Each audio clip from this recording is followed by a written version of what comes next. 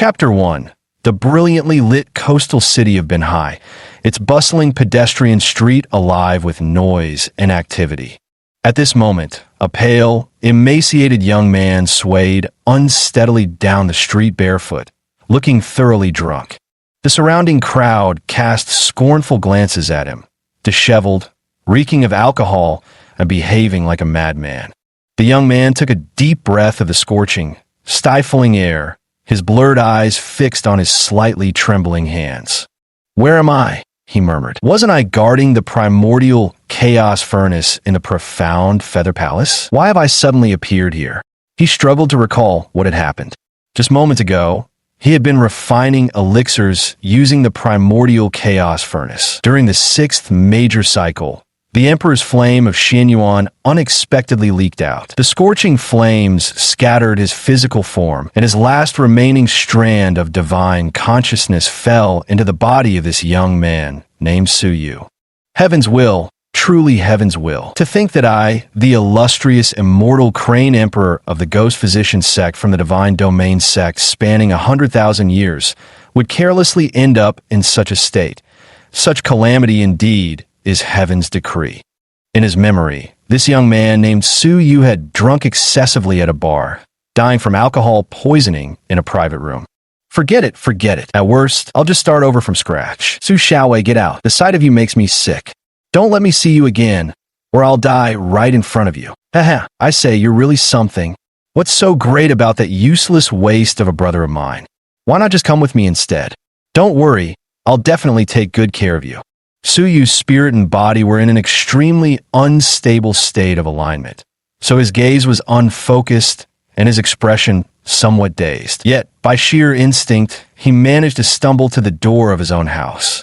At the doorway, a man and a woman were locked in a heated argument. It seemed the man was trying to force his way inside, while the woman stubbornly clung to the doorframe, refusing to let him pass. Inside, struggling desperately to keep the door closed, stood a woman whose beauty could stir hearts. Yet when her eyes fell upon Suyu, her expression turned as cold as winter's ice. This was his wife, Ma Xiaolu. But Suyu knew all too well there was no affection between them. Ma Xiaolu was merely a sacrificial pawn in the Ma family's scheme to secure business dealings with the Su family. At that moment, the shocking bruise on her arm was left by Suyu yesterday when he violently snatched money from her hands. Because Suyu was originally an illegitimate child, coupled with some mental issues since childhood, idle and shiftless, he had essentially been completely abandoned by the family. The marriage to such a beautiful wife was arranged largely to maintain the Su family's reputation. The man standing outside, bearing some resemblance to Suyu, was named Su Xiaowei, the acknowledged successor of the Su family, and someone in whom the family placed great hope. He had long coveted Ma Xiaolu, visiting under the pretext of dropping by every few days. Yet the cowardly Suyu never dared to utter a word, which was why Su Xiaowei acted with such brazen audacity. Upon seeing Suyu return, both of them momentarily froze before fixing their gazes on him. "Oomph, so the trash knows how to come back? I thought you died out there," Su Xiaowei mocked disdainfully with a cold snort. Suyu walked over slowly without saying a word, merely glancing back at Su Xiaowei with cold eyes. In that brief moment when their gazes met, what surprised Su Xiaowei was that Suyu didn't shy away at all. Instead, the glint reflected in Suyu's eyes was so arrogantly dismissive that it left Su Xiaowei feeling inexplicably uncomfortable all over. He had never seen such an expression in Suyu's eyes before. That look gave Su Xiaowei the sensation of being as insignificant as an ant before him. Little did Su Xiaowei know that the man standing before him was no longer the same Suyu from before. This was someone who had spent 100,000 years transcending tribulations to become an immortal, the leader of the Divine Domain sect's Ghost Physician Gate, also known as the Immortal Crane Emperor. As the saying goes, when the immortal crane blinks, even the king of hell trembles. In the presence of such a being, Su Xiaowei was indeed as insignificant as an ant. No, not even an ant, but merely a speck of dust floating through the cosmos. "What's gotten into you, you worthless piece of trash? Why are you glaring like that?" After a moment, Su Xiaowei snapped out of it, realizing he had somehow lost ground in the silent stare down with Su Yu. He spoke with a hint of panic in his voice. Su Yu shook his head. He had been about to flick his hand and send this nuisance flying beyond the clouds. But as soon as he raised his arm, he remembered he no longer possessed any magical power. He was just an ordinary mortal now. Get out. Don't let me see you again. Su Yu didn't even glance at Su Xiaowei as he uttered these words calmly. When Su Yu spoke these words, Ma Xiaolu also gasped in shock, covering her mouth with slender fingers. She found it utterly unbelievable that such words could come from Su Yu's mouth. How dare the Timidum speak like this when facing Su Xiaowei? What did you say? Su Xiaowei flushed with embarrassed anger, already rolling up his sleeves and appearing ready to throw a punch. He couldn't understand. Su Yu, who used to cower before him like a mouse seeing a cat, must have grown some lion's guts today to dare say such words. I said this is my house. Get lost now. And remember, when I see you for the second time, you'll be a dead man. After delivering this icy threat, Su Yu lifted his gaze expressionlessly to meet Ma Xiaolu's eyes. As if intimidated, the latter shuffled aside, clearing a path for Su Yu to stride into the house. Su Yu's unflinching defiance stunned Su Xiaowei once more. Just as he reached out to yank the door open and beat Su Yu to a pulp, the door swung shut with a sharp snap, catching him completely off guard. Bang! Su Xiaowei kicked the door viciously and shouted from the doorway, "Su Yu, get the hell out here!" However, even after yelling several times, there was no response from inside the house. Su Xiaowei delivered another few heavy kicks to the door. If not for the fact that Su Yu was still a member of the Su family, and causing him harm would be hard to explain to the family. Su Xiaowei would have already found a way to break in by now. Huh! Useless coward. Su Xiaowei spat angrily at the iron door before turning and storming off. Su Xiaowei thought to himself, Asterisk, who does he think he is? I've got 100 ways to deal with him. Once I go back and tell Dad about all the mess he's been stirring up outside, how he's racked up a mountain of debt and wants to mortgage the house, it'll definitely get taken away. Asterisk, then he can go sleep on the streets for all I care. Hearing the sound of Su Xiaowei's departing footsteps, Ma Xiaolu let out a long sigh of relief, as if seeing off a play god. Fortunately, Su Yu had returned just in time earlier. Otherwise, she didn't know what consequences might have followed. By the time Ma Xiaolu turned back, Su Yu had already retreated into his bedroom, shutting the door firmly behind him. Sitting on the bed, Su Yu reflected inwardly. The woman outside was his lawfully wedded wife, yet their marriage existed in name only, completely devoid of any true marital bond. Su Yu had attempted to force himself upon Ma Xiaolu multiple times, but he'd never succeeded. Moreover, he'd frequently resorted to violence against her. Looking back now, he realized he'd been tormenting her, and in the process, tormenting himself as well. Su Yu didn't want his cultivation to be troubled by mundane mortal attachments, and this marriage had no reason to continue. Finding time to divorce was also what Ma Xiaolu had always wished for. Su Yu let out a long sigh. The immediate priority now was to stabilize his divine essence. If even this last wisp of divine consciousness were to drift away from this body, he would completely vanish into nothingness. Standing in the living room, Ma Xiaolu only snapped out of her daze when she heard Su Yu's door close. For a brief moment, a woman's intuition made her feel that this Su Yu seemed somehow different. In the past, the first thing Su Yu would do upon returning home was demand money, though Ma Xiaolu would never obediently give it to him. Then the two would engage in fierce quarrels, and after several days of turmoil, Su Yu would fly into a humiliated rage, start smashing things, and eventually resort to violence to snatch money from Ma Xiaolu by force, continuing his debauched lifestyle. But this time was completely different. There was no huge fight. Instead, to everyone's surprise, he even fiercely rebuked Su Xiaowei. In Ma Xiaolu's memory, this was something Su Yu wouldn't have dared to dream of doing before. Just as Ma Xiaolu began to think Su Yu had really changed, the lingering smell of alcohol in the living room reminded her. Perhaps this man hadn't changed at all, and those bold words earlier were merely drunken bravado. Inside the room, Su Yu sat cross-legged on the bed, eyes slightly closed as he began to regulate his breathing. Starting over again, I wonder how long it will take this time.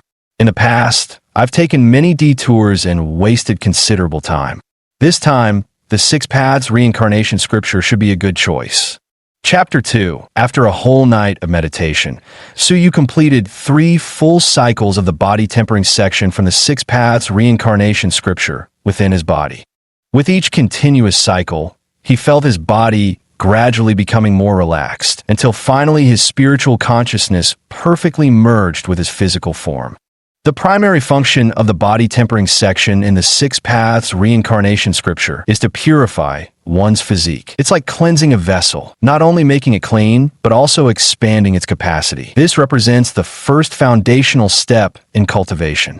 Rome wasn't built in a day, and without a solid foundation, not only can the towering edifice climb no higher, but it also risks collapsing at any moment. Su Yu exhaled deeply and opened his eyes to find his skin covered in a layer of black sludge. This was the result of body tempering, the process that purged impurities from within. Pushing open the door, Su Yu stepped out and glanced at Ma Xiaolu's bedroom door, noting it was firmly shut. Yet he knew Ma Xiaolu wasn't home. She should already be at work by this hour. That closed door was simply her precaution against him rummaging through her things. After showering in the bathroom and changing into fresh clothes, Su Yu found half a radish in the refrigerator. Finishing his makeshift meal, he walked out the door. The most challenging aspect of body refinement is undoubtedly the violet limit spirit eyes. On Earth, relying on the violet energy emanating from the rising sun in the east each morning is an excellent way to accelerate the cultivation of this technique. Last night, as he sorted through his memories, he discovered a promising location, the eastern coast of Binhai City. There, he could not only absorb the eastern violet energy, but also inhale the vast ocean's vitality. If spiritual energy on Earth weren't so scarce, the ocean would likely contain abundant qi, greatly benefiting his qi refinement and foundation building. Another entire morning passed as Su Yu sat cross-legged on the beach, feeling the sea breeze thick with ocean qi. His eyes now seemed to pulse with faint violet threads, swirling and eventually converging into his pupils. Suddenly, Su Yu frowned, astonished. Such intense, yin energy, could it be? During his recent breathing exercises, Su Yu sensed a strand of pure yin-cold energy mixed within the oceanic qi. Rising to his feet, he gazed at the pale, blue sea surface, certain there must be an yin eye beneath the nearby seabed. It was a pity his current strength fell short, for otherwise this would have been a uniquely advantageous cultivation site. At this moment, the scorching sun was already high in the sky. Being merely flesh and blood, Su Yu naturally couldn't withstand its baking heat, compounded by the fact that hours of morning cultivation had left him ravenous. But the half-eaten carrot from the fridge was already gone, and he had no money on him. What a bothersome situation. Once I refine some spirit-gathering pills in a while, I shouldn't have to worry about trivial matters like food anymore, Su Yu mused internally as he walked forward. A single spirit-gathering pill could sustain an ordinary person for at least 3 days without feeling the slightest hunger.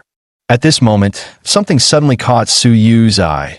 A blue fruit hanging from an old tree by the seaside.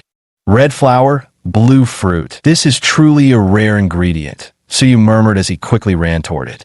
The red flower blue fruit was about the size of a fist, but when he picked it, Su Yu felt somewhat disappointed. The fruit didn't contain as much spiritual energy as he had hoped. He guessed it was probably due to Earth's relatively scarce spiritual energy. Still, for his current needs, it should be enough to fill his stomach. Su Yu plucked 4 fruits and held them in his hand, but didn't eat them immediately. He knew these fruits contained anesthetic compounds that had to be neutralized by intense heat before being safe to consume. It happened to be lunchtime, so Su Yu found a noodle shop. After explaining his situation, the kind-hearted owner took pity on him and agreed to let him use the stove fire briefly. As Su Yu was roasting the fruits, 2 women entered the establishment, Zhao Feifei and Lu Anqi, colleagues of Ma Xiaolu. Boss, 3 bowls of zhajiangmian, 1 for takeaway, Zhao Feifei ordered. Xiaolu doesn't eat cilantro, Lu Anqi reminded her. By the way, boss, leave out the cilantro in that takeout order. Hey, doesn't that guy look like Xiaolu's husband? Zhao Feifei glanced over and spotted Su Yu by the stove, casually eating some red blossom blueberries. It does seem that way, but how could he eat that? Lu Anqi frowned. Ah, forget it. Xiaolu is unlucky, married to a useless husband. I heard before that he had some mental issues, but now it seems he's probably just an idiot. Zhao Feifei shook her head, because no normal person would ever eat something like that. Let's hurry back and tell Xiaolu then. The two women exchanged looks and nodded in agreement. Su Yu ate 2 of the fruits and decided to save the remaining 2 for the evening. His most urgent task now was to find a job, at least enough to keep himself fed. Xiaolu, something's wrong. We just saw Su Yu at the noodle shop. He was eating red flower blue fruit. You should go check on him before something bad happens. Zhao Feifei rushed back to the office and immediately reported this to Ma Xiaolu. Upon hearing this news, Ma Xiaolu abruptly stood up. Why is Su Yu outside? Shouldn't he still be lying in that pigsty of a bed? In the past few days, Ma Xiaolu had mostly ordered takeout, so there was practically nothing to eat at home. When he stepped out, he also forgot to leave Su Yu any money for meals. She must have been starving. That was probably why she resorted to eating the red and blue berries. At this thought, Ma Xiaolu inexplicably felt a pang of heartache. No matter what, Su Yu was still her husband. If something unfortunate were to happen to him, she would inevitably feel somewhat guilty. Ma Xiaolu rushed out in a hurry. However, when she reached the noodle shop, she found no trace of Su Yu. He must have already left. I should bring some food back in the evening, Ma Xiaolu thought to herself with a hint of worry as she returned to the company. Boss, is your shop hiring apprentices? Su Yu had wandered the street for quite some time before finally spotting a recruitment notice outside a traditional Chinese medicine store named Yifu Hall. As the legendary divine physician he once was, this job should suit him perfectly. The boss, Chun Fu, was a middle-aged man in his 40s with slightly pudgy features and a pair of glasses. Glancing at Su Yu, he asked casually, "Are you a graduate from medical school?" Su Yu originally wanted to say he was a master graduated from the Divine Domain Sex Ghost Doctor School, but upon reflection, he feared not only would no one believe him, but he'd also be laughed at. So he simply said, "No." Chun Fu casually picked up a prescription from the table and handed it to Su Yu, saying, "Let me see you fill this prescription." Su Yu took it and glanced over it. It was just an ordinary prescription for body conditioning, posing no difficulty for him. In less than 5 minutes, he had already measured out over a dozen traditional Chinese herbs listed on the prescription. Done. This simple act nearly made Chun Fu's glasses fall off in astonishment, because throughout the entire process, Su Yu hadn't used a weighing scale at all. He had measured out an entire prescription solely by the feel in his hands. This left Chun Fu utterly bewildered. Chun Fu carefully examined it, confirming it was flawless to the last detail. He glanced at Su Yu again, couldn't help feeling this man was anything but ordinary. Swallowing hard, he said to Su Yu, "Monthly salary of 1,200, lunch included, start work tomorrow." Chapter 3. The entire afternoon, the boss was explaining the rules and precautions of the clinic to Su Yu. To Su Yu, these things were actually nothing remarkable. He could even manage without using his eyes, relying solely on scent to discern the age of different herbs, their roasting conditions, and so on. However, what disappointed Su Yu was that, even though this Yifu clinic wasn't exactly small, the entire clinic didn't have a single noteworthy medicinal herb worth mentioning. Perhaps the earth truly struggles to nurture celestial-grade medicinal herbs. Meanwhile, Su Yu was making plans in his heart. First, he had to fully accept his current identity as Su Yu.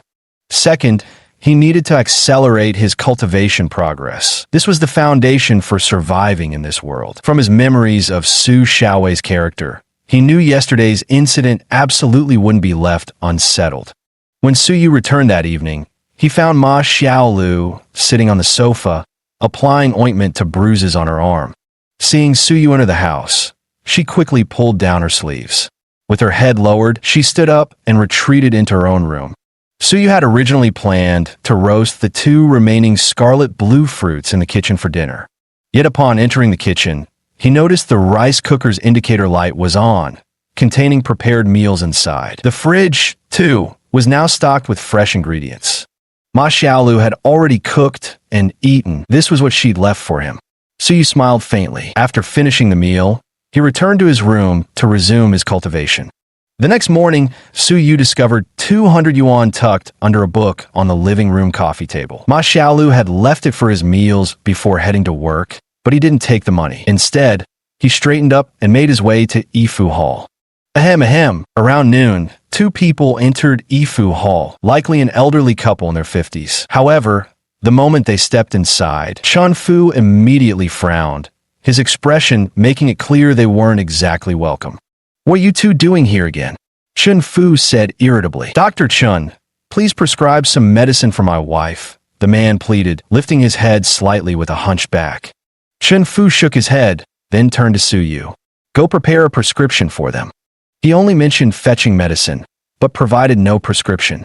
Following Chen Fu's instructions from yesterday, the plan was to grab whatever cheap herbs wouldn't kill a person, just enough to muddle through this farce. However, the moment the old woman entered, Su Yu had already discerned that she suffered from a lung condition, one that had afflicted her for many years.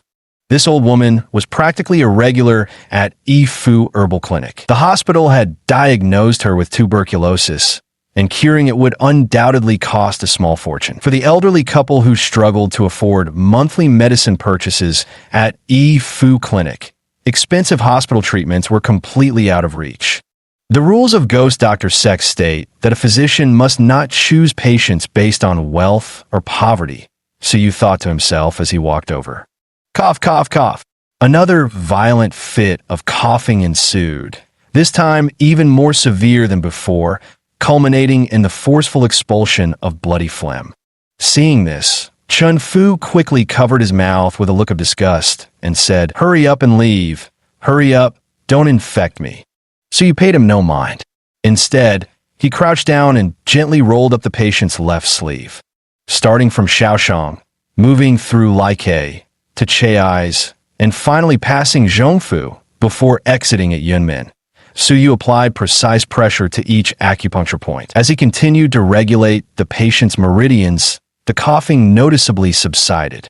But in just a few short minutes, fine beads of sweat had already formed on Su Yu's forehead. The spiritual energy within his body was truly stretched thin.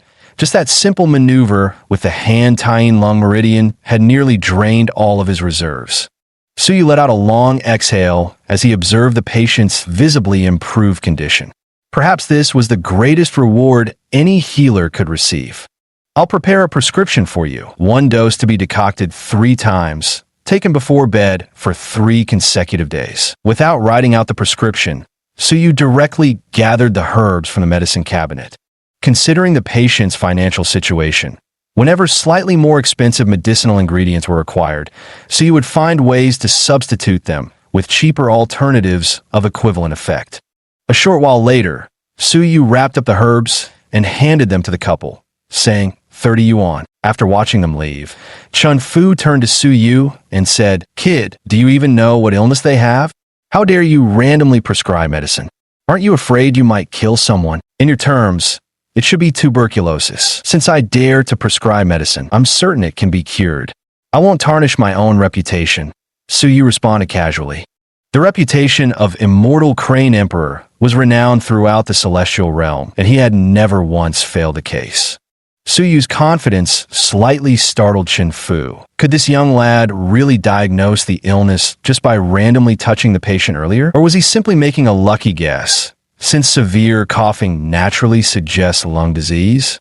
However, Su Yu hadn't relied on random touching earlier. He observed the patient's mental state with his eyes and listened to their breathing pattern with his ears. For minor ailments like this, it was naturally effortless for him. Hey, forget about your 30 yuan medicine. Even treatments costing 3,000, 30,000, or 300,000 can't cure tuberculosis. What makes you think you can do anything? Just don't kill anyone, all right? Otherwise, when they come knocking, I won't be able to protect you for practicing without a license, Chen Fu kindly reminded him. Su Yu didn't respond to Chen Fu's words, merely offering a faint, unconcerned smile in return. Now, breaking news. A patient with persistent high fever was discovered yesterday at Binhai City First People's Hospital, suspected to be a case of new flu strain. Experts are advising the public to take extra care amid recent abrupt temperature changes. Seek medical attention promptly if fever symptoms occur. The TV on the wall of Yifu Hall broadcasted just then. At this news, Chen Fu's eyes suddenly lit up. He slapped his thigh and turned to Suyu. Xiao Yu, opportunity's knocking.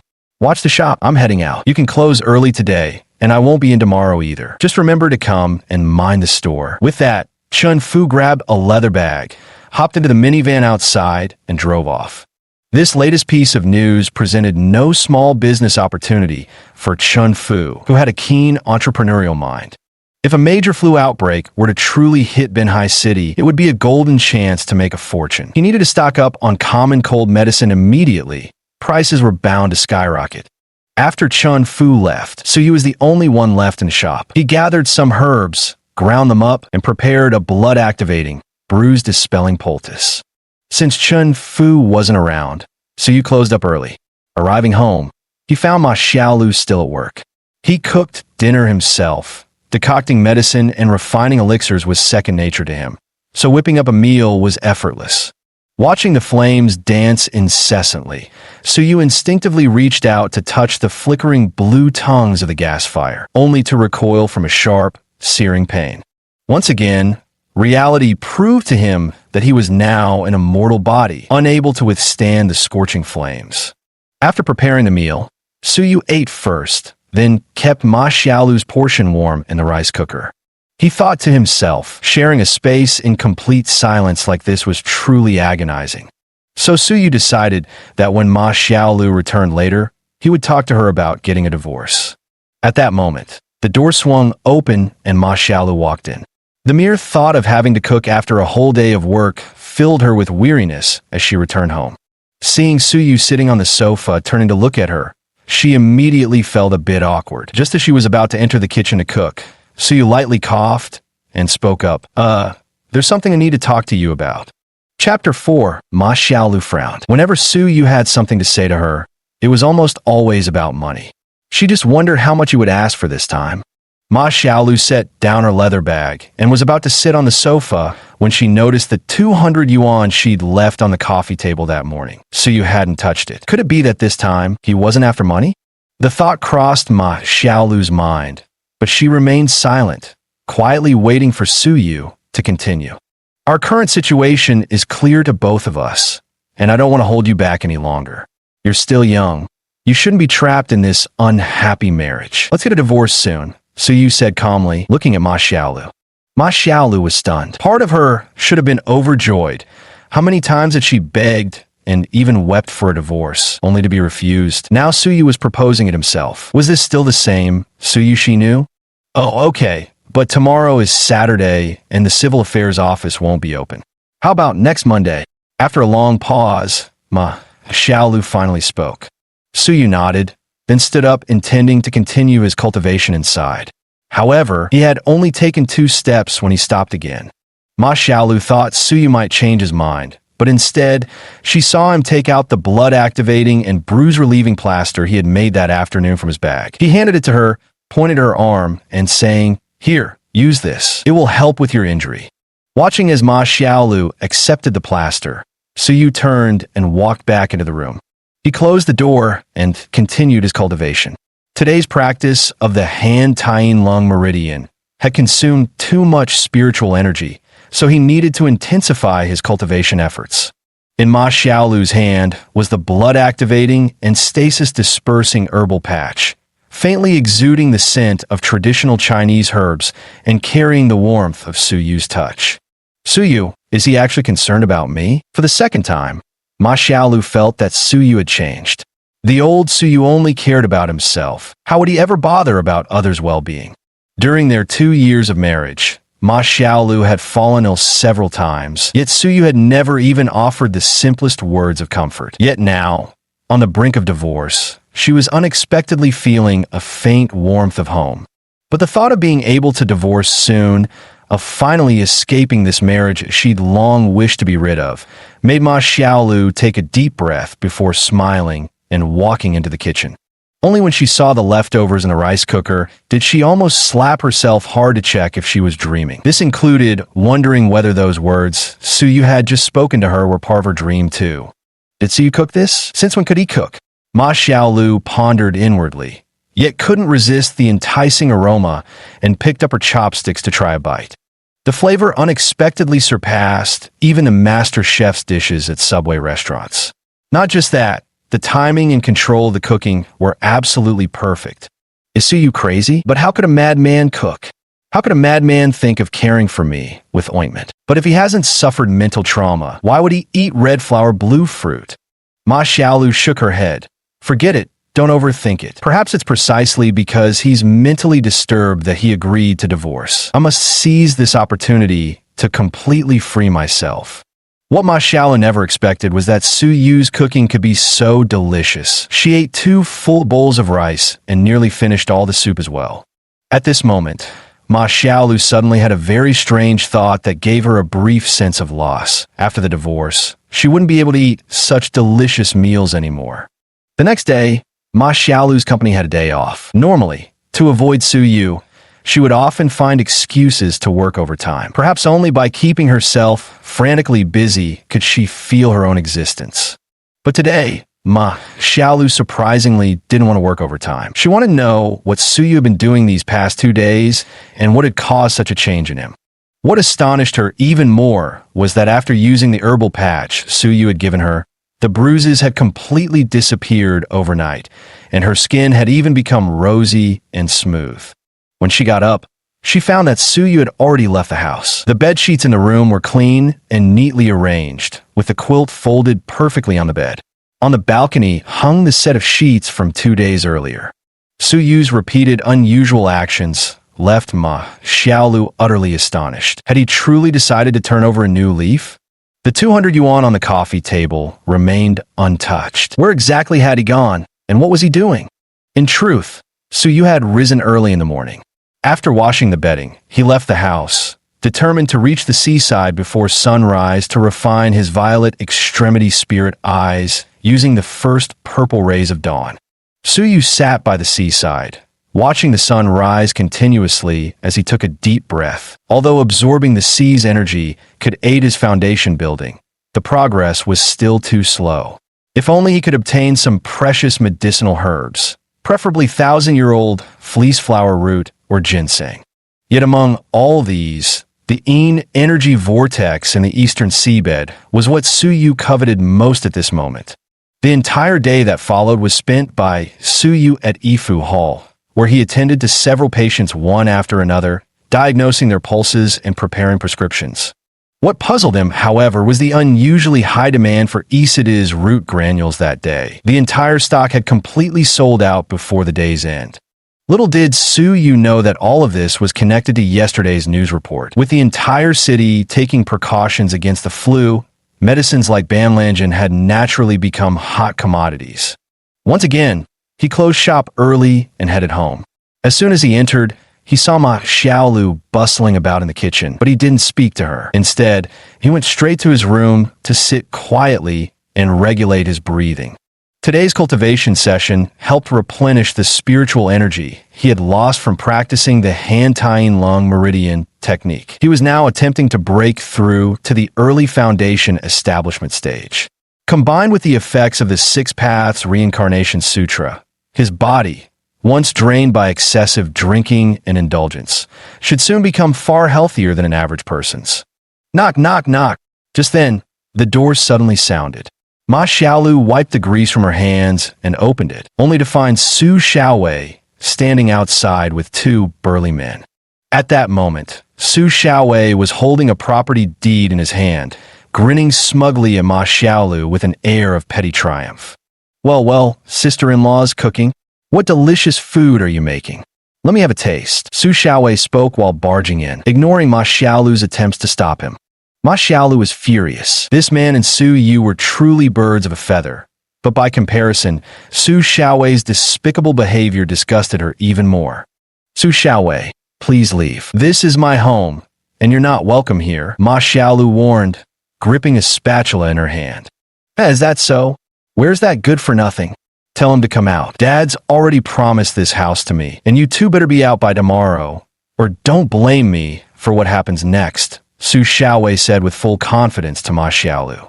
This apartment was originally given to Su Yu by his family when he got married, but the property deed didn't bear Su Yu's name at all. Given that Su Yu had been continually marginalized by the family, Su Xiaowei only needed to fan the flames slightly to convince Su Yueluan to completely abandon Su Yu. Taking back the house was hardly surprising. After all, who would expect any great achievement from a good-for-nothing in the future? Chapter 5. The argument in the living room caught Su Yu's attention. That can't be this house. Ma Xiaolu looked bewildered. She couldn't understand why the house was being taken back so suddenly. Looking at Ma Xiaolu's current expression, Su Xiaowei smiled triumphantly and said, "Exactly, this house now belongs to me, but I don't mind you continuing to live here, though your status will need adjusting." Ha ha ha. Ma Xiaolu understood perfectly well what Su Xiaowei was implying. Su Xiaowei, you despicable, shameless villain. Far from being ashamed, Su Xiaowei took pride in the insult, raising an eyebrow as he replied, "Being despicable and shameless is also a virtue, one I learned from your family. Weren't you just as rotten when you married that loser for the sake of your family's business? But don't worry, I won't hold it against you. Stay with me, and I guarantee your family's business will prosper. And even if you refuse, given my position as a major shareholder of Tianxiang Real Estate, do you really think your family's patriarch would dare turn me down if I personally made the request?" Every word from Su Xiaowei only deepened the disgust churning in Ma Xiaolu's heart. Back then, it was Grandpa who forced her to marry Su Yu at the cost of his own life. Indeed, it was this marriage that allowed their nearly bankrupt family business to barely survive until now. Now, if the Su family truly abandons Su Yu completely and Ma Xiaolu falls out with Su Xiaowei, the Ma family's company is bound to suffer a heavy blow. As long as Su Xiaowei approaches the Ma family at this critical moment, using Ma Xiaolu as a bargaining chip, she believes Grandpa wouldn't hesitate for even a second. Watching Su Xiaowei with her face red from anger, Ma Xiaolu could do nothing about it. "What's that smell? Did something burn?" Su Yu stepped out of the room, frowning as he sniffed the air. Ma Xiaolu suddenly remembered there was still food cooking on the stove. She turned and dashed into the kitchen, leaving Su Xiaowei and Su Yu locked in a tense standoff. Well, looks like you're here too. You waste of space. I thought you'd have hid away like a coward. Saves me the trouble. I was just about to tell you, Su Xiaowei had been ready to boldly declare his ownership of the house and demand Su Yu move out immediately. But before he could finish, Su Yu spoke first. "Actually, there's something I need to tell you too." Su Xiaowei was taken aback for a moment, then chuckled and said, "You're begging me to leave the house to you, aren't you? Let me tell you, not a chance in hell." A house? Su Yu, once a supreme, immortal sovereign, begging for a mere house. The resplendent Xianyu Palace couldn't even catch his eye, much less some insignificant property. In fact, now that Su Xiaowei wants to reclaim the house, it means the Su family is completely cutting ties with Su Yu. A third-rate family in the small coastal city of Binhai isn't worth his nostalgia anyway. This was the perfect opportunity to sever these tedious human connections and focus on his cultivation and peace. "Do you remember what I told you before?" Su Yu spoke to Su Xiaowei in a calm, measured tone. "I don't give a damn what you said. All I know right now is you need to get the hell out of here immediately." "Since you've forgotten, let me remind you." Su Yu fixed his cold gaze on Su Xiaowei's infuriated face. "Last time you came, I warned you. If I ever laid eyes on you again, you'd be a dead man. You shithead. You wouldn't dare? I'll stretch my neck right out. You still wouldn't dare touch me." Su Xiaowei continued to provoke. The two men who had come with Su Xiaowei sneered in amusement. "Ignorant fool. You'll probably never realize in your lifetime just who you're dealing with," Su Yu said before swiftly striking two critical acupressure points on Su Xiaowei's back. Just as the other two men moved to help, Su Yu gathered all his spiritual energy into a single kick that sent Su Xiaowei flying. "You actually dare to hit me, Su Yu? What are you idiots waiting for? Get him! I'll make you up!" Su Xiaowei's threat was abruptly cut off as a sudden, unbearable pain erupted in his stomach. Just as those two were about to make their move, Su Xiaowei hurriedly sprawled on the ground and shouted, come back quickly. With a sudden plop sound, Su Xiaowei lost control of his bowels, messing his pants. The two men he brought instinctively covered their noses in unison. Su Yu leaned against the doorframe, watching Su Xiaowei lying on the ground like a drowned dog, and said to the other two, if you don't want to end up like him, get lost right now. These two had always followed Su Xiaowei around, bullying the weak and fearing the strong. Before they even understood what was happening, their leader was already groveling on the floor. They didn't dare approach any further and hastily carried Su Xiaowei downstairs in a flash. Ma Xiaolu walked out carrying a plate of burnt dishes and peeked outside the door. Did you hit him? Su Yu shrugged, but didn't answer. He had merely done something to Su Xiaowei's body, messing with his meridians so that whatever he ate would come right out. Before long, he'd probably need hospitalization and intravenous nutrition to survive. Ma Xiaolu mechanically put down the plate in her hands. If she could attribute Su Yu's previous scolding of Su Xiaowei to drunken courage, what was the explanation this time? Will he be all right? Ma Xiaolu asked with concern. It wasn't actually Su Xiaowei's well-being that worried her. She was afraid Su might have crossed Su Xiaowei, which would make life difficult for him in the future.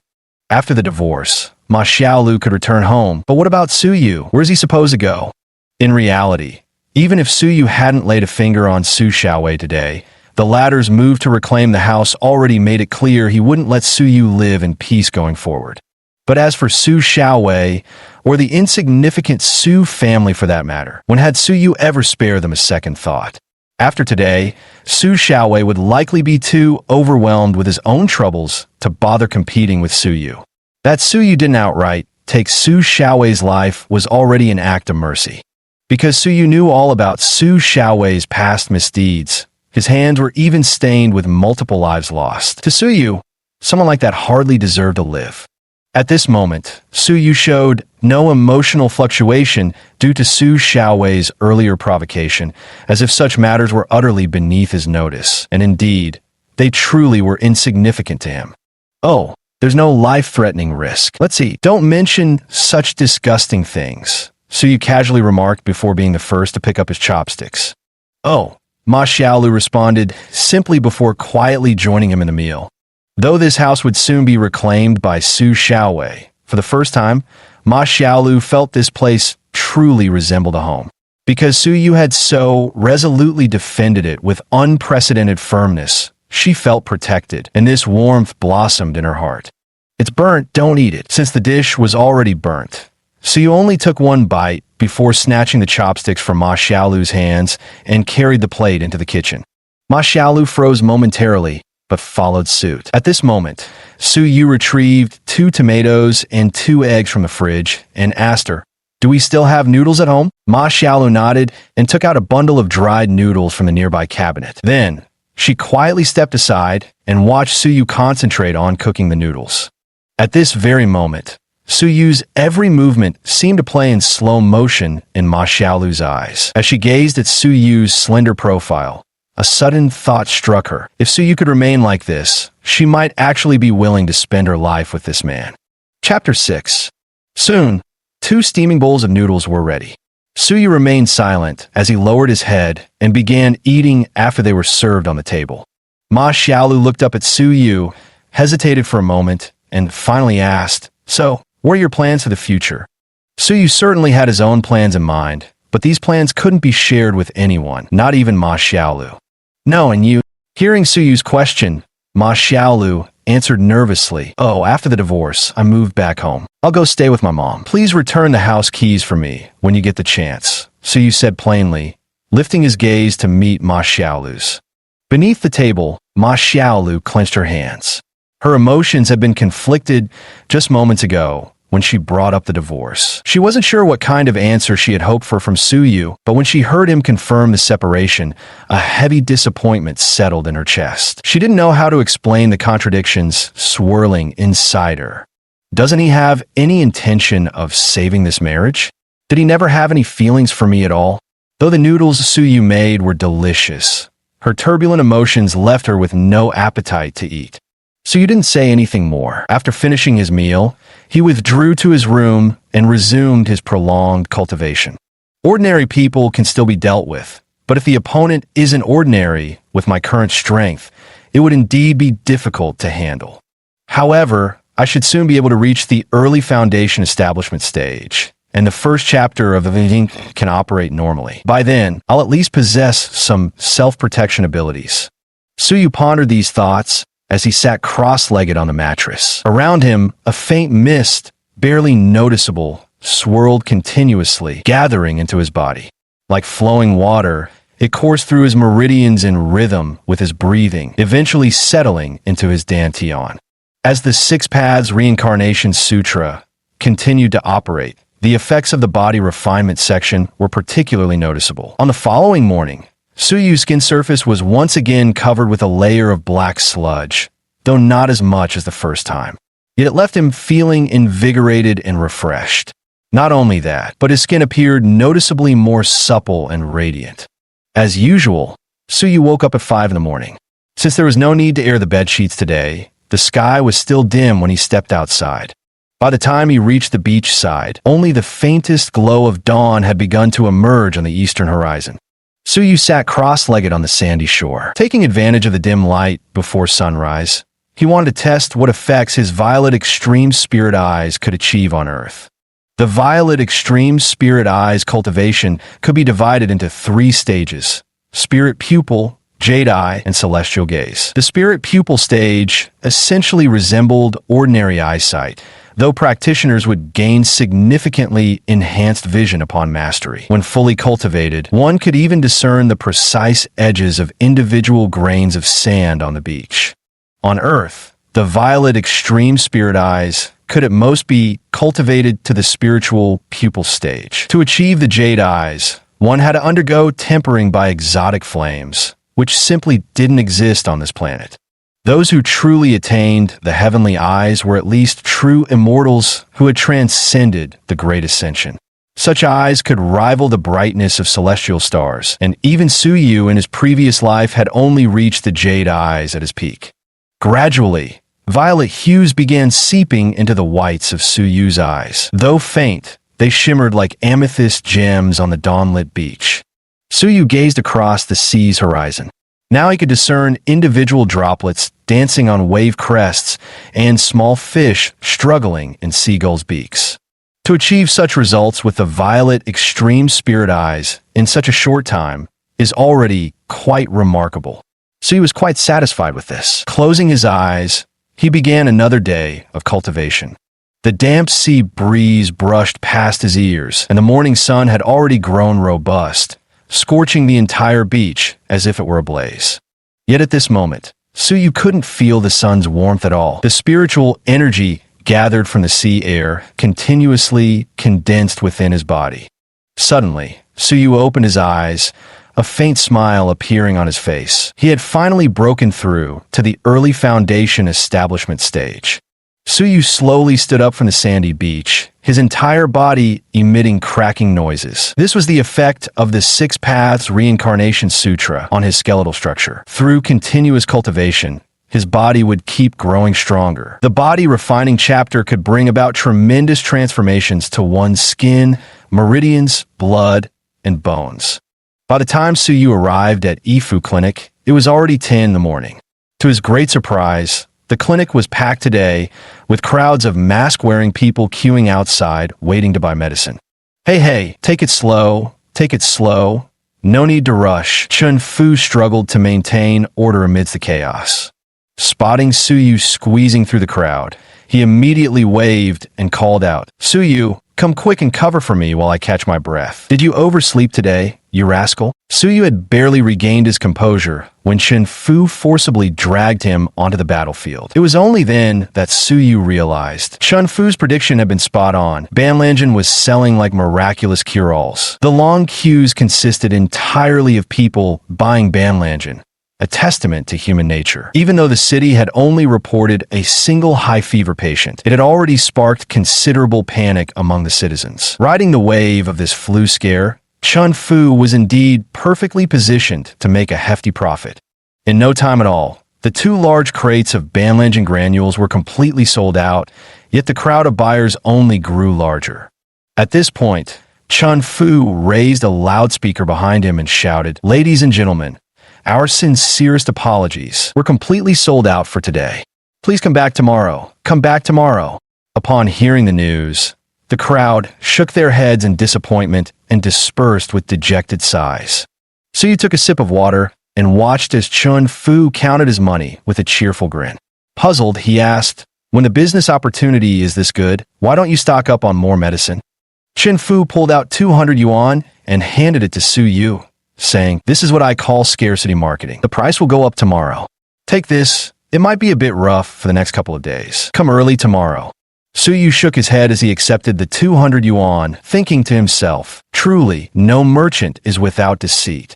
Just as Chun Fu was about to leave the shop under Suyu's care, so he could clock out for some tea, 2 people walked into Yifu Hall. "Divine Physician, you're truly the compassionate Guanyin Bodhisattva come to save us from suffering."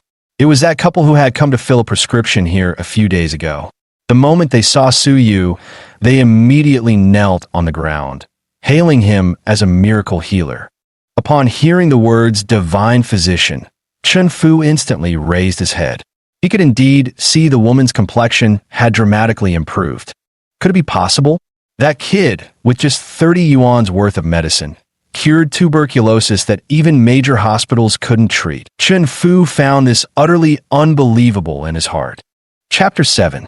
It was just a small effort. Please rise first. Suyu walked over without changing his expression and didn't reach out to help them up, as this was merely basic etiquette in his eyes.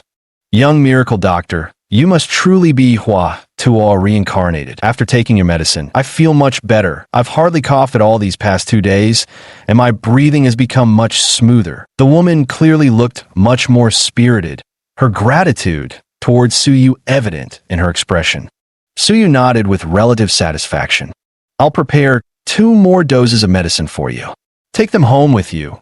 Barring any complications, there should be significant improvement." Upon hearing this, the woman nearly knelt to kowtow again. Suyu waved his hand and said, "No need." Once again, watching Suyu prescribe medicine without writing a prescription, if not for the fact that the patient's condition had indeed improved significantly, Chun Fu would have thought Suyu's earlier words were nothing but empty boasts. However, even though Suyu deliberately tried to substitute with relatively cheaper herbs this time, the final calculations still showed that 2 doses of medicine would cost over 100 yuan. Seeing the scattered small change in the elderly couple's hands, which might not even add up to enough, Suyu spoke up. "Consider these 2 doses of medicine as my gift to you. And take this 200 yuan as well. I won't allow any patient I treat to die during my course of treatment. That would be an insult to me."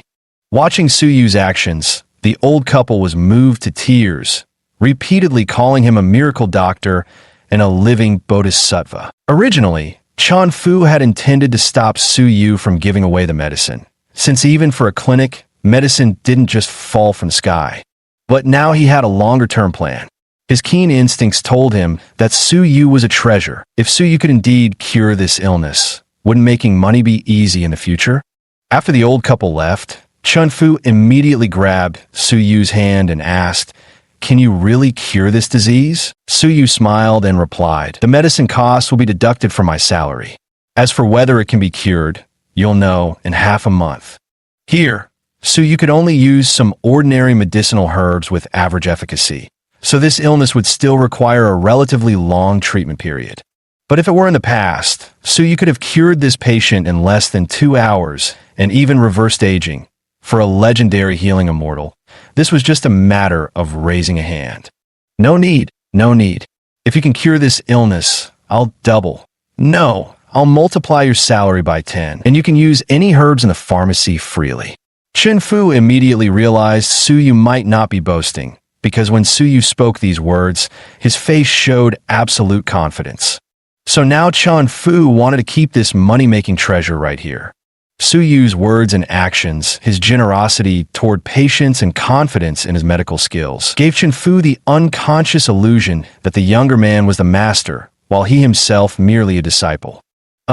Watch the shop for me. I'm heading out now. Remember to come early tomorrow, Chen Fu said before going out for tea. Having just broken through to the early foundation establishment stage, Suyu needed to consolidate his cultivation. The ingredients available in this small pharmacy could barely suffice for refining low-grade foundation establishment pills. This minor foundation establishment pill was something Suyu wouldn't have glanced at in his previous life, as such pills held no value for high-level immortal cultivators. But for the current Suyu, who had just broken through to the early foundation establishment stage, it would greatly benefit him in solidifying his foundation. Following the pill recipe, Suyu gathered the ingredients one by one at the pharmacy. Thousand knot flower, black peony grass, Cotinopsis. Just as Suyu was calculating the dosage for each herb, two people suddenly walked through the door, a man and a woman. The woman wore a mask, her eyes filled with vigilance, as if afraid of being recognized by someone. The man was burly and muscular, his face radiating a fierce, murderous aura. Are you two here for medicine or a consultation? Suyu glanced up briefly before continuing with his task, casually asking the question. Are you the doctor here? The woman asked crisply. Suyu nodded, but before he could answer, the man stepped forward and said with disdain, Come with us. Black Bear, mind your manners. Young master, we have a patient who's currently unable to move. Would you come take a look? The woman slightly bowed her head as she spoke to Suyu. Then the man called Black Bear took out a stack of cash from his bag, tossed it in front of Suyu, and said, This is the deposit. There'll be much more if you can cure our patient. From the moment he stepped inside, Suyu had already marked this Black Bear of a man as dangerous. His eyes exuded a murderous aura, and right now, there was even a faint scent of blood lingering about him. No surprise, the patient must have suffered from trauma, and a severe one at that, since the injuries were so serious, yet they chose not to go to the hospital, but rather sought out a mere apprentice like him. Surely there was some hidden reason worth investigating. The only explanation is that the person couldn't go to the hospital or call a doctor, because the patient couldn't afford to let more people find out. And by Suyu going there this time, it's likely the other party has no intention of letting him return alive. Suyu shook his head and said, You all go ahead, I don't want to get involved in your affairs. You shouldn't refuse a toast only to drink a forfeit. Black Bear clenched his fists and slammed them on the table with a bang. How, a forfeit? Just you? Suyu looked up, his icy gaze sweeping over Black Bear. The moment their eyes met, Black Bear felt as if a chill had run down his entire body. Do you believe I can twist your head off? Unlike Su Xiaowei, Black Bear wasn't intimidated when locking eyes with Suyu. Instead, he rolled up his sleeves, ready to fight. Please, I'm Shun Shinua begging you. Will that do? At that moment, the woman reached out and grabbed Black Bear's arm, lowering her head slightly as she spoke. Miss this. Black Bear frowned in confusion. He'd never seen Shun Shinua show such deference to anyone before. Give me one compelling reason why I must go. Suyu replied with detached calm. The injured man is my father, my only family. I don't want to lose him. Is that reason enough? Shun Shinua looked up at Suyu with unwavering determination in her eyes. Of all virtues, filial piety comes first. This reason I accept, I shall go with you. Suyu nodded and walked straight out after speaking. Sir, aren't you going to take anything with you? Shun Shinua asked in bewilderment behind him. If you don't want your father to die from excessive blood loss, lead the way quickly. As he spoke, Suyu had already closed the shop door. At these words, the perceptive Shun Shinua immediately caught the key phrase in Suyu's statement, excessive blood loss. How did he know fathers suffered excessive blood loss? Could this man have the ability to foresee the future? Shun Shinua pondered silently as she led the way ahead. Behind him, the Black Bear watched Suyu's arrogant demeanor with a rising urge to kill. Kid, just wait. I'll soon let you taste exactly what it means to refuse a toast only to be forced to drink a penalty. Chapter 8. Suyu followed Shun Shinua through several streets before finally arriving at a rundown container in Binhai City's beachside harbor. At this moment, Suyu saw a man covered in blood, his chest bearing a long wound where glimpses of white ribs could faintly be seen, a sight that chilled one to the bone. The man lay half-collapsed on a black burlap sack, his breathing shallow, with droplets of blood still oozing from the wound with each labored breath. Beside him stood two other men, both bearing wounds of varying severity. Dad! Watching the man gradually lose consciousness, Shen Xinyue rushed forward in 2 strides, kneeling to cradle his face as tears spilled from her eyes. The man was named Shen Ao, chairman of Haidong Society in Binhai City, controlling the majority of foreign trade through the city's ports and docks. He was a figure capable of overturning clouds and rain with a flick of his hand, a truly formidable presence in Binhai. But a tall tree catches the wind, and if you often walk by the river, your shoes will inevitably get wet. Despite all precautions, we still couldn't avoid suffering such a major loss.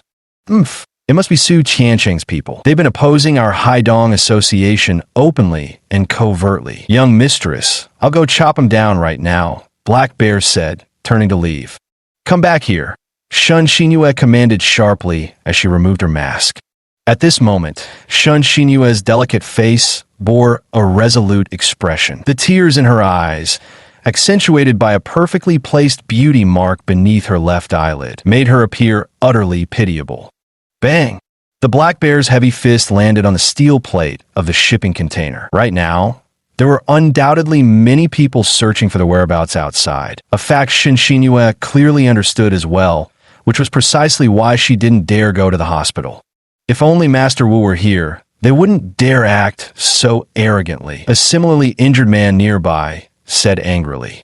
Shen Xinyue took a deep breath to calm herself, then stood up from the ground. Turning to Su Yu, she said, Sir, I'll trouble you for this. Su Yu gave a slight nod and walked over before crouching down to carefully examine the injured man's condition. The potentially fatal wound was on his chest, though fortunately, he had dodged in time. Had the cut been 2 centimeters deeper, it would have surely split the ribs and struck the heart.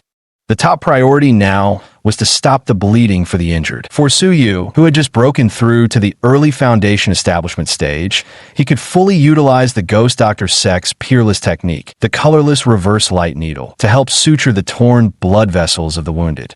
But this process will be extremely painful, far beyond what an ordinary person can endure. After a quick examination, Su Yu said, Who among you will go outside and pick 2 crimson blue fruits?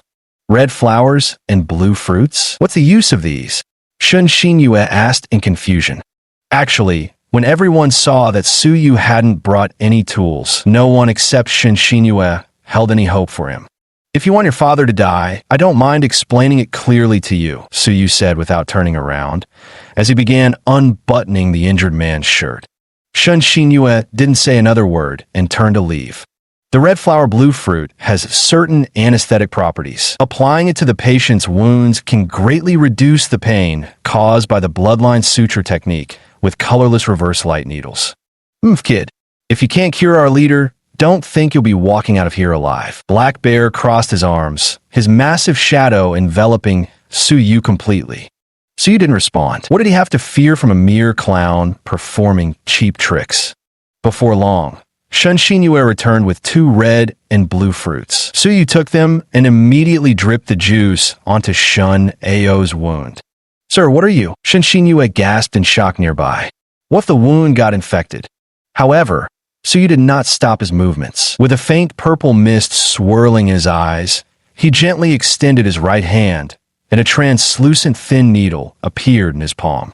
This was the result of condensed spiritual energy, invisible to ordinary eyes. Watching Su Yu mimic the motions of a tailor, pulling invisible threads without even touching Shen Ao, left everyone utterly bewildered. I wonder if you're going to start chanting spells next, Black Bear sneered from the sidelines. Then, right before their eyes, something astonishing unfolded. As Su Yu continued his delicate hand movements, the wound on Shen Ao's chest began stitching itself together, as if pulled by unseen threads. After about 10 minutes or so, that long wound was completely stitched up, and it had stopped bleeding altogether. Su Yu stood up, clapped his hands, and said, All done. Avoid strenuous activity for 3 days, and it'll heal good as new. 3 days? Are you kidding me? Such a serious external injury would require at least a month's recovery time, even at the city hospital. And Su Yu dares to claim it'll heal completely in just 3 days? Thank you, sir. I'll surely visit to express my gratitude another day. Shun Xinyue bowed to Su Yu as she spoke. Su Yu waved his hand without answering. Miss, I'll see this gentleman out. The burly man known as Black Bear beside her gestured for Su Yu to follow with a courteous hand motion. Yet in his heart, he thought with absolute clarity, paying a personal visit to express gratitude. This man likely no longer had such an opportunity. Now Su Yu was the only person who knew their hiding place. For safety's sake, Black Bear had to silence this man permanently. Kid, stay right there. After stepping outside, Black Bear cracked his knuckles and blocked Su Yu's path. Kid, though this might seem cruel for you, I have no choice but to feed you to the fishes. Black Bear had barely finished speaking when a fist the size of a sandbag came whistling through the air towards Su Yu. The corner of Su Yu's mouth curved slightly as his toes barely grazed the sandy ground, his body suspending midair like a swallow in flight, leaving Black Bear's punch to slice through empty air. That little brat sure can run fast. Just wait till I catch you. I'll chop you into 8 pieces, Black Bear snarled, though in reality, he had no idea where Su Yu was at that moment. As you sow, so shall you reap. The moment Su Yu's words fell, Black Bear felt a cold sensation at his neck, followed by something piercing through his throat at lightning speed. The tremendous force sent his entire body flying backward. With a thunderous boom, Black Bear's back slammed heavily against the steel plate of a shipping container. At the same time, a tiny needle hole appeared on the thick metal behind him. The colorless reverse light needle had passed through Black Bear's neck before piercing the thick steel plate. Without even a chance to struggle, Black Bear slid down the container's metal wall onto the sandy ground, his eyes wide open as he drew his last breath. Gazing at the half-collapsed Black Bear on the ground, Su Yu's face showed no ripple of emotion as he turned and walked away. Chapter 9. Hearing the tremendous commotion outside, people rushed out from the shipping container. What they saw, however, was Black Bear slumped on the ground like a dead dog. Someone approached to check his breath, only to find no signs of life remaining. Miss, something's wrong. It must be Su Tiancheng's men who found us, another person said with a furrowed brow. Yet, Shun Xinyue, gazing at the footprints left on the beach, didn't think so. She shook her head and said, It's not Su Tiancheng, it's that man from earlier. Had it been Su Tiancheng's people who discovered them, Shun Xinyue doubted they would still be alive. And when Black Bear volunteered to escort Su Yu earlier, she could roughly guess what he intended to do.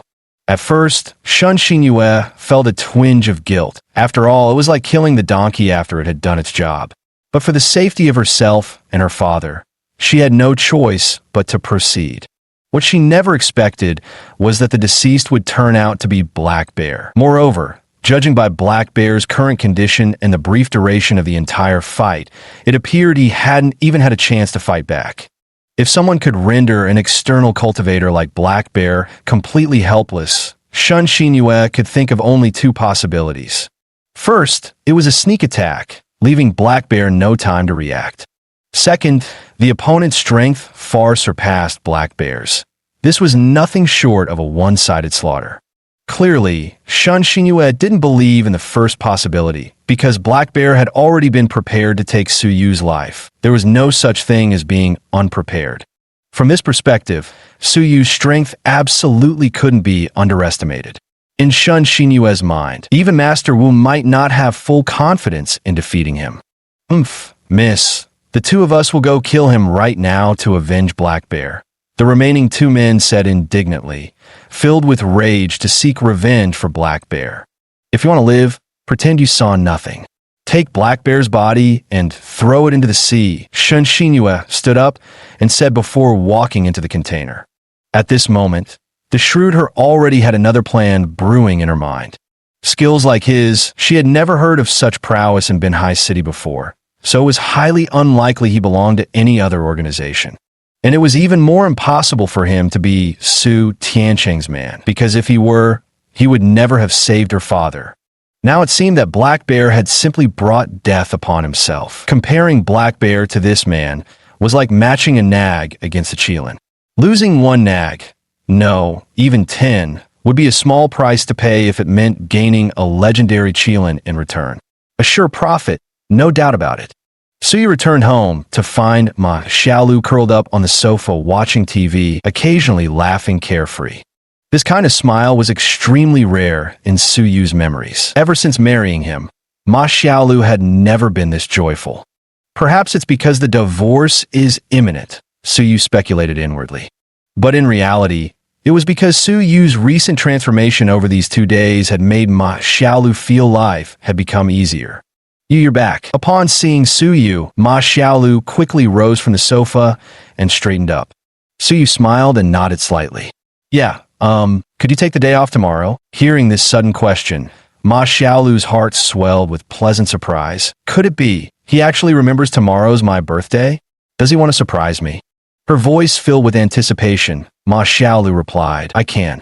Is there something special happening? But Suyu's immediate reply was like a bucket of cold water poured over her head, chilling her from head to toe. Have you forgotten? Tomorrow is Monday. The Civil Affairs Bureau will be open.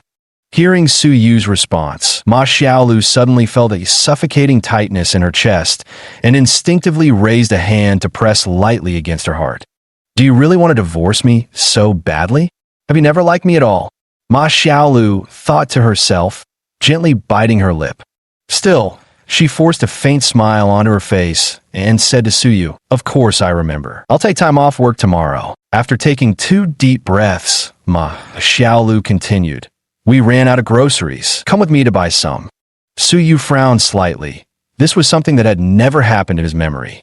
In the past, their daily routines had been deliberately staggered. Asking for money had been the only reason they ever spoke. Without much thought, Suyu nodded. As Ma Xiaolu changed clothes and put on her shoes to leave, he casually grabbed an umbrella on the way out. Why are you bringing an umbrella? Ma Xiaolu asked curiously. I noticed it might rain when I came back earlier, so better safe than sorry. After saying this, Suyu closed the door and stepped out. Watching Suyu's slightly gaunt figure fade into the distance, it felt both so familiar and yet strangely foreign. She truly sensed he had changed. The Oldham would never have been so thoughtful. The Oldham would never have accompanied her grocery shopping. Xiaolu here for shopping again? My radishes are extra fresh today. Oh my, is that Suyu with you? Well now, this must be the day pigs fly. The vegetable vendor exclaimed in astonishment at seeing the unlikely pair. Almost everyone in the neighborhood knew Suyu. He became something of a local joke for his laziness and gluttony. Many pitied Ma Xiaolu deeply. Such a beautiful girl, wasted on such a man. However, seeing Suyu accompany Ma Xiaolu to buy groceries today and even actively carry the plastic bags filled with vegetables, everyone began to hold hopeful expectations for this young couple. Just as the two were about to leave the market, lightning flashed across the sky, dark clouds gathered, and within moments, heavy rain began to pour down. Suyu opened an umbrella, holding the groceries as he said to Ma Xiaolu, Let's go. But Ma Xiaolu had intended to say, but in such heavy rain, how could one small umbrella possibly be enough? Suyu had already nudged her gently, and this simple, almost unnoticed motion warmed her heart. Now, the distance between the two was very close. With her head lowered, Ma Xiaolu walked forward, feeling slightly awkward. Fortunately, the distance wasn't too far. Upon reaching home, Ma Xiaolu was astonished to discover that despite the heavy rain earlier, only a few droplets had landed on her clothes. She suddenly turned around and saw that half of Suyu's body was completely drenched, with water still dripping continuously from the hem of his clothes. So he got soaked like this because he was holding the umbrella for me just now. The thought unexpectedly made Ma Xiaolu's eyes sting with unshed tears. As for all this, even Suyu couldn't explain why. If forced to give a reason, it would be that his past self had owed this woman far too much. Chapter 10. Are you two here for a divorce? Have you both considered this carefully? In the hall of Binhai City's Civil Affairs Bureau, a middle-aged woman looked solemnly at Ma Xiaolu, and Suyu seated before her as she asked the pointed question. After all, divorce is no child's play. Although she deals with such matters every day and has long grown accustomed to them, in recent years divorce has become something of a trend, showing a significant upward surge. There are even cases where couples come to divorce together, only to remarry right after obtaining their divorce certificate. Under normal circumstances, These increasingly desensitized staff members might proceed with the formalities without a second thought, strictly following procedure. But in this middle-aged woman's eyes, this man, though average in appearance, carried an indescribable, unique aura about him. Especially the woman. Having worked here for so long, she had rarely seen anyone more beautiful than her. At least in her eyes, the couple seemed well-matched, which made her feel it was rather a pity. After all, divorce would leave an imperfect mark on both their lives forever. Yes, Suyu replied with a slight nod toward the middle-aged woman. Meanwhile, Ma Xiaolu seemed somewhat distracted, her mind seemingly elsewhere, as if she hadn't even heard the woman's earlier question. The woman turned to Ma Xiaolu and asked, "What about you, young lady? Are you prepared? Have the children been settled? Have the assets been properly divided?" She was genuinely concerned for Ma Xiaolu. After all, regardless of the circumstances, women often found themselves at a disadvantage during divorce proceedings. A man can establish himself at 30 and be free from doubts at 40, but it's different for women, especially divorced women. They wither quickly like flowers out of season. So securing more assets during a divorce is crucial for their future livelihood. Ma Xiaolu snapped out her thoughts, glanced sideways at Suyu beside her, and said somewhat awkwardly to the older woman, "We don't have any children yet." The truth was, no one would probably believe it if told. In their 2 years of marriage, they not only had no children, but hadn't even shared a bed as normal couples do. The older woman nodded and said, "Since you've both made up your minds, I won't say more. Fill out these forms first." She then handed them 2 documents. Suyu took the paper and began writing with a pen. His handwriting appeared vigorous and powerful, grand in momentum, carrying a profound heaviness as if tempered by the trials of time, each stroke deeply etched into the paper. Even more astonishing was the fact that he was writing in traditional Chinese characters. After finishing his signature, Suyu smiled inwardly and mused, "It's been so long since I last held a brush. Suyu, from now on, I am Suyu." As the two filled out the forms, the middle-aged woman reminded them, "Bring your ID cards, household registration book, and marriage certificate for verification." After divorce, the original marriage certificate would need to be canceled, standard procedure. Putting down the pen, Suyu turned to Ma Xiaolu and asked, "The marriage certificate should be with you, right?" Ma Xiaolu instinctively nodded and reached into her bag to retrieve them.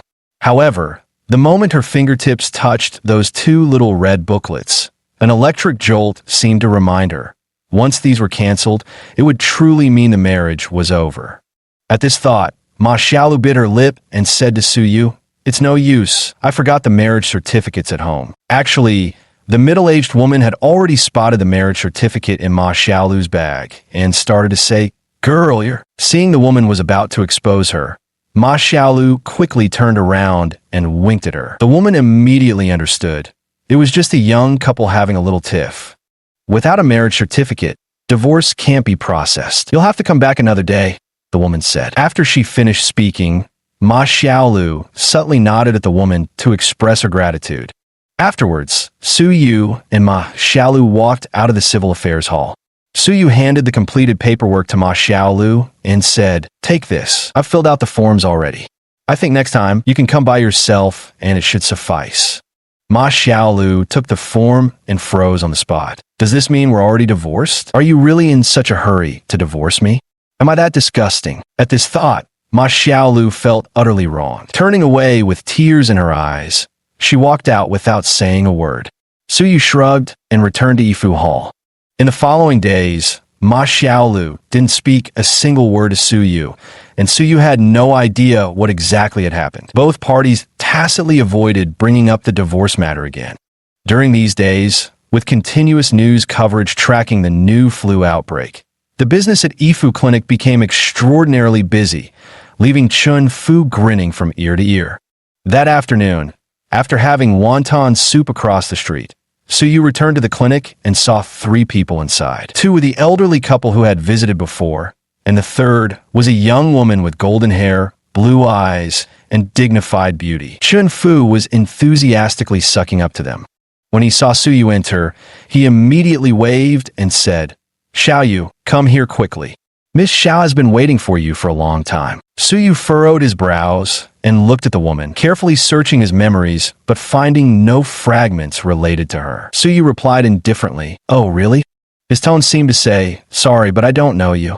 Chun Fu quickly intervened. "Watch your tone. Don't let Miss Zhao's youth fool you. She's an expert professor at Binhai City's #1 People's Hospital, with 3 years of overseas experience and high prestige in the medical field." None of this praise earned even a glance from Suyu. The woman then extended her right hand and said, "Xiao Xuanu, chief physician at Binhai City's First People's Hospital. I came specially today to make your acquaintance." Xiao Xuani is a mixed-race woman who has loved medicine since childhood. At just 23 years old, she has already earned her medical doctorate at the prestigious Binhai City First People's Hospital. Suyu finally turned to look at the woman, but showed no intention of shaking her hand. "Get to know me? Why?" At this moment, Xiao Xuani awkwardly withdrew her hand and glanced at the two people beside her before addressing Suyu. "Mr. Su, may I ask if you're the one who prescribed medicine for this patient?" The elderly couple immediately bowed repeatedly towards Suyu. "That's right, Dr. Xiao. Mr. Su is truly a kind-hearted man. Not only did he cure my wife's illness, but he also generously gave us living expenses. We two old bones could never repay Mr. Su's life-saving kindness in this lifetime." After confirming this matter, Xiao Xuani took out 2 black and white CT scan images from the bag in her hand and said, "Mr. Su, I'd like you to take a look. These are the CT scan reports for the patient, Wang Su. There's no need to look." Suyu had no intention of reviewing them because he couldn't understand this aspect of Western medicine. Yet, his diagnosis matched the results on the reports precisely. In fact, Suyu even had a clearer understanding of the patient's current condition than the patient themselves. Chun Fu took the 2 CT scan images, one from 2 months ago and the other from today. Upon comparing them, he was instantly shocked. In just 2 months, the gradually atrophied lung lobe has actually grown back. Chapter 11. Chun Fu could hardly believe his eyes, or rather, he refused to believe these 2 CT scans belonged to the same person. The lungs had completely deteriorated, yet this kid cured them with just 2 doses of medicine. Could he truly be the reincarnation of Hua Ta? Chun Fu swallowed hard, glancing sideways at Suyu, whose expression remained utterly unchanged. Yes, this is the true reflection of Wang Su's condition over the past 2 months. When I first saw the CT scan earlier, I couldn't believe my eyes either and thought there'd been a mistake. But after a subsequent MRI examination at the hospital, it was confirmed there was no error. Wang Su, a terminally ill tuberculosis patient who was doomed to live no longer than half a year, is now almost completely recovered in less than 2 months. And all of this, it was your doing, wasn't it? Xiao Xuani looked at Suyu, her voice brimming with excitement, yet carrying a hint of accusation. She both hoped to hear confirmation from Suyu's lips that they had conquered the medical world's challenge of tuberculosis, and yet couldn't bring herself to believe that a few doses of traditional Chinese medicine could cure what even Western medicine had failed to treat. After listening, Chun Fu also turned his gaze to Suyu, equally hoping to receive an affirmative answer from him. After all, confirmation would mean he'd struck gold. Is yes or no really that important? Or perhaps you're seeking proof, but it seems you've approached the wrong person. Having spoken these words, Suyu turned away and began preparing the herbs for refining his minor foundation elixir. But Wang Su clearly said it was after taking your medicine that this happened. How could you? Xiao Xuani's words halted midway as she realized her mistake. And it was a grave mistake at that. In truth, Wang Su's current physical condition had already proven everything. It was just her stubborn nature that insisted on hearing a definitive answer from Suyu's lips. Or perhaps she simply refused to acknowledge that a mere apprentice from a small, traditional Chinese medicine clinic could actually be a legendary healer hidden within this metropolis. In this moment, Xiao Xuani's entire perception of Chinese medicine was completely overturned. "Mr. Su, I'd like to formally invite you to our hospital." Xiao Xuani's sentence remained unfinished.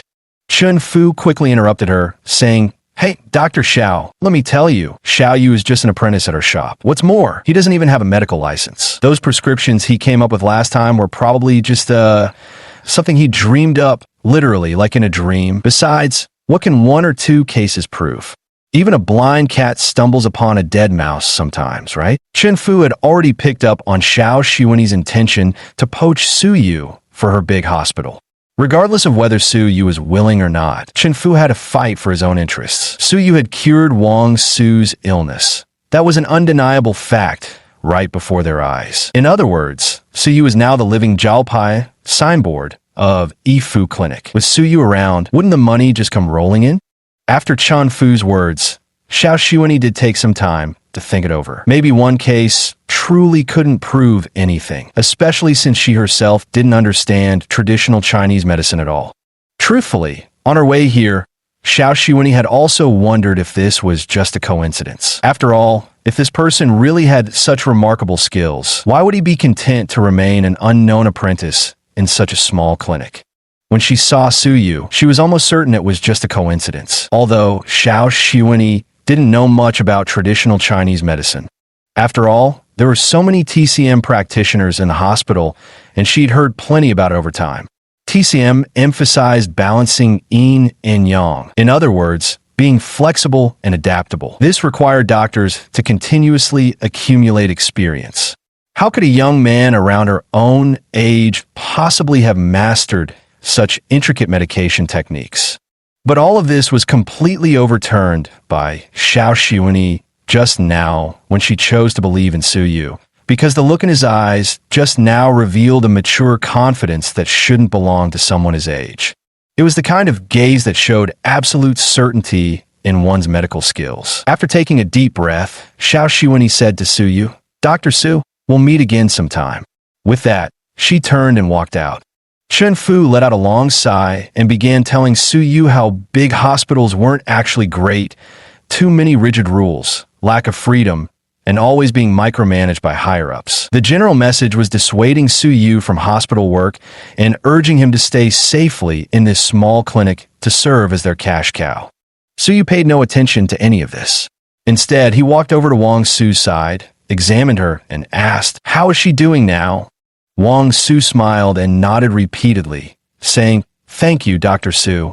I feel much better." "No need for thanks. From now on, I won't administer a single needle or prescribe any medicine for you. Leave." Su Yu's expression was cold, even tinged with displeasure. Originally, the elderly couple Wang Su had hoped that Su Yu would prescribe 2 more doses of medicine today to completely cure their illness. However, Su Yu suddenly said something like this, which immediately made them anxious. "Dr. Su, what's the reason for this?" the man asked Su Yu with a worried expression. "A single illness shouldn't be treated by 2 doctors. That's the rule. Since you've already chosen to seek treatment from her, why come to me again?" This was the rule of the ghost physician sect. Moreover, the behavior of Wang Su and his wife today made Su Yu extremely displeased, as it showed a lack of trust in his medical skills. Only this explanation could account for why they would take medicine from Su Yu, but still go to the hospital for checkups. Seeing Su Yu about to wash his hands of the matter, Wang Su let out a long sigh and said, "Dr. Su, you've misunderstood. We couldn't even afford a few dozen yuan for a dose of medicine. It was charity from you. How could we possibly have the money for hospital examinations?" At this point, Su Yu remembered that this elderly couple's financial situation must be quite strained. A CT scan plus an MRI would cost at least 1,000 yuan. They absolutely couldn't have that kind of money. Just as Su Yu was puzzling over this, the man spoke up as well. "Dr. Su, you and Dr. Xiao are truly merciful bodhisattvas in the flesh. If not for meeting you and Dr. Xiao, my dear wife here might have long since turned to a handful of ashes." It turned out Wang Su had long been terminally ill, having previously been under Xiao Xiuwen's medical care all along. However, after a prolonged treatment process, her condition not only failed to improve, but actually worsened continuously. This was essentially the inevitable outcome of Wang Su's particular illness. The already meager family savings were nearly completely depleted by medical expenses. At this time, Xiao Xiuwen, out of sympathy for the couple, took on all of Wang Su's medical expenses herself and even devised a detailed treatment plan for her. Just 2 months ago, Xiao Xiuwen needed to go abroad for a 2-month study program. Before leaving, she had instructed the hospital to continue prescribing medications for Wang Su according to her treatment plan. But a month ago, the hospital suddenly issued a critical condition notice for Wang Su and stopped providing her with medication. With absolutely no other options left, the distressed couple turned to this Yifu clinic as their last desperate hope, clinging to the saying, treating a dead horse as if it were still alive. Xiaofu would simply hand out some medicines that wouldn't kill people, but couldn't cure illnesses either, just going through the motions. It wasn't until Su Yu suddenly appeared that Wang Su saw a glimmer of hope for survival again. Chapter 12. After listening to the explanation from Wang Su and his wife, Su Yu started viewing Xiao Xueni in a new light. After all, in today's society, most doctors are money grubbers like Chen Fu. People like Xiao Xueni who genuinely put themselves in their patient's shoes are truly rare. After Wang Su and his wife left, Chen Fu urgently grabbed Su Yu's hand and said, "Quick, hand over that prescription. Let me tell you, you probably don't even realize how much it could be worth." Su Yu shook his head. "There's no prescription. I know you didn't write it down before, but you can just write it out now. Or you dictate, and I'll write it. That should work, right?" As he spoke, Chen Fu picked up paper and brush. "I told you, there is no prescription. Each person's condition is different. No medicine can cure all diseases. You're supposed to be a physician yourself. Surely you can understand this?" Su Yu retorted, shooting Chen Fu a pointed look. Truthfully, Su Yu is absolutely right. Every individual's constitution differs. Even a slight variation in the dosage of any ingredient within a remedy might completely alter its effects. Thus, a prescription could only be tailored to one specific person at one particular time. This was one of the reasons Su Yu didn't write out a prescription. Chen Fu spent the entire day agonizing over why Su Yu hadn't written any prescriptions. But eventually he figured it out. Keeping Su Yu around was far more valuable than holding onto a few prescriptions. Tomorrow he'd hang up an honorary plaque, and from then on business at Yifu Clinic would surely boom. The weather in July and August could change in an instant. As closing time approached, dark clouds gathered overhead, and within moments the rain came crashing down like a burst dam, cooling the city in its deluge. In a cafe across the street from Yifu Hall, a woman had been sitting there all afternoon, her gaze never leaving Yifu Hall, or to be more precise, never leaving Su Yu. This woman was Shen Xinyue. The last time the Hai Dong Society suffered a heavy blow, her father, Shen Ao, had also been severely injured. Fortunately, Master Wu had returned in time the other day to stabilize the situation. Ever since then, Shan Xinyue had been preoccupied with Su Yu, convinced that he was no ordinary man. And today, seeing Su Yu working at Yifu Hall as if nothing had happened only confirmed her suspicions. Killing members of the Hai Dong Society and still carrying on here without a care. This alone proved he had the confidence to face any retaliation from the society without fear. "Miss, what are your instructions?" Shen Xinyue picked up her phone and dialed a number. "I'm at the cafe on Coastal West Road. Drive here immediately." "Yes." Moments later, a black Mercedes-Benz stopped in front of the cafe. A man in a suit and sunglasses stepped out of the car, holding an umbrella. He bowed slightly to Shen Xinyue, who was standing at the cafe entrance, and said, "Apologies for keeping you waiting, Mississippi." Shen Xinyue didn't respond. Instead, she directly took the umbrella from the man's hand and strode across the street in her high heels. "Xiaoyu, hurry up and pack your things. Work's over. Where do you live? I'll give you a ride home in my car." Boss Chen Fu called out to Su Yu from inside the minivan. At that moment, a graceful figure suddenly entered Chen Fu's line of sight. The beautiful silhouette made his heart tremble, completely capturing his gaze. "Long time no see, sir." Shen Xinyue put down the umbrella as she entered the shop and spoke softly to Su Yu. "Damn, what's going on here? This kid's got some serious luck with women." Chen Fu muttered inside the van, watching Shen Xinyue's curvaceous figure with undisguised envy. Su Yu put away the herbs he had prepared for refining the minor foundation elixir and looked up at Shen Xinyue with a composed smile that showed no hint of concern about the black bear he'd killed days earlier. "Long time no see. To what do I owe this visit, miss?" Shen Xinyue was slightly taken aback by Su Yu's unexpected poise. After a brief pause, she replied, "I came to formally thank you for your assistance last time." Suyu gave a faint nod. Though he had no desire to be involved with these people, and certainly wasn't afraid of any trouble they might bring, he still had to live in this city. He'd rather avoid repeated interruptions from them. Percent. In reality, the other party had already made it clear that they were here to express their gratitude, so Suyu didn't need to hold any grudges.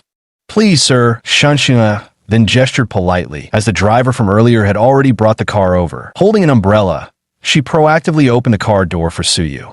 Sir, I've already reserved a table at Byway Restaurant. I hope you'll honor us with your presence, Shanshin Yue said once they were in the car. If this is your way of showing gratitude, then I appreciate it, but I'm in a hurry to get home, Suyu replied calmly, closing his eyes slightly while listening to the sound of rain outside the car window. Hearing Suyu's refusal, the driver's eye twitched involuntarily. In all his years, this was the first time he'd seen Shen Xinyue voluntarily hold an umbrella for someone, and also the first time he'd witnessed anyone directly reject her invitation. After all, Shen Xinyue was none other than the young lady of the prestigious Haidong Society. To refuse Shen Xinyue face was tantamount to refusing the Haidong Society itself. The driver shook his head inwardly, thinking, by tomorrow, there'd probably be another unclaimed corpse washing up on the beach. Yet surprisingly, Shen Xinyue showed no anger. Instead, she retrieved a golden card from her purse and said to Suyu, since you have matters to attend to, sir, I wouldn't presume to insist. This is but a small token of my appreciation. I must insist you accept it.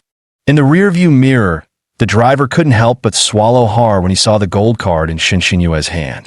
This was one of only 3 supreme gold cards issued by the Haidong Society. With this card, one could enjoy the most premium services completely free at any Haidong-affiliated restaurant, hotel, or shopping mall across the entire Binhai city. Suyu reached out and took the card, casually putting it away without so much as a word of thanks, as if all this was nothing more than his due. Shen Xinyue became even more convinced. This man was no ordinary person. He carried himself with the unmistakable arrogance of someone utterly confident in his own power. Sir, could you leave us your phone number? Once my father's health improves, he will personally host a banquet in your honor. Shen Xinyue looked at Suyu and continued speaking. I don't have a mobile phone. As these words left his mouth, the driver nearly bit his own tongue in shock. And here I thought he was someone remarkable. Turns out he's just a country bumpkin who doesn't even know how to use a phone. Then Shen Xinyue snapped her fingers and said to the driver, give me your phone. Unsure of Shen Xinyue's intention, the driver handed over his phone. She proceeded to delete all contacts from it, leaving only her own number, then passed it to Suyu. Keep this, sir, for easier contact. In no time, Suyu had arrived home. Watching him leave, the driver asked puzzledly, Miss, that man was incredibly rude. Leaning back in a seat with closed eyes, Shen Xinyue parted her crimson lips lightly and replied, if you could kill Black Bear with a single move, you'd have the right to be that rude too. Chapter 13. Hearing this, the driver froze completely. Had these words not come from Shen Xinyue's mouth, he would have immediately slapped the speaker twice without hesitation. Bear was the second strongest fighter in the Haidong Association, ranking just below Master Wu. Rumor had it he'd once won 21 consecutive matches in underground boxing rings in South Vietnam before Shenao spent a fortune to recruit him. Yet this seemingly frail-looking brat had taken him down in a single move. Truly, appearances can be deceiving. As the driver saw it, this must be the source of Suyu's arrogant and unreasonable confidence. Suyu walked downstairs and found a white Mazda parked outside the stairwell, its doors wide open, but with no one inside.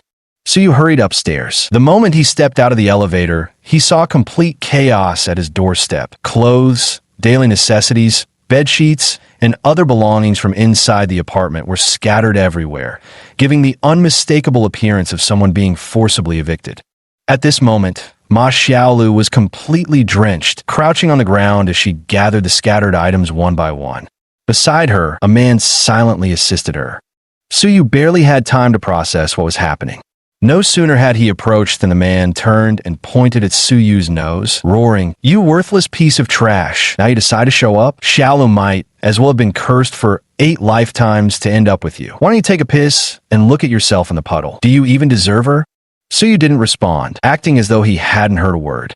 He walked over to Ma Xiaolu's side and gently placed a hand on her back. Her skin was icy to the touch, but she immediately jerked away from his grasp and continued what she was doing. The man went on, "Only someone from your Su family could pull such a disgusting stunt. Barging into your own home without even a word and throwing your wife's belongings outside. What kind of man does that? Do you even have a spine? Can't you see you can't even protect your own woman? The Su family?" A cold glint flashed in Suyu's eyes. Without a doubt, it must be related to what Su Xiaowei had mentioned earlier about reclaiming this house. Suyu had actually forgotten about the matter these past few days. What he hadn't expected was that the other party would go so far. The Su family must have already thrown their belongings out of the house before informing Ma Xiaolu. Watching the pitiful sight of Ma Xiaolu half kneeling on the floor, Suyu gritted his teeth in anger. "So, it's the Su family, is it? I believe I'll remember this." Suyu's gaze remained resolute as he stared at Ma Xiaolu's retreating figure, silently vowing in his heart. Then, Suyu crouched down and firmly grasped Ma Xiaolu's hand. A surge of warmth passed between them. Turning her tear-filled eyes to him with resignation, Ma Xiaolu buried her face in Suyu's shoulder and sobbed uncontrollably. Suyu gently closed his eyes as he lightly patted Ma Xiaolu's back. This was a woman with a tragic fate. The Ma family had ruthlessly sacrificed her as a bargaining chip to establish business ties with the Su family. While the Ma family did gain some opportunities from it, though not enough to rise dramatically, they managed adequately. But what had Ma Xiaolu, the greatest victim in this transaction, actually gained? She remained just an insignificant employee at an unremarkable company. Now, even her only shelter was being cruelly taken away from her.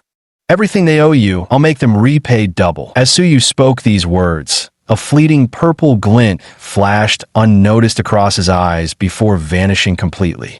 Suyu helped Ma Xiaolu stand up, but the moment she was on her feet, her vision blurred as a chilling numbness spread through her back. Overwhelmed by grief and weakened from standing in the rain, the strong-willed woman fainted. "Xiaolu, Xiaolu, what's wrong?" The man standing nearby was named Huang Lei, a department supervisor at Ma Xiaolu's company. Everyone knew he had feelings for her. He'd publicly expressed his admiration for Xiaolu on multiple occasions. But because of Suyu's presence and Ma Xiaolu's rejection, he could only remain a silent protector behind her.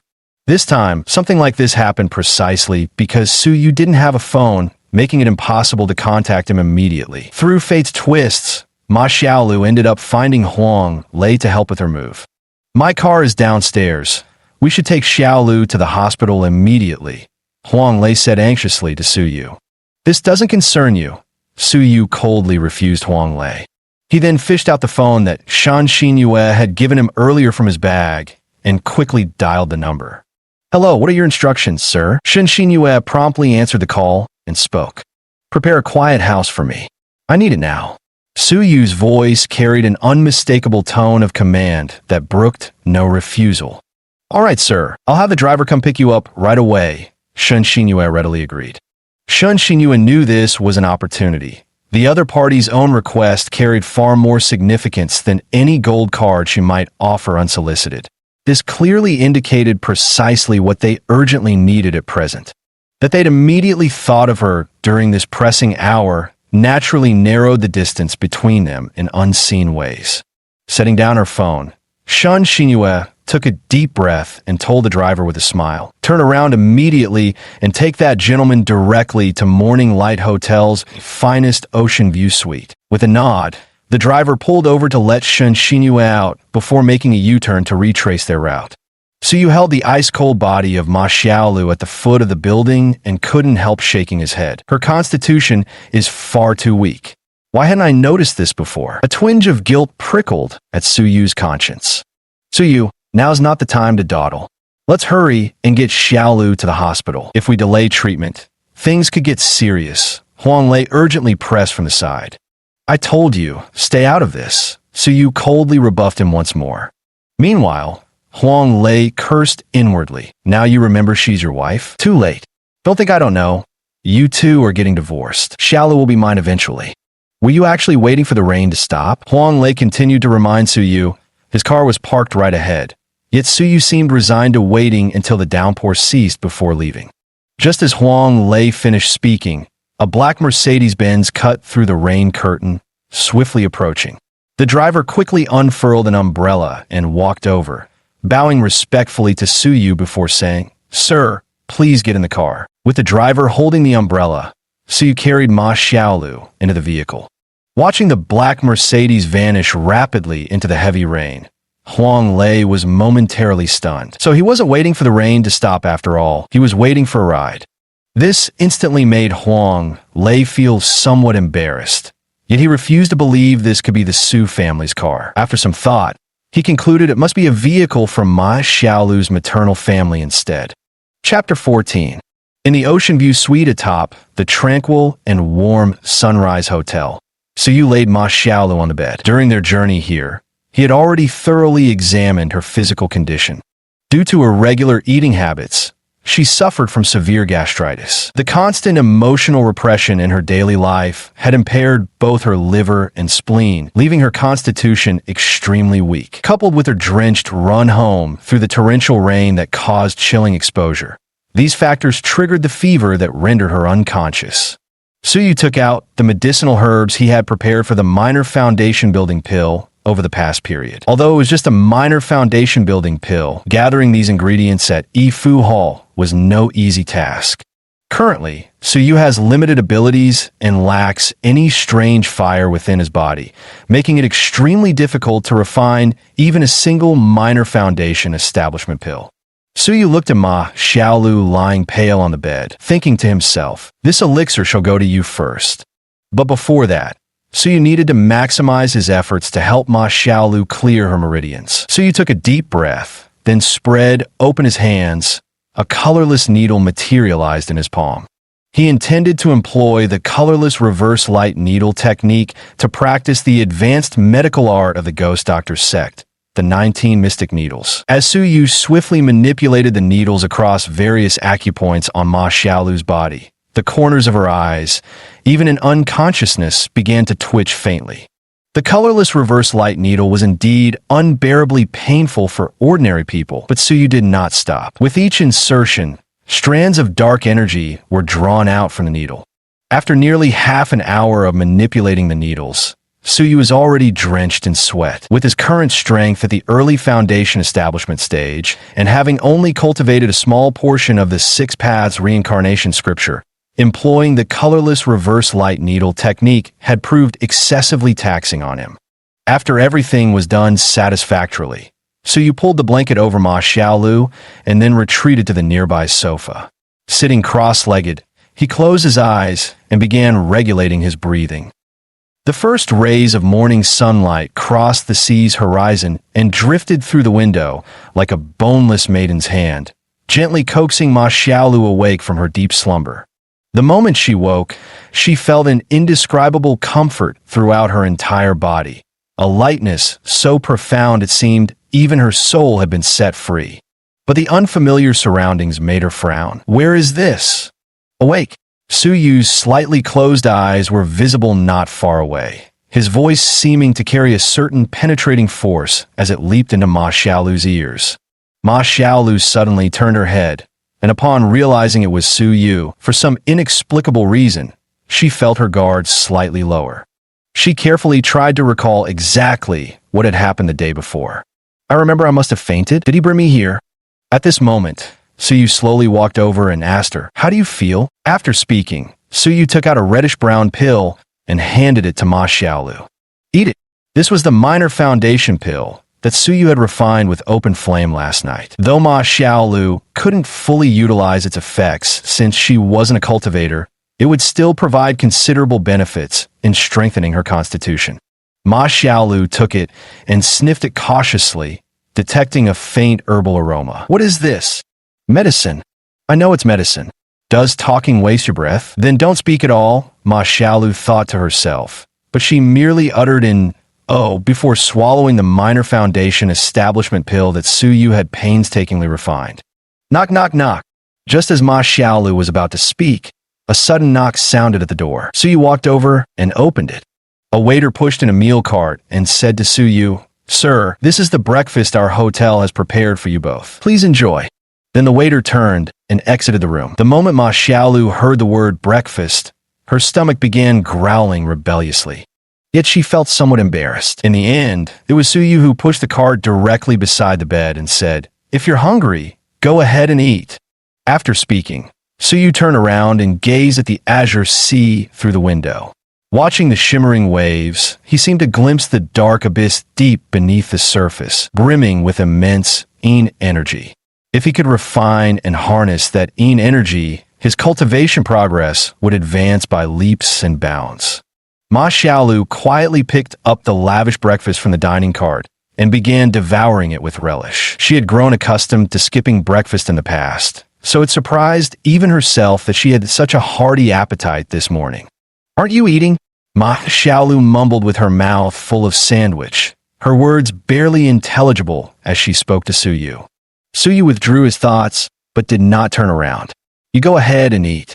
I'm not hungry. Eat a little something, will you? I can't finish all this by myself, and it'd be a shame to throw it away." Ma Xiaolu was already sitting on the edge of the bed in her pajamas. When she noticed what she was wearing, something suddenly occurred to her, and she shrank back, frowning at Suyu. "Were you the one who changed my clothes last night?" Suyu walked over, picked up a piece of cake, and gave a slight nod. You didn't." Ma Xiaolu tensed up. She truly couldn't remember anything that had happened the night before. Suyu ate his cake unhurriedly and said, "Don't worry, I'm not interested in you."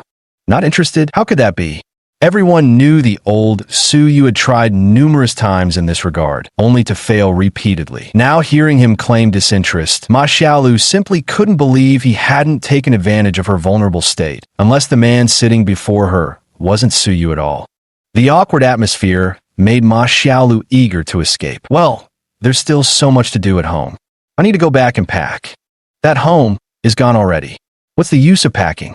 Let those belongings remain with the unspeakable past. If you're willing, you can stay here indefinitely. This will be your home now." Suyu spoke with calm composure, his expression utterly devoid of emotion. This kind of confident talk wasn't the first time Ma Xiaolu had heard Suyu say it. She really wanted to reach out and touch Suyu's forehead, or maybe her own, to see whether he was delirious from a fever or if she was the one feverish and hallucinating. But in the end, Ma Xiaolu gave up, hesitating before saying, "You seem different. You always give me this feeling." "What feeling?" "I always feel like you're not Suyu." "I never said I was Suyu, did I?" Suyu turned to look into Ma Xiaolu's eyes and said calmly. Chapter 15. Suyu's words left Ma Xiaolu with much to ponder. Is this about forgetting the past and starting anew? Ma Xiaolu thought to herself. Ma Xiaolu was momentarily at a loss for words. Or rather, she had questions in her heart but didn't know where to begin. Then Suyu continued. "Suyu is dead. He died in that bar that day." "Dead? How could that be?" Then who are you?" Ma Xiaolu clearly didn't believe what Suyu had just said. "Do you believe immortals exist in this world?" "I am one," Suyu answered earnestly without hesitation. Pow! A sandwich landed right on Suyu's head, followed by Ma Xiaolu's silver bell-like laughter. Keep making things up, but I really do feel you've changed. At least you've gotten a lot funnier. If you're an immortal, then I must be the Queen Mother of the West, keeping you in check." Suyu shook his head with a wry smile. Some things simply couldn't be explained clearly. After some thought, he decided to let it go. If it couldn't be explained, why bother? "All right, I should get to work. Thanks for last night." Ma Xiaolu laughed as she picked the sandwich back up from Suyu's head. Suyu nodded and took out his phone. "You should save my number," he said to Ma Xiaolu. But Suyu quickly added, "What I mean is if there's anything else related to the divorce, you can notify me right away." Ma Xiaolu smiled and took down Suyu's number, though her heart couldn't help but feel a pang of disappointment. So he's still thinking about the divorce. It wasn't until Ma Xiaolu went downstairs that she realized she had spent the night at Morning Light Hotel, the finest in Binhai City, and Suyu had even said that if she wished, this place could be her home from now on. As for that statement, Ma Xiaolu dismissed it with the same skepticism as when Suyu claimed to be an immortal. After Suyu left the hotel, the front desk immediately called Shen Xinyue and informed her of the news. In the spacious villa of Haidong Association in Binhai City, Shun Ao sat on a rot-tan chair, breathing steadily with his wounds healing remarkably well. Dad, that gentleman just left the hotel, Shun Shinua whispered as she approached Shinao. Shinao took a deep breath and slowly exhaled. He killed Black Bear with a single strike and possesses extraordinary medical skills. I truly wish to meet this savior. Make the arrangements. I'll host a banquet tonight to express my gratitude for his life-saving grace. Shun Shinua nodded and made the arrangements.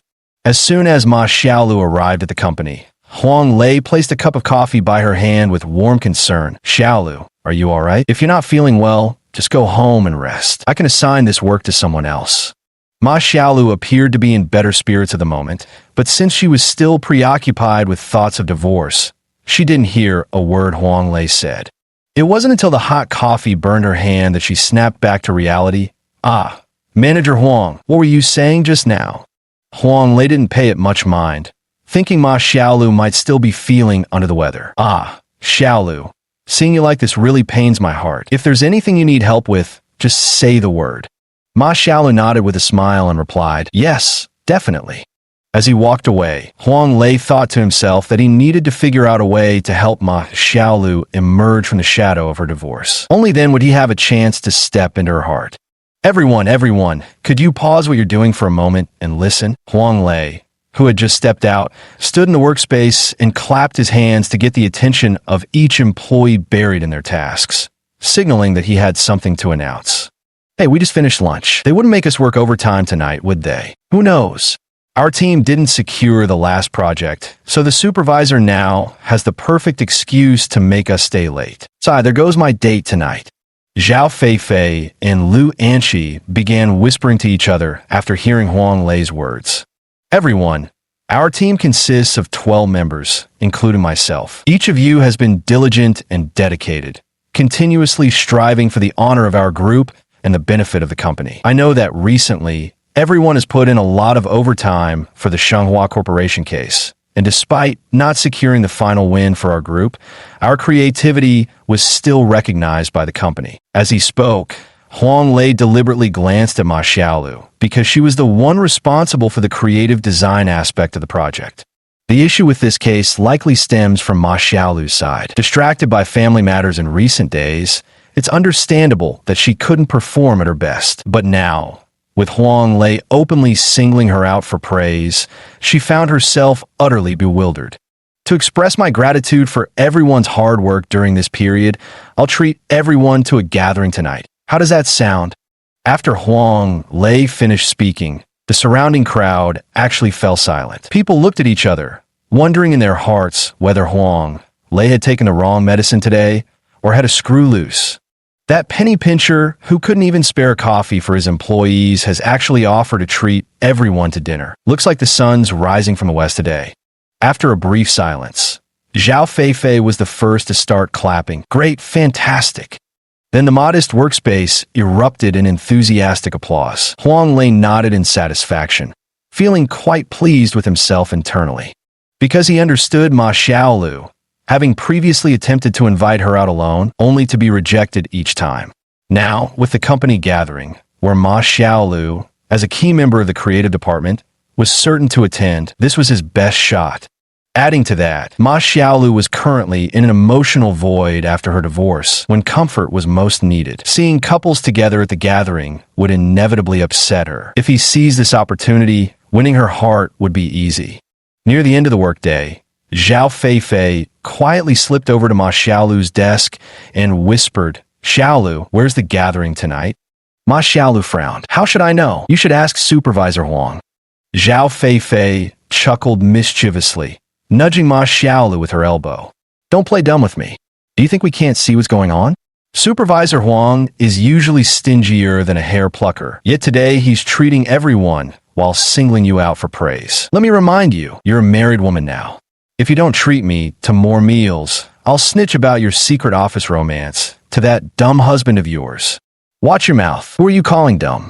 Ma Xiaolu instantly grew displeased. She wouldn't tolerate anyone speaking ill of Su Yu, even if she knew it was meant as a joke. Chapter 16.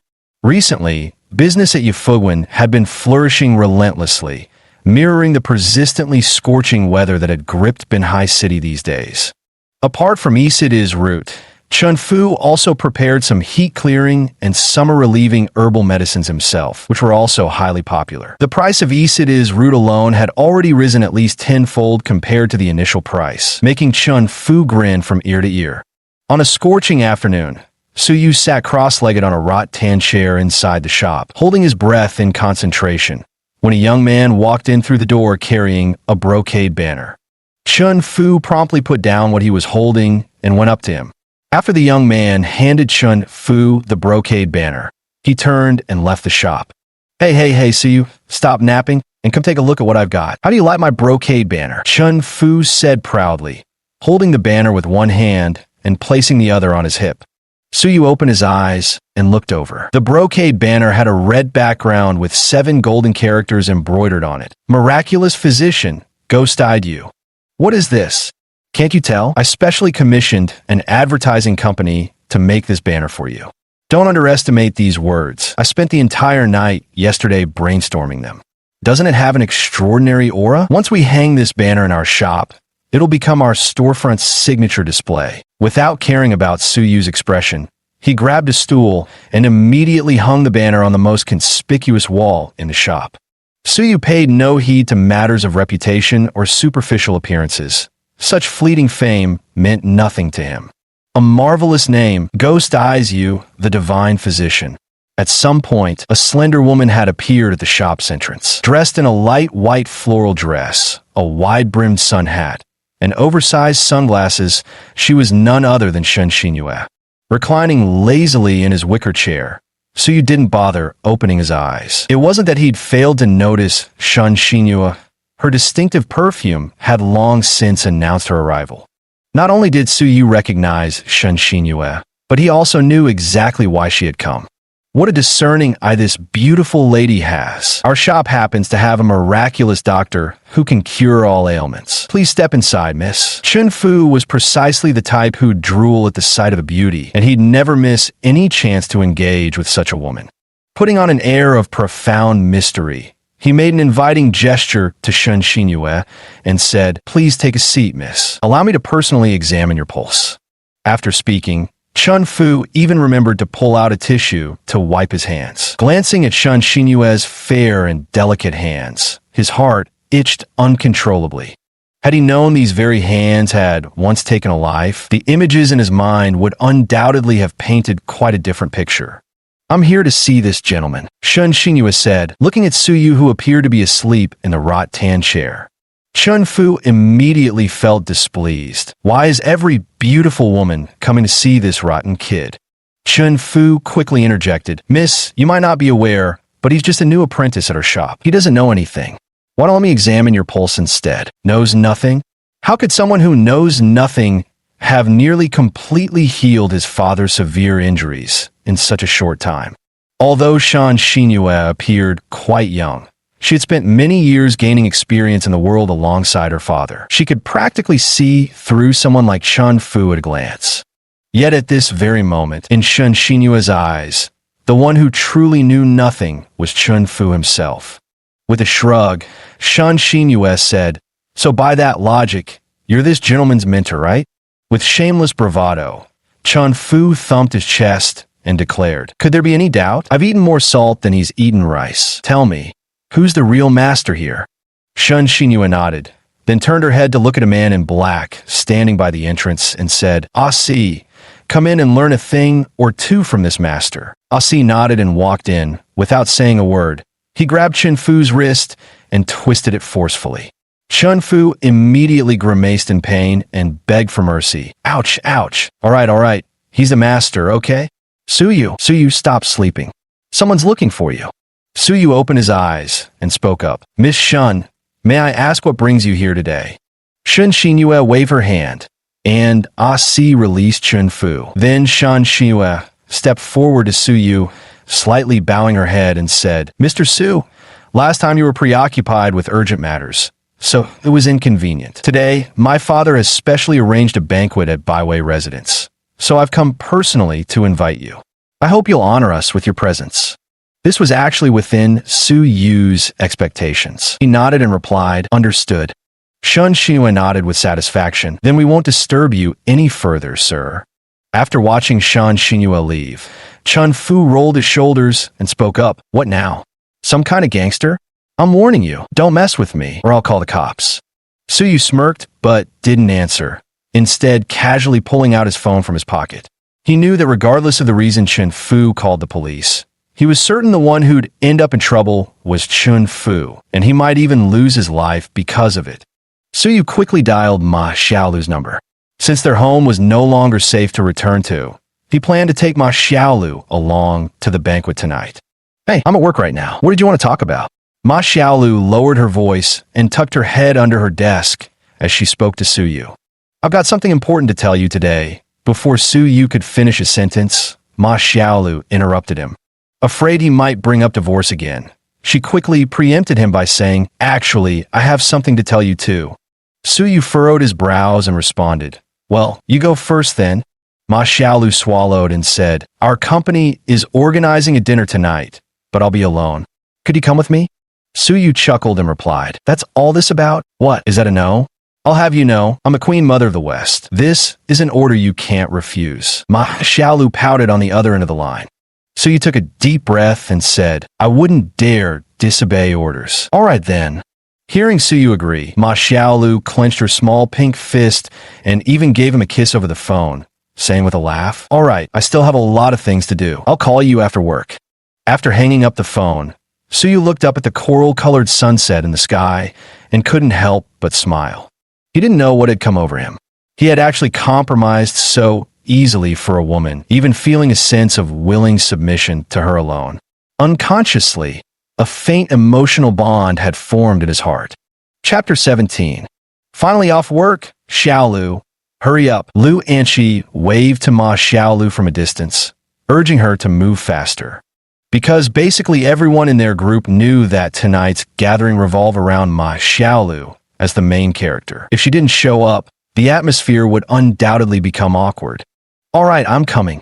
Ma Xiaolu set down her work, shut down her computer, then took out her phone to send Su Yu a text. "I'm off work. There's a seafood restaurant called Yipin Xian on North Bank West Street. Go wait for us there directly. I'll be right over." Since the company gathering didn't prohibit bringing family members, and many people would be bringing theirs, Su Yu is still technically her husband at this point. No one would likely comment if he came along. This would also give others a chance to see that Su Yu wasn't the fool they described him as, nor was he the useless member of the Su family they claimed. Since Su Yu didn't have a car, Ma Xiaolu told him to go directly. Quickly, Su Yu replied with a text, "I'm already on my way. Call me when you arrive." Ma Xiaolu happily wrinkled her nose, smiled, and skipped out. This scene happened to be seen by Huang Lei, who had just stepped out of his office. Watching Ma Xiaolu's cheerful smile, he felt that today's gathering must be the right decision. At the very least, the current Ma Xiaolu didn't show the cold aloofness she usually displayed when he asked her out alone, instead appearing to be in a rather good mood.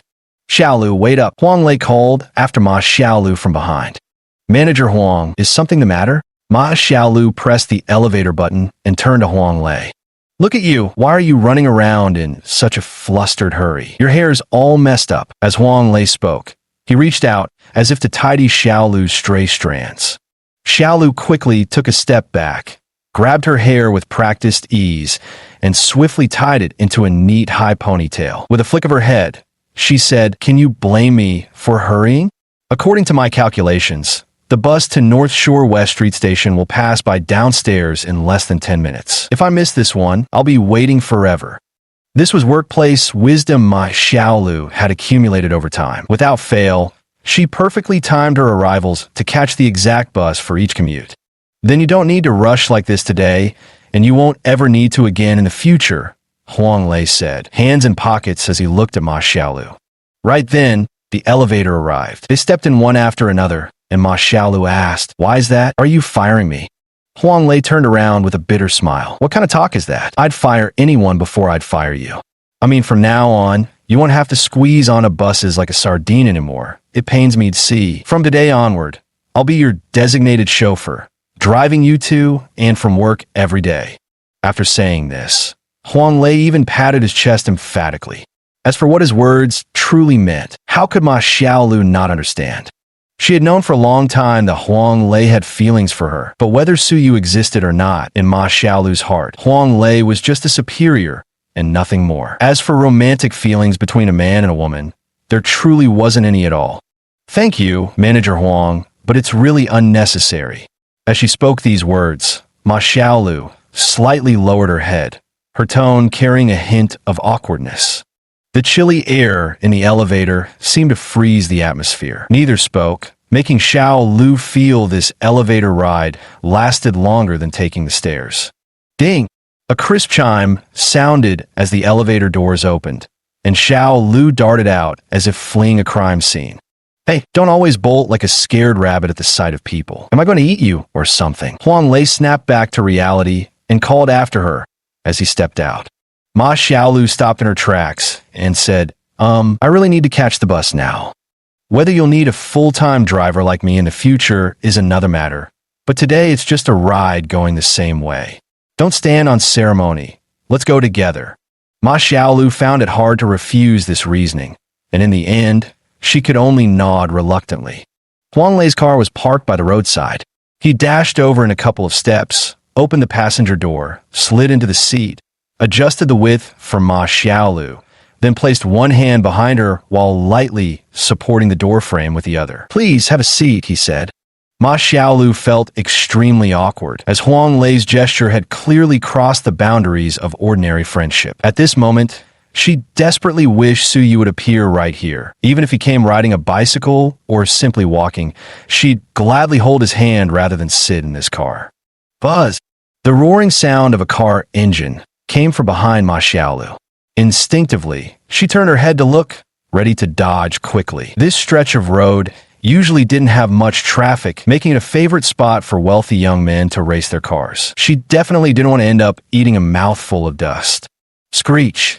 A blue BMW screeched to a halt in front of Ma Xiaolu, leaving a long black skid mark on the road. The passenger window rolled down, and Zhao Feifei stuck her head out, waving at Ma Xiaolu. Xiaolu, hurry up and get in. Ma Xiaolu smiled brightly at Zhao Feifei before turning back to Huang Lei. Supervisor Huang, Feifei and I still have a lot of work-related matters to discuss. I'll ride with her. With that, Ma Xiaolu quickly pulled open the car door and hopped in. Zhao Feifei waved at Huang Lei, and the car kicked up a cloud of dust as it sped away, leaving Huang Lei standing alone on the roadside, his face dark with anger. Inside the BMW, beside Zhao Feifei, were Lu Siqi and her boyfriend Sun Qi, both of whom Ma Xiaolu had met before. Driving was a young man in his early 20s, sporting a sparkling diamond earring. His profile was quite handsome. Feifei, thank you so much for helping me out back there. By the way, who's this handsome guy? Ma Xiaolu let out a long sigh from the back seat. Why say so much? We're sisters. No need for formalities. Everyone knows Manager Huang has designs on you. And since you're not interested, of course we couldn't just stand by. As she spoke, Zhao Feifei gave the man in the driver's seat a playful push. The man glanced at Ma Xiaolu through the rearview mirror and smiled, saying, "Hello, beautiful. My name is Yo Zha. Had I known there'd be so many people, I would have brought the Range Rover instead. Wouldn't have you all squeezed in like this." 3 people crammed in the back seat was indeed a bit tight, but Ma Xiaolu found it nothing to complain about. It was still far more comfortable than taking the bus. Meanwhile, Lu Anqi appeared sullen. She and Sun Qi had been together since college without a car or house, which hadn't bothered her before. But today, seeing Zhao Feifei's boyfriend arrive in such a luxurious car left an unpleasant taste in her mouth. Chapter 18. Laughing and chatting along the way, the BMW chased the brilliantly burning sunset on the horizon, weaving through the bustling coastal streets. Zhao Feifei was quite pleased with the young master of Zhou's jewelry enterprises in the seaside city. After all, in this glittering metropolis of extravagance, beautiful young women all dreamed of lucking into a wealthy husband, and without a doubt, Zhao Feifei had found hers. As the last glimmer of sunset faded, the BMW pulled up in front of Yupingshuan Restaurant on West Street of Bain District in Binhai City. The street was already lined with parked cars. After dropping off Ma Xiaolu and the others, Zhou went to find a parking spot. Just as Ma Xiaolu took out her phone to make a call, Zhao Feifei suddenly brushed back her wind-tousled hair and pointed at a figure in the distance, gazing at the colorful clouds. "Xiaolu, isn't that your Suyu over there?" she asked. Ma Xiaolu turned to look, then put down her phone and adjusted the small handbag on her shoulder before running over. As she approached Suyu, she noticed he seemed completely absorbed in his thoughts. She intentionally tiptoed up behind him and gently tapped his shoulder. "Are there fairies in the sky or something? You're staring so intently," she teased. Suyu turned around with a smile, admiring Ma Xiaolu's exquisite and delicate face. Even when compared to the colorful clouds in the sky, it wouldn't lose in beauty. Seeing Suyu silently staring at her, without saying a word, made her feel somewhat shy. She realized that Suyu had never looked at her so affectionately before, causing her heart to flutter slightly. Have you been waiting long?" Ma Xiaolu asked, lowering her head slightly in embarrassment. "I just arrived a while ago. I never realized before how unbelievably beautiful the sunset in Binhai City could be. It's windy outside. Let's go in." With these words, Suyu gently placed a hand on Ma Xiaolu's shoulder and guided her into the shop. This should have been an enviable scene, yet in the eyes of Zhao Feifei and the others, it struck them as somewhat awkward. "Is he here because Xiaolu invited him?" Zhao Feifei frowned as she asked. In the past, Ma Xiaolu had always found various excuses to minimize her time with Suyu. He had never shown his face at any company gatherings, so Zhao Feifei had assumed his presence here was just a coincidence. But now, it seemed that might not be the case. I guess so. Lu Anqi also found it somewhat unbelievable. Just days ago, this man was eating wild berries and being considered crazy by them. Yet today, he was suddenly showing affection with Ma Xiaolu right in front of them. She truly couldn't make sense of it. Still, as Ma Xiaolu's close friends, they ought to be happy for her now that she seemingly had a normal husband. However, they also realized a serious issue. Suyu's sudden appearance would undoubtedly embarrass the host of today's gathering. When Huang Lei inevitably tried to humiliate him, Suyu might very well end up becoming a public spectacle. Meanwhile, Zhao Feifei tightened her grip on Zhou Zhe's arm, secretly resolving that if Huang Lei targeted Suyu later, she would absolutely step in to help them. "Suyu, you came too? What a rare guest. Let me introduce you. This is my boyfriend, Zhou Zhe." Zhao Feifei introduced Suyu quite casually. Suyu smiled and extended his hand, saying, "Suyu." After shaking hands with Suyu, Zhou Zhe handed him a business card unprompted and then frowned slightly as he scrutinized Suyu carefully. "Brother Su, you bear a striking resemblance to someone I know." "Oh." Suyu looked at the business card bearing the title of Deputy General Manager of Zhou's Jewelry, keeping his words to a minimum. "I remember now. Su Xiaowei from his Su family. I've seen him at a few cocktail parties. Brother Su here does bear some resemblance to him, but lately, he hasn't been having an easy time." Hearing this, Ma Xiaolu couldn't help but ask curiously, "What happened?" "You probably haven't heard. Su Xiaowei must have eaten something bad. Whatever he eats goes right through him. He's been hospitalized for days and is completely weakened. A friend told me he's barely clinging to life, surviving only on 4 nutrients now." As Zhou Zhe spoke, there was an indescribable glee in his tone. In the past, Su Xiaowei always acted arrogant, relying on his status as the future successor of the Su family, never giving them any respect. Well now, this is his karma. Zhao Feifei quickly pulled Zhou Zhe inside. "Can't you keep your mouth shut for once? Suyu is also part of the Su family." "What, you mean he's one of them? How come I've never seen him before?" Zhou Zhe turned back to look at Suyu, suddenly realizing why they looked so alike. "Would you just stop asking questions?" Zhao Feifei cut Zhou Zhe off. "This is Lu Anqi and her boyfriend's son Qi," Ma Xiaolu introduced. After exchanging greetings, the 4 of them walked in together. Right at that moment, Huang Lei also arrived. Seeing Ma Xiaolu holding someone else's arm, he slammed his fist hard against the steering wheel. "It's you again, Suyu. Haven't you harmed Xiaolu enough? A disowned, illegitimate child.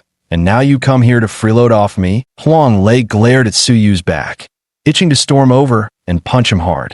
Yipingxian could be considered one of the more upscale seafood restaurants in Binhai City, attracting many diners with its extensive variety and fresh ingredients.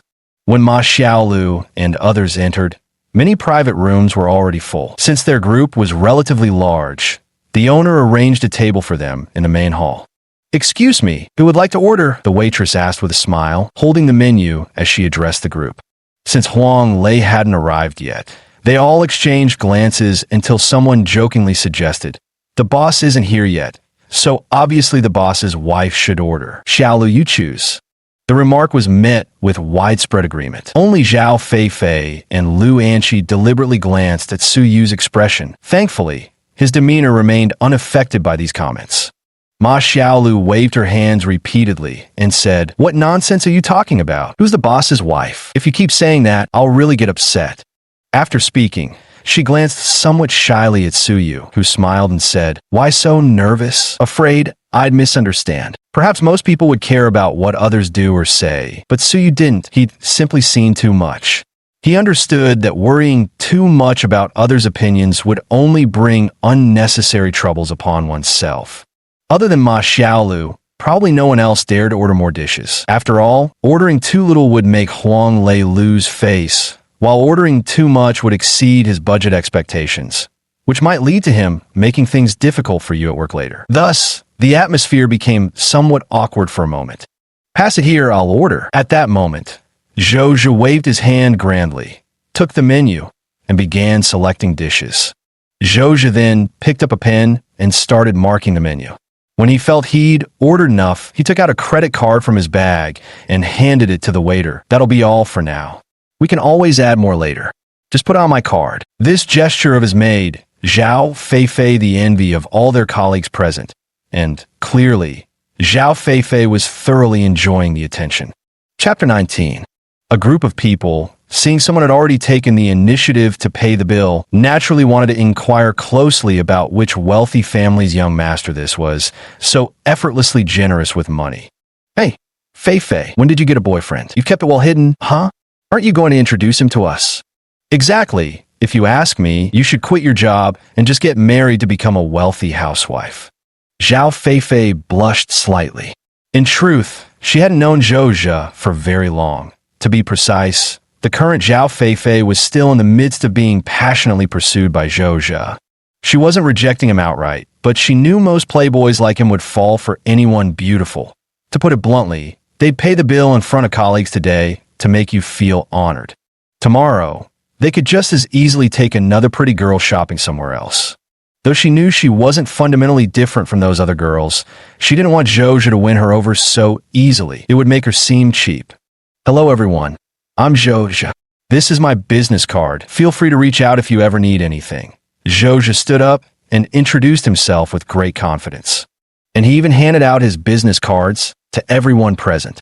"Wow, I knew it wasn't simple. So it turns out you're the young master of Zhou Jewelry. Feifei, you've really soared from sparrow to phoenix." But as soon as these words were spoken, the speaker realized the implied offense. Fortunately, someone nearby quickly added, "What do you mean sparrow to phoenix? Our Feifei was born a phoenix. Wouldn't you all agree?" "Yes. Yes." Many voices chimed in agreement.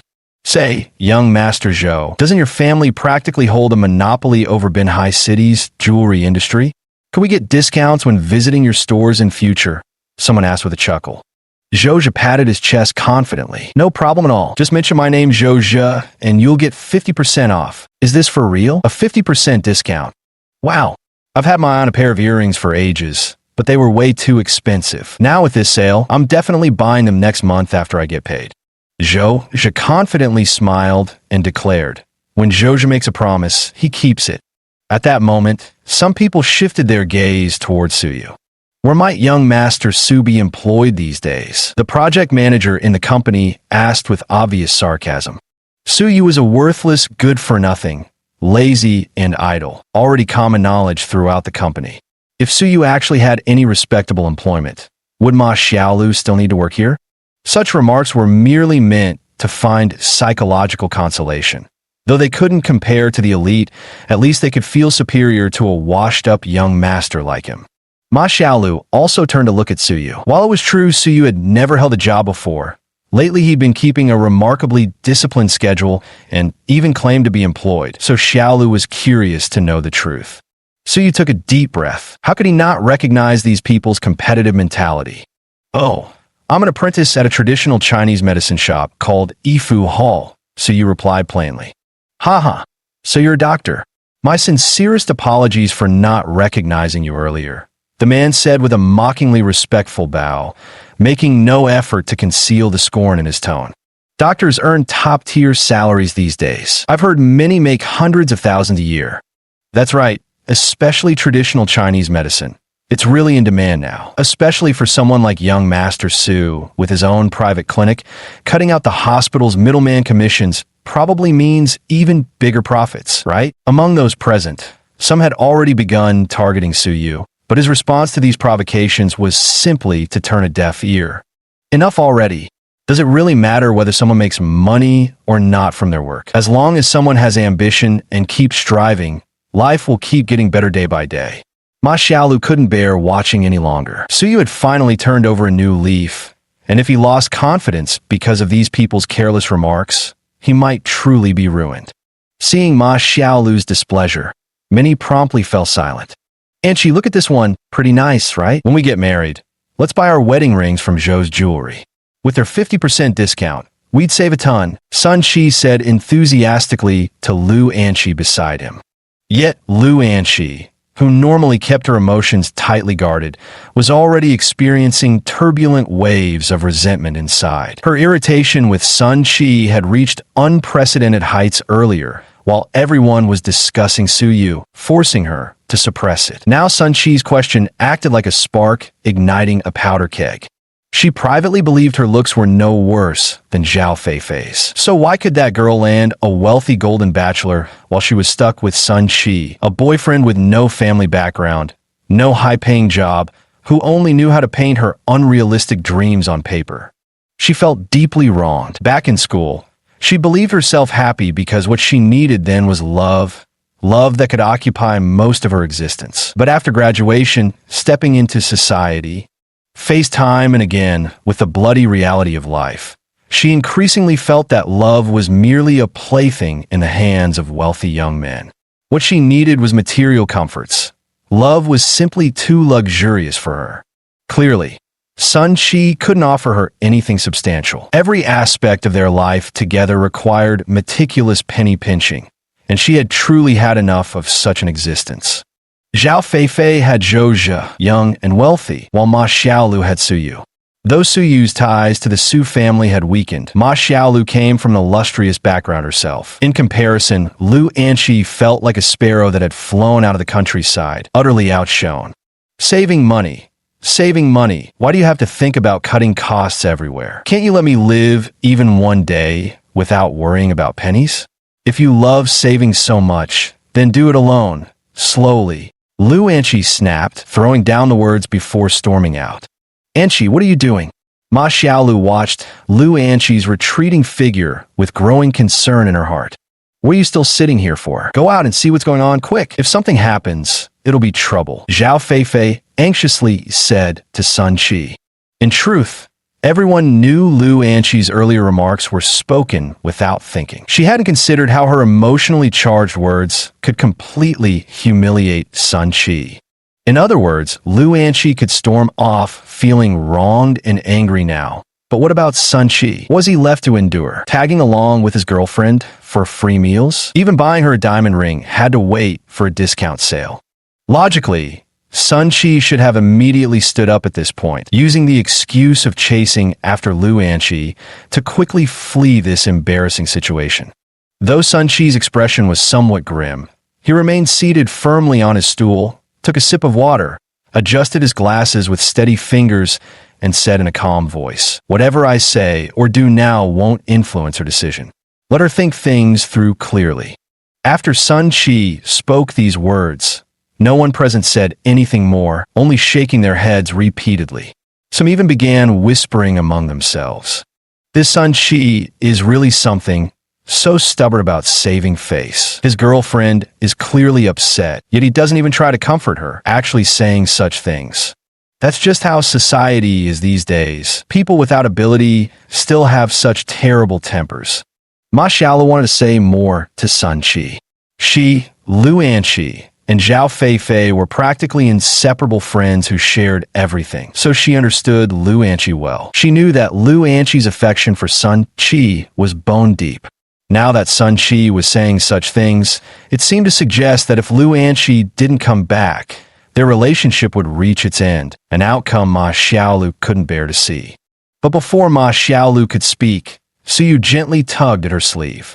Frowning, Ma Xiaolu turned her head and asked, "What are you doing? Were you about to persuade Sun Qi to go find Lu Anqi?" "Of course. Anqi is actually very easy to coax. Just a few kind words, and everything will be fine," Ma Xiaolu whispered. "You should probably choose to trust Sun Qi. He can handle this matter well. If he were to rush out now, even I would look down on him." Suyu's eyes gleamed with wisdom as he looked at Ma Xiaolu. A real man should have the courage and determination befitting of one. Caving into women endlessly isn't love. Giving them ample room to think and space to make their own decisions is true love. Only through mutual trust and understanding built between each other can their feelings deepen and last. From Sun Qi's attitude, so you could see composure and the man's remarkably strong mental resilience. Such a person is often capable of shouldering great responsibilities. All he needs is an opportunity, a chance to showcase his true capabilities. Chapter 20. It seemed Ma Xiaolu couldn't quite grasp what Suyu was saying. Looking hesitantly at Suyu, she asked tentatively, "Does that mean if one day I storm off angrily like that, you'd also just stand by and do nothing?" Suyu immediately chuckled, reaching up to gently pat Ma Xiaolu's head with the affectionate manner of an elder doting on a junior. "No, because I'll never give you the chance to storm off angry." These words made Ma Xiaolu's heart feel sweet, as if she'd eaten candy. Is Angel really okay? She might actually be in some trouble. Ma Xiaolu clearly still harbored some concern. "I wouldn't know for sure, but I imagine if they've managed to get along so well for all this time, they should be able to overcome such a minor hurdle." As she finished speaking, the server brought out their dishes. Suyu pointed at the food and said, "Hurry up, someone's treating us. It'd be a waste not to eat." Ma Xiaolu shrugged slightly and began eating along with the others. At that very moment, Huang Lei walked in through the door with a grim expression. Seeing everyone had already started eating without waiting for him and had ordered so many expensive dishes, clearly treating him like an easy mark, his face darkened even further. However, he eventually took a deep breath, forced out a smile even uglier than a grimace, and walked over. "Director Huang, why are you so late? We've been waiting for ages, and everyone was starving, so we started first. You're not upset, are you?" Zhao Feifei was adept at reading people, so she could guess what Huang Lei was thinking. Her words were carefully chosen to save him from embarrassment. Traffic was terrible, so I was late. It's fine. Everyone's been working hard lately. Go ahead and eat. If it's not enough, we can always order more." Huang Lei replied with an awkward laugh. "Hurry up and make room for Manager Huang over there." In the end, Huang Lei sat down between the two men, though his gaze never left Ma Xiaolu and Suyu across from him, especially when looking at Suyu, wishing he could smash the beer bottle in his hand right over his head. "Excuse me, sir, but your card isn't working," a waiter said quietly to Zhou with a slight bow, just as everyone was eating and drinking merrily. Those words instantly cooled the lively atmosphere, especially for Huang Lei, who had just been calculating in his mind how much this feast would hurt his wallet. Now that someone else was volunteering to foot the bill, he chose to shut up and pretend he knew nothing. "How is this possible? How can my credit card not work?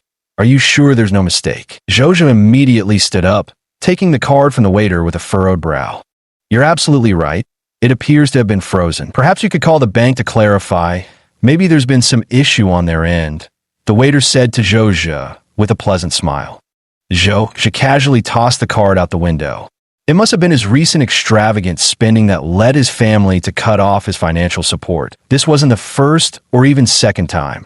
His family always thought he was wasting his life, frustrated that he wouldn't live up to their expectations. "Fine, tell me how much then? I can pay in cash, right?" With that, Zhou pulled out a wallet. "Your total comes to 15,700, sir," the waiter replied with a smile. And obviously Zhou's wallet didn't have nearly that much money. This might be the most embarrassing moment of his life. If word got out that he couldn't even pay for a meal, where would he ever show his face again? I've only got this. Take the 5,000 first, and I'll bring the rest tomorrow. Will that work? Zhou pulled out 5,000 in cash from his bag and handed it to the waiter. The waiter bowed slightly and said, "Sir, I'm truly sorry, but we can't extend credit without the manager's approval." "Then get your manager here," Zhou snapped, planting his hands on his hips in frustration. After a short while, a man dressed in a suit with a manager's badge pinned to his chest approached. He slightly bent toward Zhou and said, "Sir, how may I assist you?" Zhou crossed his arms in front of himself and said to the manager, "I was in a hurry when I left home today and didn't bring enough money. Could I possibly come back and pay tomorrow?" The manager smiled and said, "Sir, I'm very sorry, but our establishment doesn't have such a policy. Please understand." Those words practically made Zhou's lungs burst with anger. The implication was all too clear. Credit wasn't out of the question, but Zhou simply wasn't someone important enough to merit it. "Can't your store establish this rule right now?" Zhou, seeing his face about to be lost, glared at the manager and spoke. Yet the manager remained immovable like oil and salt wouldn't penetrate, merely shaking his head with a faint smile. At this moment, Zhao Feifei couldn't stay seated any longer. She took her salary card from her bag and handed it to Zhou, whispering, "Forget it, just use my card today." Although this single meal cost the equivalent of 2 months of Zhao Feifei's salary, now wasn't the time to be stingy, because Zhou had already reached the point where it was as hard to retreat as to advance. Even if it pained her, she had no other choice. Holding the bank card in his hand, Zhou felt deeply moved. "Feifei, how could I possibly use your money? Hurry and take it back. I'll handle this small matter myself. What's yours is mine, and what's mine is yours, right? There's no need to draw lines between us." Zhao Feifei tried hard to persuade Zhou, but Zhou's hesitation was evident in that moment. Having reached this age, it was the first time he'd ever gone on a date where the girl paid instead of him. His pride as the young master of the Zhou family couldn't stomach it. "Oh, come on, with so many of us here. How about we split the bill? Weren't we always going Dutch when we used to have meals together before?" Ma Xiaolu suddenly spoke up at this moment. But as soon as the words were spoken, some people immediately shook their heads and sighed. They had come mainly for the free meal, and had they known it would be split equally, they would never have ordered such extravagant dishes. Now the bill had far exceeded what they were willing to pay. Huang Lei remained silent, knowing this wasn't the time for him to speak. Although he had organized this gathering and publicly promised to foot the bill of the company, having Zhou take the lead now gave him the perfect excuse to fade into the background. At worst, they could split the bill, and he'd only have to pay his share. After all, he didn't want to go for wool and come home shorn. Just as the awkward atmosphere reached its peak, Suyu took out a golden card from his bag, emblazoned with a VIP logo, and casually handed it to the manager. "See if this card works," he said. Chapter 21. Suyu's sudden move completely caught everyone present off guard. "Where did you get so much money?" Ma Xiaolu tugged at Suyu's sleeve and asked softly. Suyu shrugged and said to Ma Xiaolu, "I actually don't know if there's any money in that card." Ma Xiaolu was instantly embarrassed. "You dare to take it out without knowing if it had money? Just try my luck. What if it works?" Suyu replied nonchalantly. Actually, when Suyu came in earlier, he had already noticed that the shop's logo matched the emblem on this VIP card, so he guessed it might be usable. By now, some people present had realized this card wasn't a bank card. "Are you kidding me? Are you seriously trying to pay with some supermarket VIP points card?" Huang Lei finally couldn't hold back and blurted out. After hearing this, Ma Xiaolu suddenly came to her senses and turned to look at the card pinched between Suyu's right index and middle fingers. When she realized it was indeed a VIP card, Ma Xiaolu wished she could disappear into the ground. This once again made her wonder if Suyu might have something wrong with his brain. "Ha ha ha, Xiaolu, your husband is truly hilarious. Does he think this is a supermarket or something? Yeah, I wonder how many loyalty points he can rack up." The crowd erupted in mocking laughter. Even Zhou was momentarily stunned, though moments earlier he'd assumed his own situation had reached peak embarrassment. Who would have thought a live treasure would pop out of nowhere, nearly making him burst into laughter? Zhao Feifei glanced at Suyu with sympathetic eyes, sighed, then handed her bank card to the manager. Regardless, Zhao Feifei felt deeply grateful that Su Yu had stepped forward to bail them out at such a moment. At least he had the intention, though his approach was wrong due to his mental condition. While everyone else was busy mocking Su Yu, the manager's eyes shone brighter than the glittering gold card in Su Yu's hand.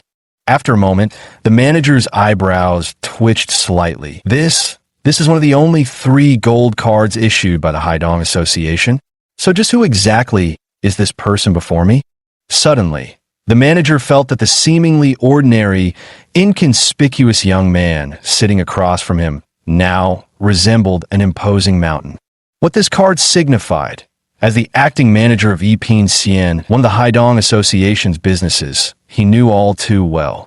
Holding this card not only entitled one to enjoy the establishment's highest-tier complimentary services, but more importantly, it served as a symbol of status. This meant the person before him held an extremely important position within the Haidong Association. The manager didn't reach out to take the bank card Zhao Feifei was holding. Instead, with trembling hands, he reverently received the VIP gold card from Su Yu with both hands. Then he lightly patted his own face to wake himself up, and finally, after confirming it was a genuine card, the manager returned the card to Su Yu with both hands and bowed at a 90-degree angle, saying, "Sir, please forgive my poor judgment for not recognizing you earlier. Your esteemed presence has brought immense honor to our establishment." As these words fell, the entire venue fell into complete silence. All the disparaging remarks about Su Yu ceased instantly, replaced by looks of utter disbelief directed at him. The man who moments ago had been regarded by them as someone with mental issues had, in the blink of an eye, become a distinguished guest in the manager's eyes, even spoken to with the utmost respect. "You there, come quickly and move this gentleman and his friends to the best VIP room we have." The manager waved over and instructed several nearby waiters. "No need. Just bring us more of the champagne crab and rock oysters." So Yu turned his head and calmly told the manager. He had noticed Ma Xiaolu seemed particularly fond of those 2 dishes moments ago, hence the additional order. All right, this gentleman will just have to wait a moment." After saying this, the manager turned to the waiter beside him and instructed, "Quickly prepare the finest Australian champagne crab and Sydney rock oysters." At this moment, Ma Xiaolu finally snapped out of her daze and, looking at the manager who was standing before Su Yu like a mere servant, asked, "But the money?" "Oh, don't worry, miss. Your entire bill is on the house." In an instant, everyone present was so shocked their jaws nearly hit the floor. Just moments ago, the young master of the prestigious Zhou jewelry couldn't even get a tab. Yet after a few words from Su Yu, the entire bill was waived. The implications were clear to everyone present without a word being spoken. Especially Zhou Zhe. Zhao Feifei had previously told him that Su Yu was from the Su family. And Zhou Zhe knew very well that even if Su Xiaowei came to this restaurant, he would never receive such treatment. From this, it seemed clear who the future successor of the Su family would be. The answer was already obvious at a glance. Zhou Zhe sat down and nodded slightly at Su Yu, saying, "Young Master Su, thank you for earlier." Su Yu didn't seem to take the matter to heart. He picked up a champagne crab from the tray and placed it in front of Ma Xiaolu, saying, "Don't let such trivial matters ruin your appetite." Zhou Zhe also let out a long sigh as he gazed at Su Yu's profile. Suddenly, he felt that having his credit card frozen today might not have been such a bad thing after all. At the very least, it helped him gain something valuable. The realization that Binhai City wasn't just home to one Su Xiaowei, but also a Su Yu whose background might potentially eclipse even Su Xiaowei's. What's more, in Zhou Zhe's eyes, Su Yu appeared far more low-key compared to Su Xiaowei, displaying greater depth and shrewdness. Thus, he'd already made up his mind. He'd leverage his connection with Zhao Feifei to befriend Su Yu at all costs. For him, this could only bring benefits, never harm. Among all the people present, the one who probably couldn't make sense of the situation the most was Huang Lei. He had personally witnessed Su Yu being kicked out of the Su family. So why did Su Yu's status in Binhai City seem to have risen instead of fallen?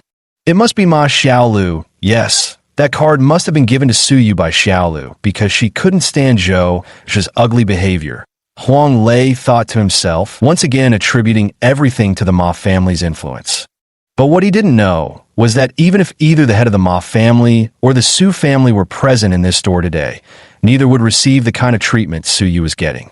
Although these two families held some status in Binhai City, even combined, they were still no match for the Haidong society. Ma Xiaolu ate her oysters curiously and asked, "Hey, where did you get that card? Why did they just waive the bill for you?" Su Yu licked his lips and replied, "Isn't this just the room card from yesterday's Sunrise Hotel? I grabbed the wrong one. I meant to use this card." After saying this, Su Yu took out the salary card Chen Fu had given him from his bag. It wasn't that he wanted to deliberately hide things from Ma Xiaolu. It just wasn't the right time for her to know yet. Or perhaps, Su Yu didn't want Ma Xiaolu to have any connection with this Haidong society. This was his way of protecting her to the utmost extent. Chapter 22. Ma Xiaolu immediately broke into a cold sweat of embarrassment. Intelligent as she was, she naturally understood that Su Yu must have been joking.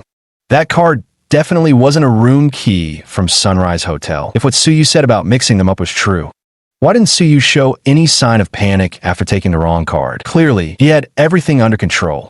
But Ma Xiaolu made no move to expose Su Yu either, playing along instead. "Shouldn't we hurry up and think a way to leave now?" she said. "If we get caught later, it'll be over." Su Yu glanced around and noticed the restaurant was already quite crowded. Lowering his voice, he said, "What's the rush? There are plenty of people here now. Let's finish eating before we go." "Master Su, let me toast you." At this moment, Zhou Zhe, sitting nearby, raised his glass respectfully to toast Su Yu. Su Yu responded politely as well, just as Zhou Zhe and Su Yu were chatting about trivial matters. Su Yu's phone suddenly rang, displaying an unfamiliar number. "Hello," Su Yu answered the call. "Hello, may I speak to Mr. Su? This is Ah Si. We've met before. The boss has invited you to dinner today. May I ask where you are currently? I'll come pick you up."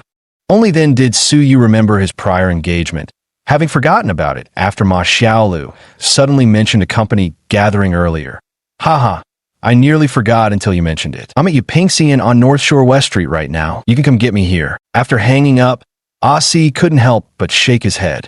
When Chairman Shin Ao of the Haidong Association extended an invitation, most people would engrave it in their minds and carve it in their hearts. Yet somehow only this mysterious veil-wearing Mr. Su could forget such an honor.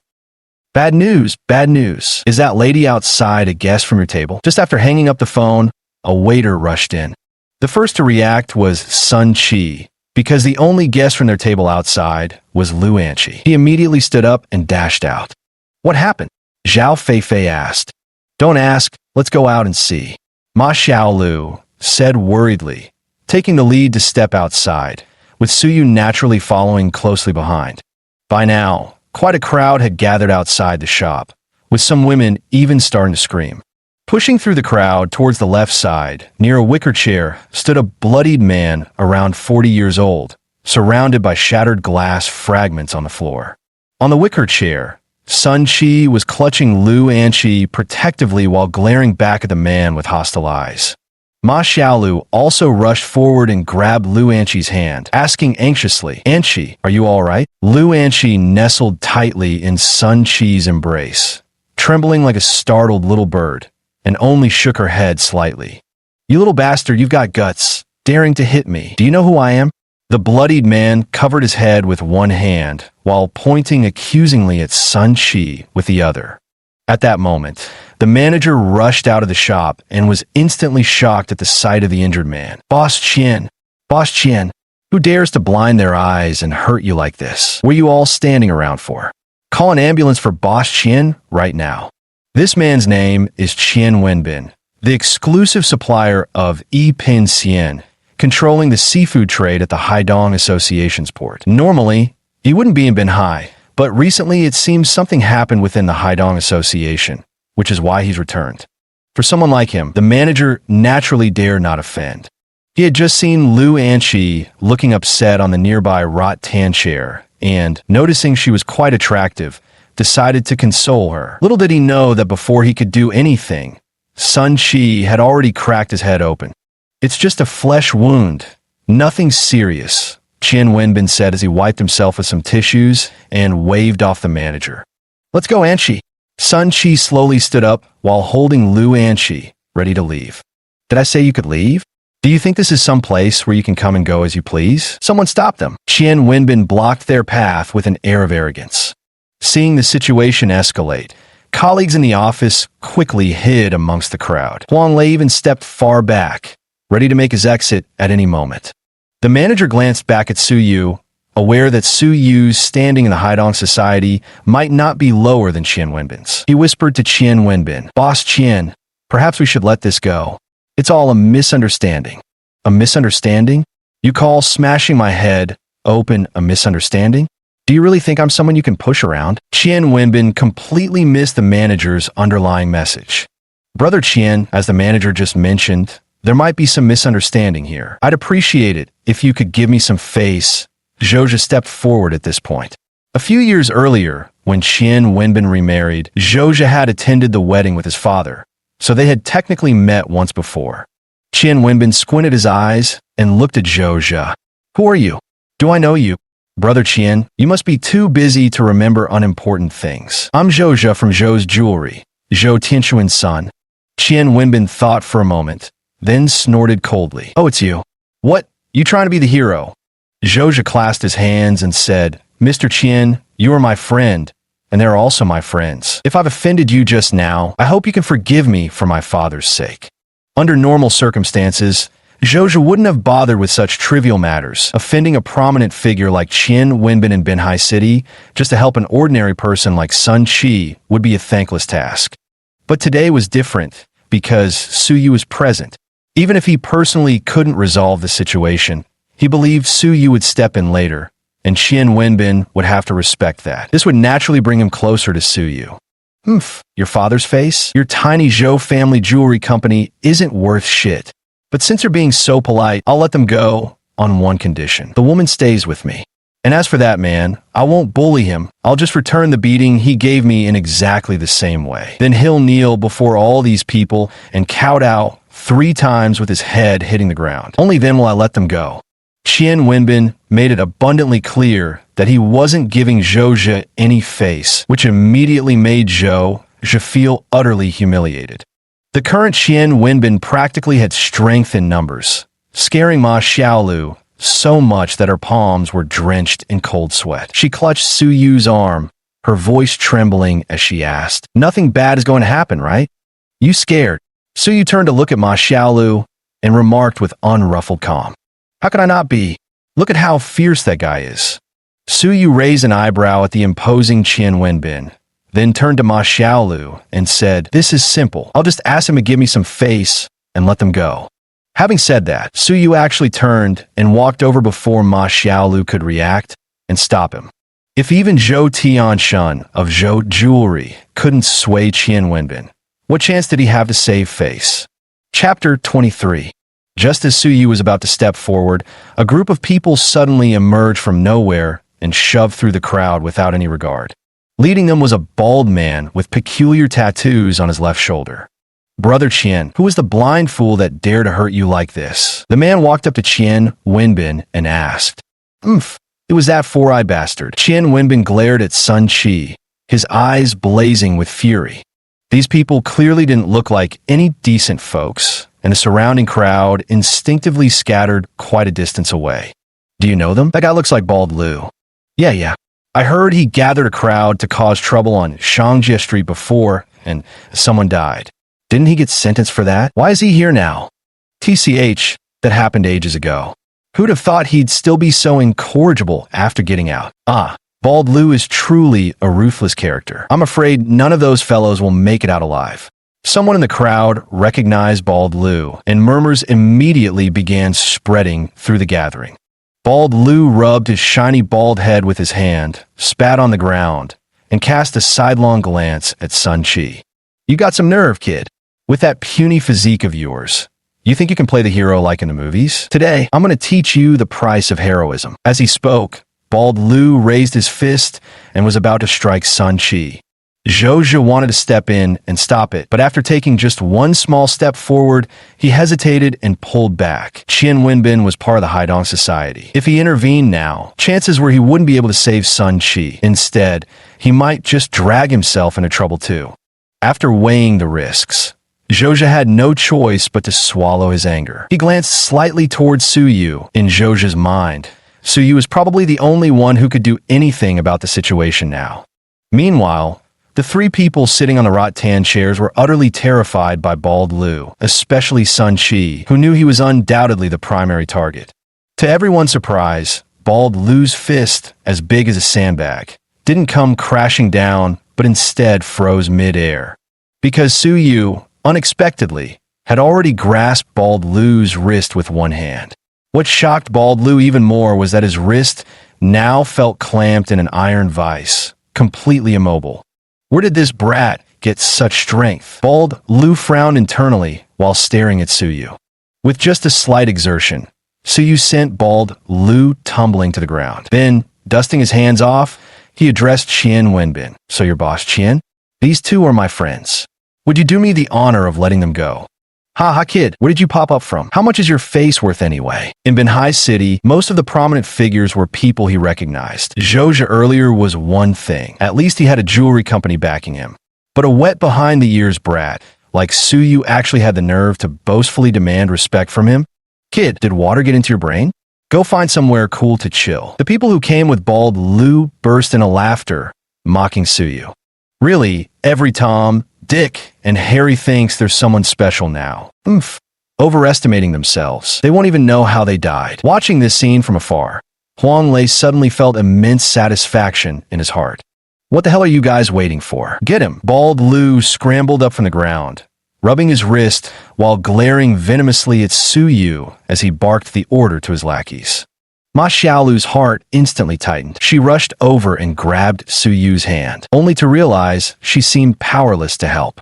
Well, what a pretty little thing we have here. Nice, very nice. As he spoke, Baldy Lu's gaze raked over Ma Xiaolu's entire body, suddenly making him lick his lips and stroke his shiny scalp in agitation. Mr. Su, so this is where you've been. Just as tensions were reaching a boiling point among the crowd, a man in a suit suddenly emerged and strode briskly towards Su Yu. You gave me quite the chase, Mr. Su. Shall we go now? The newcomer was none other than AC. Go where to? Baldy Lu crossed his arms and looked at AC's retreating figure with disdain. In his eyes, this was just another fool rushing to be the first to die. Mr. Su, what is this? AC asked with slight confusion. Oh, just a little misunderstanding between my two friends and this gentleman called Qian Wenbin. Things escalated to this situation, Su Yu said nonchalantly. Qian Wenbin?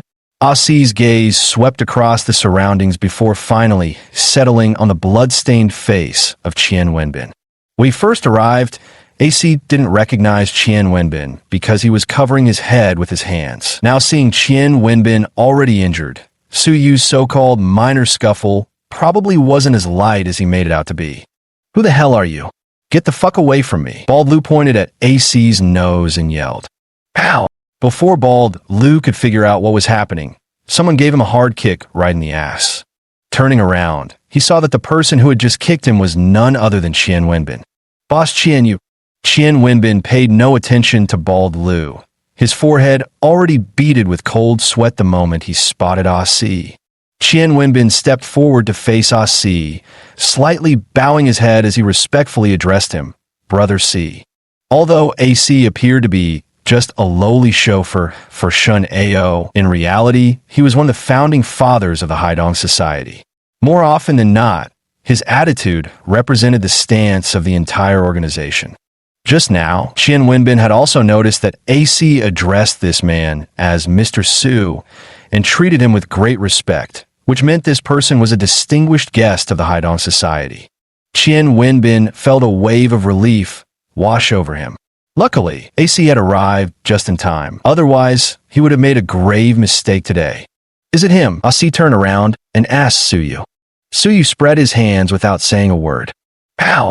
A crisp sound rang out as AC's palm made contact with the side of Qian Wenbin's face. The slap was so forceful that many present instinctively covered their own cheeks, wincing in shared pain. Before Qian Wenbin could even process what had happened, AC swung his hand back and delivered another slap. Two deep red marks now adorned Qian Wenbin's face, fresh blood already trickling from the corner of his mouth. "You blind dog. Hurry up and apologize to Mr. Su." AC glared at Qian Wenbin while speaking through gritted teeth. With a loud thud, Qian Wenbin dropped stiffly to his knees before Su Yu. Trembling, he clasped his hands and stammered incoherently, "And Mr. Su." This lowly one failed to recognize Mount Tai. "I deserve death. Please be magnanimous and spare this unworthy worm." Everyone present was stunned, including Zhou Zhe. He had originally thought Su Yu disregarded others because of his relatively high status in the Su family. But now it seemed even the head of the Su family, standing here, wouldn't make Qian Wenbin kneel and admit his mistakes. So who exactly was this Su Yu? And why did even the Haidong society show him such respect? "So now, have I gotten this face of mine?" Su Yu asked Qian Wenbin. Given, scarcely finishing his words, Qian Wenbin immediately turned towards Sun Qi. "I'm truly sorry, both of you. It's all my fault. Please be merciful and forgive me." Sun Qi looked up at Su Yu in utter bewilderment, completely at a loss for what to do. Su Yu patted Zhou Zhe's shoulder and said, "I have matters to attend to and must leave first. I'll leave this situation in your hands." With that, he took Ma Xiaolu's hand, and under Ah Si's guidance, they pushed through the crowd and left the scene. Chapter 24. The black Mercedes-Benz glided smoothly under the streetlights. In the back seat, Ma Xiaolu glanced at Su Yu beside her, who held her hand with calm composure, while she herself hadn't yet recovered from the earlier heart-stopping moments. Once again, she couldn't shake the feeling in her heart. This person truly wasn't the Su Yu she knew. Because the Su Yu sitting beside her now was far too composed, beyond what could be described as mere maturity for his age. It was as if everything unfolded according to his expectations, and any sudden event left him unshaken. That kind of steadiness and calmness gave Ma Xiaolu an irresistible sense of unconditional trust in this man. Ah Si glanced at the couple through the rearview mirror and smiled, saying, "Mr. Su, Mrs. Su, you must have gotten quite a scare earlier." Su Yu remained silent, merely nodding slightly in response. However, Ma Xiaolu had already regained her composure and asked with curiosity, "You know me?" Ah Si continued, "Mrs. Su, we actually met just yesterday. Though you were unconscious at the time, I was the one who brought you both to the Morning Sun Hotel." Now Ma Xiaolu remembered what had happened yesterday. Ma Xiaolu turned to look at Su Yu again and asked, "So where are we going now?" "You'll know when we get there," Su Yu deliberately teased, keeping the answer to himself. Soon, the car stopped outside the entrance of Baiwei Restaurant. Shun Xinyue, tall and slender in a light green dress, walked over in high heels. Reaching out to open the car door, Su Yu didn't stand on ceremony, helping Ma Xiaolu step out of the vehicle hand in hand. "Mr. Su, Mrs. Su, please come inside. My father has been awaiting your arrival for some time." Su Yu gave a slight nod and followed Shin Xinyue's lead as they proceeded inside. Although Ma Xiaolu had visited some high-end restaurants and clubs before, those occasions had always been family gatherings for important events. This was the first time she had been invited alone, and the more polite others were, the more nervous Ma Xiaolu felt. Holding Su Yu's hand, Ma Xiaolu walked half a step behind him, slightly lifting her head to see Su Yu's profile, which seemed completely indifferent. It gave Ma Xiaolu the feeling that everything was just as it should be, as if it were only natural. "Why aren't you nervous at all? You're such a weirdo," Ma Xiaolu muttered to herself. But she quickly realized what was there to be nervous about. Even during such an elaborate spectacle earlier, Su Yu hadn't shown the slightest unease. Why would he be nervous now? The business inside Baiweiju was noticeably quiet, yet Ma Xiaolu understood that this stillness wasn't a sign of poor business. Rather, it symbolized prestige. After all, Baiweiju wasn't just any restaurant in Binhai City open to anyone who walked in. Entry here was a mark of distinction. Now, Ma Xiaolu couldn't help but wonder who would host Su Yu here, and, more importantly, why? Following Shan Xinyue, They went up to the second floor and arrived at the entrance of a private room named All Birds Paying Homage to the Phoenix. Shun Xinyue reached out and forcefully pushed open the door, gesturing for both of them to enter with a welcoming hand. Su Yu, holding Ma Xiaolu's hand, strode in. The entire private room was luxuriously extravagant. The walls were adorned with landscape paintings, lending an air of scholarly refinement to the space. Under the enormous crystal chandelier in the center stood a large round table. Seated at the table were two men. One was Shun Ao, while the other was a man around 50 years old, dressed in traditional martial arts attire, sitting with the poised dignity of a pine tree. Seeing Su Yu walk in, Shun Ao immediately stood up with a smile. "Mr. Su, please have a seat. My injuries prevented me from welcoming you properly. Please forgive any disrespect due to my inability to greet you at the door." Su Yu nodded lightly. "No need for formalities, Boss Shun. It's just a simple meal. No need for elaborate courtesy." The moment Su Yu spoke those words, Shun Ao's expression darkened. "Just a simple meal. Does he mean to look down on me?" Yet in truth, for Su Yu, it truly was nothing more than an ordinary, humble meal. However, Shun Ao was no stranger to the ways of the world. If this had been an ordinary person, he might have already flared up in anger. But since it was Su Yu, he naturally couldn't let these emotions show on his face. "Ha! Since Mr. Su is someone who doesn't stand on ceremony, I won't pretend to be all cultured either. Let me introduce you. This is Mr. Wu Xiufeng." Wu Xiufeng stood up and extended his right hand. "I'm Wu Xiufeng. I've long admired your reputation." Su Yu also extended his right hand. When their palms met, Wu Xiufeng steadied his breath, focusing his energy, and gripped Su Yu's hand tightly. He wanted to see just how capable this Su Yu was to actually manage to kill the black bear. An inner cultivation practitioner. How interesting. I'll play with you for a while. A faint, almost imperceptible smirk curved at the corner of Su Yu's lips as he thought dismissively to himself. The so-called internal cultivators are actually those who practice qi cultivation on Earth. Although somewhat similar to Foundation establishment, there exists a fundamental difference between the two. Internal cultivators can only generate trace amounts of true essence within their bodies through gradual self-cultivation. This true essence could also be called spiritual energy, but its purity falls far short. In contrast, cultivators undergoing Foundation establishment can absorb spiritual energy from heaven and earth, continuously refining and assimilating it. That is to say, qi cultivators rely solely on their internal resources, while true cultivators can utilize all natural resources. The pinnacle of qi cultivation on Earth can indeed render practitioners impervious to blades and bullets. Yet before Su Yu, all such achievements are utterly insignificant. Su Yu and Wu Xiufeng shook hands for a good 10 seconds, yet Su Yu's expression remained completely unchanged. On the contrary, Wu Xiufeng gradually furrowed his brows, until his expression finally became slightly distorted, because he could feel the searing, domineering power radiating from Su Yu. This power made him tremble with fear. "What are you two doing? Stuck together?" Ma Xiaolu found it odd that they'd been shaking hands for so long.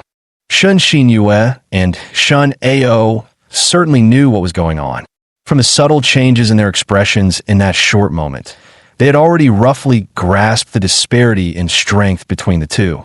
With Ma Xiaolu's words, the two finally released each other's hands. Wu Xiufeng quickly withdrew his slightly trembling hand behind his back, forcing out a stiff smile as he explained, "We just felt like we should have met sooner."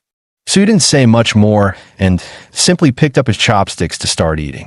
The two truly had met too late. If Black Bear had been replaced by Wu Xiufeng in their previous encounter, it would have been Wu Xiufeng who died. As for this Wu Xiufeng, he barely qualified as an expert in internal cultivation, having achieved minor mastery of inner strength. However, Wu Xiufeng was now already past 50, and this was his limit. Achieving the release of inner force beyond his body was something he could never accomplish in this lifetime. In truth, Wu Xiufeng had already worked very hard. Although he had only reached minor mastery of internal energy, this alone was enough to make him feel proud. Yet he didn't know that his pride was utterly worthless in Su Yu's presence. Chapter 25. After everyone was seated, the attendant poured wine for Su Yu and the others, while Shun Ao glanced sideways at Wu Xiufeng. The latter gave an imperceptible nod, indicating that Su Yu's strength was formidable and not to be underestimated. Although Wu Xiufeng hadn't directly clashed with Su Yu, their brief encounter just now made him realize that Su Yu's abilities were far beyond just being formidable. Right now, Wu Xiufeng couldn't even lift his hands. His composed demeanor was merely an attempt to preserve his reputation as Master Wu. Shin Ao picked up his wine glass, walked over to Su Yu, and slightly bowed as he said, "This toast is for you, sir, in gratitude for saving my life." Su Yu raised an eyebrow slightly before picking up his glass and responding, "Boss Shun, you're too courteous." He then downed the drink in one gulp. As Shin Ao set his glass down, Shun Xinyue immediately rose to her feet once more. "Sir, your medical skills are truly miraculous. This humble woman is endlessly grateful." After speaking, she signaled discreetly to the waiter, who promptly refilled Su Yu's glass. Su Yu could only shake his head in resignation. His gaze swept across the three figures before him. Were it not for Ma Xiaolu's presence and the psychological trauma killing them might inflict on her, all three would already be dead. Su Yu picked up his wine glass and looked disdainfully at Shun Xinyue.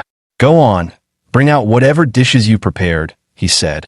After speaking, he downed the drink in one go yet again, without the slightest hesitation. At those words, Shun Xinyue was instantly startled. Had he noticed something? How was that possible? Su Yu killed the black bear with a single move, leaving Shun Ao both shocked and delighted. He wanted to recruit Su Yu to serve under him. So today's meal can also be understood as Shun Ao's trap, disguised as a gratitude banquet. To recruit Su Yu and make him serve, Shun Ao knew he must employ both kindness and severity. The colorless, odorless muscle relaxant powder in the wine was Shun Ao's way of intimidating Su Yu, showing that no matter how strong someone was, he had ways to deal with them. Then by offering Su Yu substantial benefits, he believed Su Yu would obediently comply. This tactic might have worked wonders on most people, but Shin Ao had no idea who he was really dealing with. If Ma Xiaolu hadn't been acting as a protective charm today, those three would indeed have been dead already for daring to use such despicable tricks. Of course, Ma Xiaolu had no idea about this. She didn't know the man sitting at this table was Shun Ao, whose influence could overshadow all of Binhai City with one hand. She just thought they seemed quite polite, assuming they were friends who you had made outside. There are more dishes coming? There's already so much food here. How could we possibly finish it all? Ma Xiaolu frowned sheepishly. No one spoke. They were all silently trying to gauge Su Yu's thoughts, wondering whether he had discovered what they'd done. Seeing no one speak, Su Yu picked up his empty glass and said to Shun Xinyue, "Another round." Shun Xinyue's hand trembled slightly as she held the wine flask. The wine had been laced with muscle-weakening powder. A single cup would knock out an ordinary person. Yet Su Yu had already downed 2 cups without showing the slightest effect, filling her with unease. After Shun Xinyue refilled his glass, Su Yu stood up, approached Shun Ao with a smile, and said, "I'm deeply honored by your hospitality, Boss Shun. Allow me to toast first." With that, he drained the glass in one gulp before slamming it down with a sharp clack right in front of Shun Ao. Then, leaning in slightly, he whispered into Shun Ao's ear in a voice barely audible, "I can save you just as easily as I can kill you." After speaking, Su Yu took Ma Xiaolu's hand and addressed the trio. "Since there's nothing left to eat, we'll take our leave now." Ma Xiaolu stood up, wiping her mouth, still wanting to say something polite. Su Yu lightly pulled her shoulder closer and said, "No need for formalities with Boss Shun, right?" As he spoke, his gaze swept across Shun Ao's face like a razor's edge, sending chills down the seasoned rogue's spine. Yes. Shun Ao lowered his head slightly, not daring to meet Su Yu's deathly gaze. "Oh, then I'll see Mr. Su out." Shun Xinyue quickly set down the wine jug and said. At that moment, Su Yu had already turned and walked out with Ma Xiaolu, throwing back a final reminder without looking back. "Boss Shun, remember what I just told you." The voice seemed to emerge directly from Shun Ao's mind, And just as Su Yu's words faded, asterisk crash asterisk, the glass Su Yu had placed in front of Shun Ao shattered into countless fragments. Dad? Dad! Shun Xinyue called out several times before Shun Ao finally snapped back to reality. Staring at the powdered glass before him, Shun Ao could barely believe his eyes. Was this something a human could even do? Shun Ao swallowed hard and said, "It seems we've still underestimated him. Master Wu, based on your experience, how would you rate his strength?" Shun Ao frowned as he looked at Wu Xiufeng. At this moment, Wu Xiufeng still kept his right hand behind his back, his palm trembling slightly and covered in cold sweat. Yet when Shun Ao asked, Wu Xiufeng put on a supremely confident demeanor and replied, "Despite his young age, he's already achieved minor mastery of inner energy. That's what gives him his confidence. But his arrogance is excessive, making it hard for him to achieve greatness." Shun Xinyue also sat down and asked, "It seems he's already seen through our plan for today. I can't believe he drank 3 cups without any effect at all. I initially thought he was an external martial artist, which is why I underestimated him. It's not surprising that they can detect certain internal cultivation techniques. But if you claim he downed 3 cups without any issues, I find that hard to believe. Even the most formidable internal martial artist may seem fine in the moment, but they would undoubtedly suffer severe energy depletion afterward." Wu Xiufeng declared confidently. "So, Master Wu, how confident are you in facing him directly?" Shun Ao asked, looking at Wu Xiufeng with eager anticipation. In truth, Wu Xiufeng himself wasn't entirely sure, but based on the handshake with Su Yu earlier, he felt Su Yu's strength far surpass his own, perhaps even overwhelming. Wu Xiufeng extended his left pinky finger and said, 70%. Shun Xinyue immediately widened her eyes. 70%? Even Master Wu doesn't have full confidence in defeating him. Wu Xiufeng knew in his heart that this 70% was just him trying to avoid boosting the enemy's morale while dampening his own. In truth, Wu Xiufeng felt fortunate if he could hold his own against Su Yu in an even match. "For now, I remain cautious, especially since we haven't truly crossed hands yet," Wu Xiufeng continued, maintaining his dignified master's demeanor. "Dad, what should we do now?" Shun Ao fell into deep thought for a moment, then suddenly slammed his palm on the table with a vicious expression. Through gritted teeth, he said, "Find a way to eliminate him. We can't allow this man to keep living." Such a capable individual had just seen through Shun Ao's scheme and was practically on the verge of open confrontation. Recruiting him was clearly impossible now. Since that was the case, rather than letting the tiger return to the mountains and creating future troubles, it'd be better to simply kill Su Yu and be done with it. After all, with Master Wu making his move, it shouldn't prove too difficult. Chapter 26. Shun Ao would never have imagined that his proud Master Wu didn't even have a 10% chance of defeating Su Yu. After stepping out of Baiwei Restaurant, Ma Xiaolu shrank her neck against the evening breeze and looked at Su Yu, who stood with his hands behind his back like some profound old sage. "So, who were those people anyway?" she asked. Su Yu rolled his eyes thoughtfully. "A bunch of people with a death wish." The insult was unmistakable. Ma Xiaolu instantly burst into laughter, skipping over to link arms with him. "They say one's tongue is softened by another's food, and one's arm shortened by another's gifts. But here you are, just finished eating their meal, then turn around and curse them the moment you leave. I asked if they had any more dishes prepared, and none of them did. Isn't that just asking for trouble?" As she spoke, Ma Xiaolu didn't dwell on it. Walking aimlessly along the roadside, she continued, "I'd heard all about Baiweiju having famous chefs from across the country, but after eating there, it turns out it's just mediocre. Not even as good as whatever random dishes you whip up at home." Su Yu shook his head without saying a word. Not many people had tasted his cooking. Seeing Su Yu shake his head with that grudging reluctance, Ma Xiaolu abruptly stopped and tugged at him seriously. "Little Yu, by the authority of the Queen Mother of the West, I hereby decree that from now on, you shall be my personal imperial chef." Su Yu was both amused and exasperated. No matter how you looked at it, he was once an esteemed, immortal venerable. How had he ended up becoming someone's personal chef now? "Your Majesty, I don't come cheap, you know. I don't care." After saying that, Ma Xiaolu stuck her tongue out at Su Yu and dashed out of the room. Hey, you're already homeless, and you still dare to hire a chef? Where exactly do you plan to put him? Hearing this, Ma Xiaolu paused. She had almost forgotten about it while being with Su Yu today. The current Su, you had nowhere to go. Didn't you say you were going to stay at your mom's place? Moonlight slipped through the gaps between leaves by the roadside, casting a silvery glow across Ma Xiaolu's profile. I was thinking about it, but you want me to be your chef. Surely you don't expect me to cook for you every day and deliver the meals. Su Yu gently placed his hands on Ma Xiaolu's shoulders as he spoke. At this moment, the two were so close that Su Yu could hear Ma Xiaolu's slightly uneven breathing. As Su Yu gently exerted force with his hands, Ma Xiaolu naturally nestled into his embrace. At this instant, passing vehicles tiptoed by, afraid of disturbing this passionately in-love couple. Yet who could have known that just a few days ago, the two were nearly divorced? A moment later, Ma Xiaolu looked up at Su Yu and said, I've already spoken to Fei Fei today.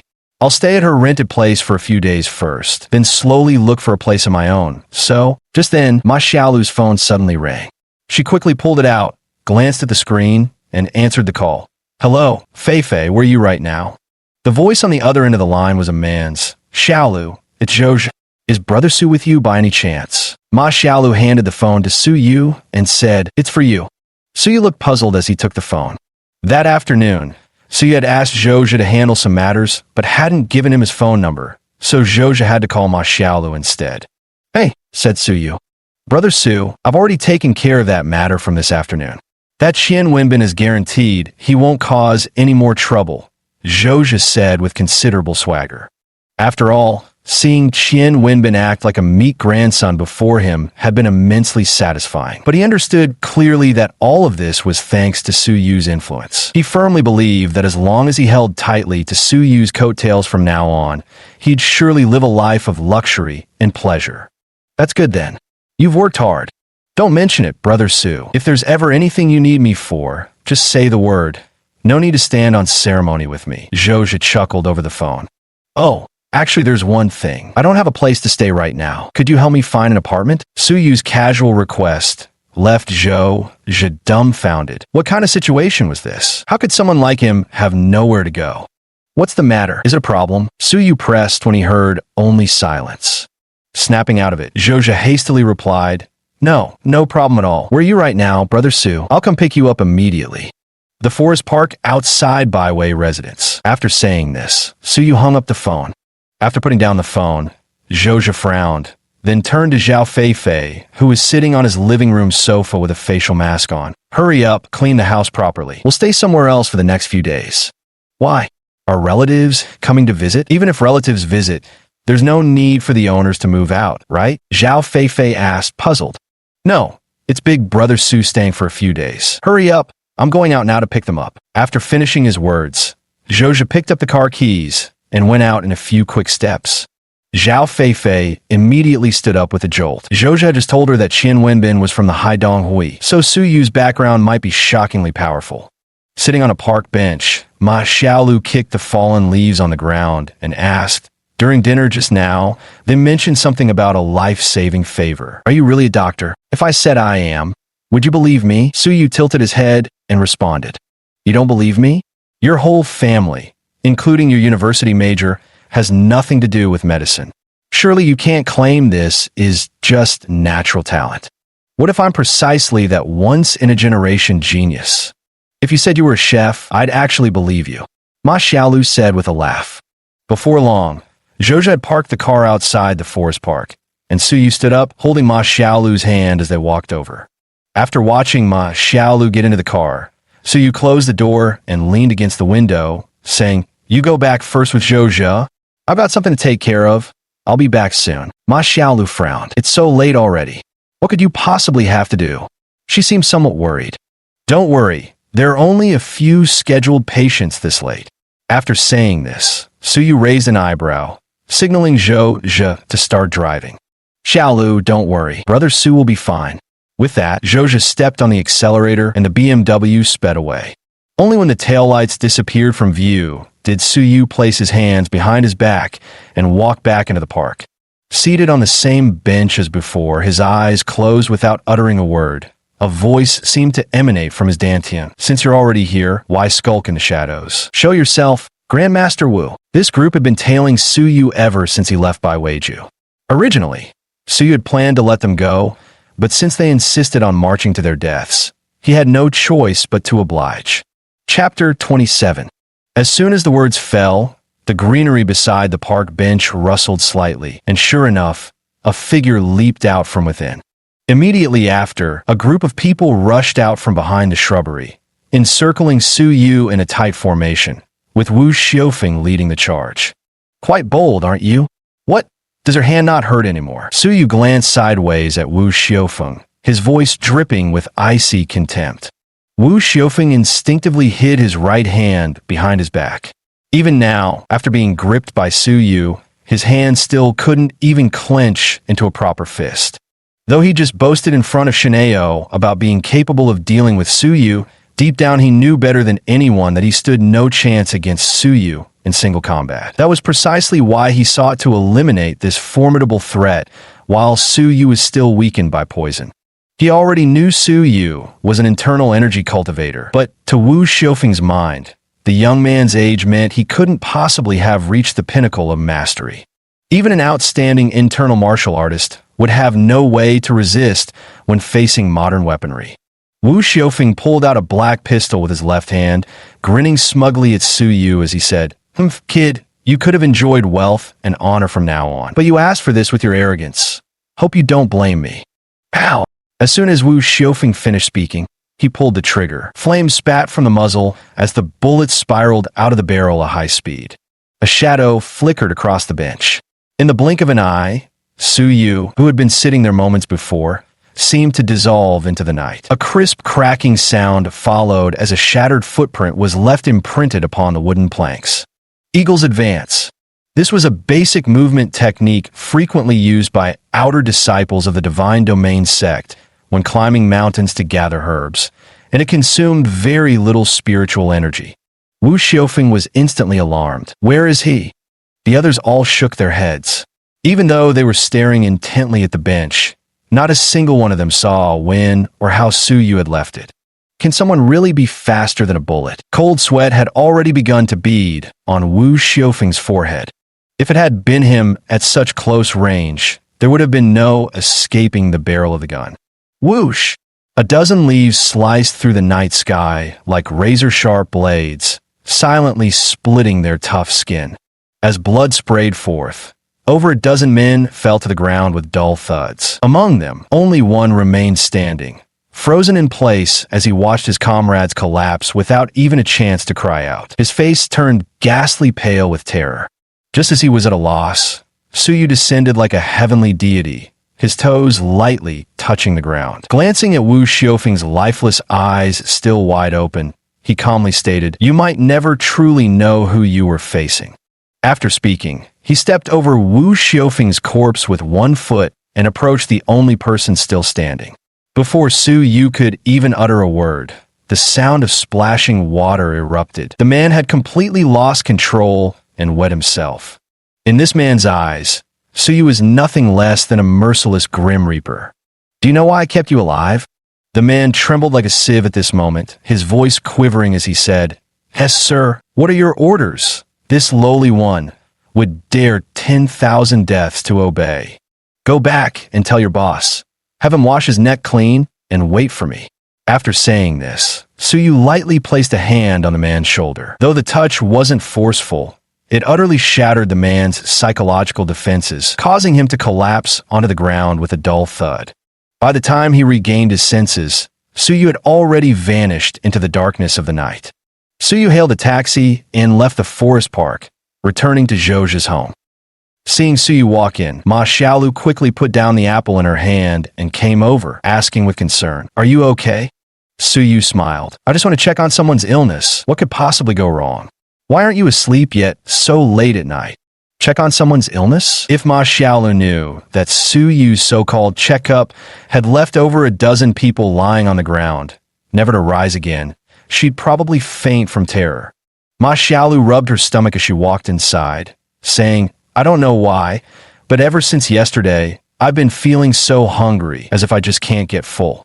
After speaking, Ma Xiaolu picked up the half-eaten apple from the coffee table again and took a bite. As for Ma Xiaolu's condition, Su Yu understood it best. Last night, he had both guided Ma Xiaolu through the 19 mystic needles technique and administered a minor foundation pill, significantly accelerating her metabolism. It was perfectly normal for her to feel hungrier than usual now. Su Yu reached over and snatched the apple from Ma Xiaolu's mouth. Pouting, she protested. "What are you doing? You have a severe stomach condition. You shouldn't eat fruit before bed." Ma Xiaolu froze. How do you know?" Of course she was aware of her stomach issues.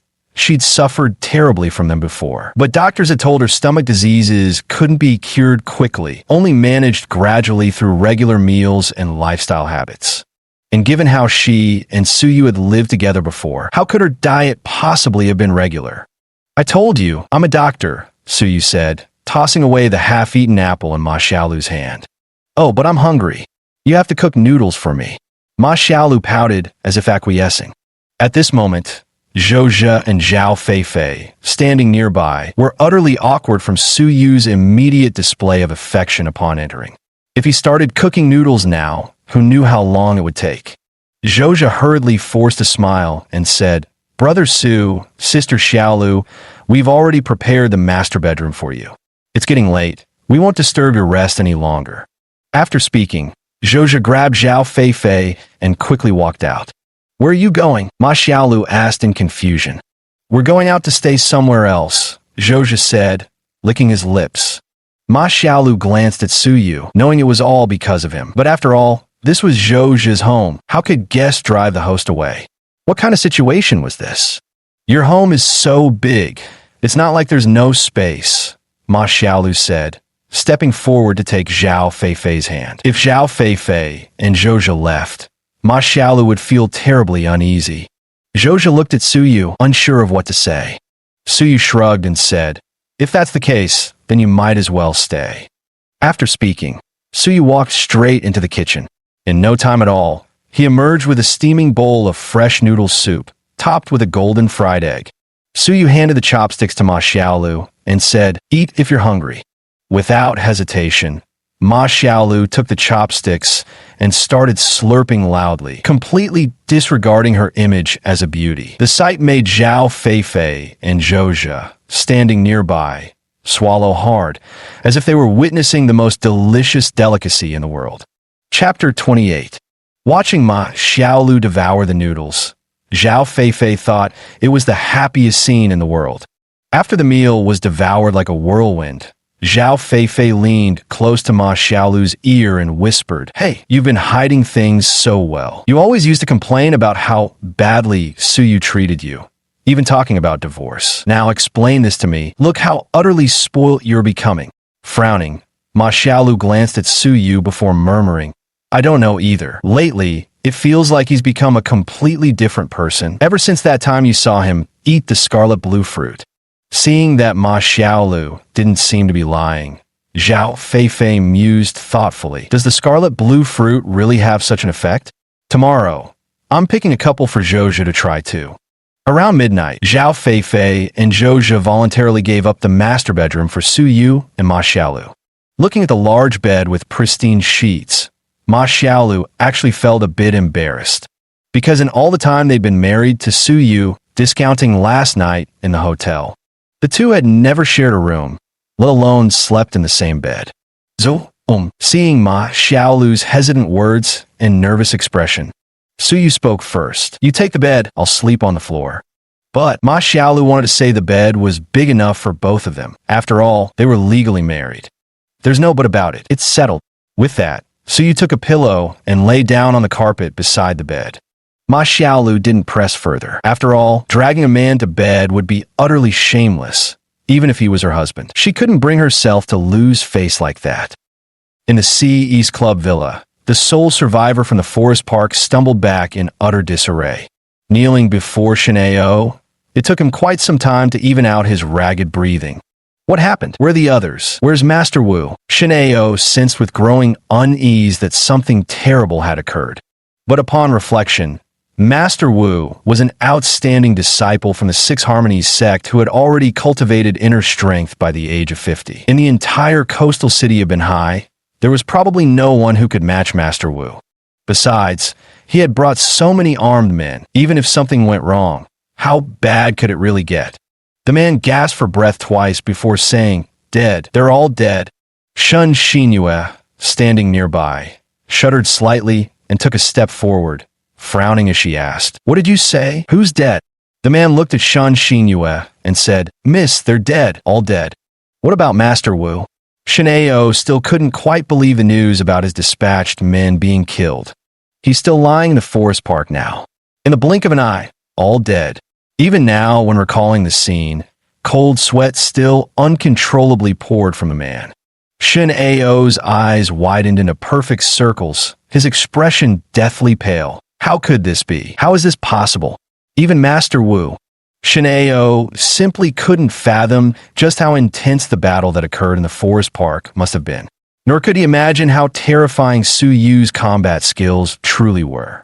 Yet that very battle in the forest park could only be described with one word: peaceful. The entire process unfolded without the slightest disturbance, like a single leaf falling on a still water, barely causing perceptible ripples before the surface returned to its undisturbed calm. "Then why aren't you dead?" Shun Xinyue suddenly seized upon the key point, grabbing the man by his collar and demanding. Not only had this man survived, he hadn't even sustained any injuries, a fact that struck Shun Xinyue as deeply peculiar. The man spoke up. "Why, young mistress? He sent me to relay a message to you." "What message?" Shin'eo said angrily. I daren't say it." "Useless fool. Can't even speak a single sentence." Shun Xinyue shoved the man to the ground. "Speak quickly, or I'll take your life right now." With a swift motion, Shin'eo pulled out his gun and pointed it at the man on the ground. "President, that man told me to tell you to wash your necks clean. He's coming to collect." Before the words fully faded, a sharp gunshot rang out. Asterisk bang, asterisk. Amidst a wisp of blue smoke curling from Shun Ao's pistol barrel, the bullet pierced straight through the man's skull. This is beyond intolerable. No matter who you think you are, Shin'eo, will make sure you can't stay another day in Binhai City. Gritting his teeth, Shin'eo glared at the lifeless body sprawled on the ground. Shun Xinyue closed her eyes. Though witnessing death wasn't her first time, it had come so abruptly that her stomach still churned with nausea. She turned her face away, refusing to look further. "You two, drag him away." Two men stepped forward, lifted the corpse of the man who had just died, and carried it off. "Dad, what should we do now? Can that person really be that powerful?" Shun Xinyue crouched beside Shin'eo, reaching out to take the gun from his hand. Even Master Wu was no match for him. Now that we've openly turned against such a person, if we don't find a way to eliminate him and let him flee to Su Tiancheng's side, we'll never have peace again. Shin'eo took a deep breath before speaking. "I don't quite agree, Dad. Maybe he just doesn't want to align himself with any faction. And it's not like we've completely run out of options ourselves." Shun Xinyue contemplated carefully before speaking.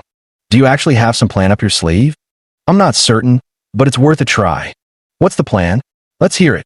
Shun Xinyue then placed the gun on the table and said, "Dad, actually during dinner today, I don't know if you noticed. After Master Wu shook hands with Su Yu, he never used his right hand again. I didn't pay attention to that. I think it's very possible that Su Yu's abilities might far surpass Master Wu's. That's why Master Wu was so eager to eliminate Su Yu just now, because Su Yu's existence already threatens Master Wu's status. It's just that even he hasn't fully grasped the gap between himself and Su Yu. How is this possible? Master Wu is a formidable inner force expert from the Six Harmonies sect. How could this young lad's abilities far surpass Master Wu's? Shin'eo found it utterly unbelievable. "Dad, think about it. If Master Wu were replaced by Su Yu, could he have detected the poison we put in his wine?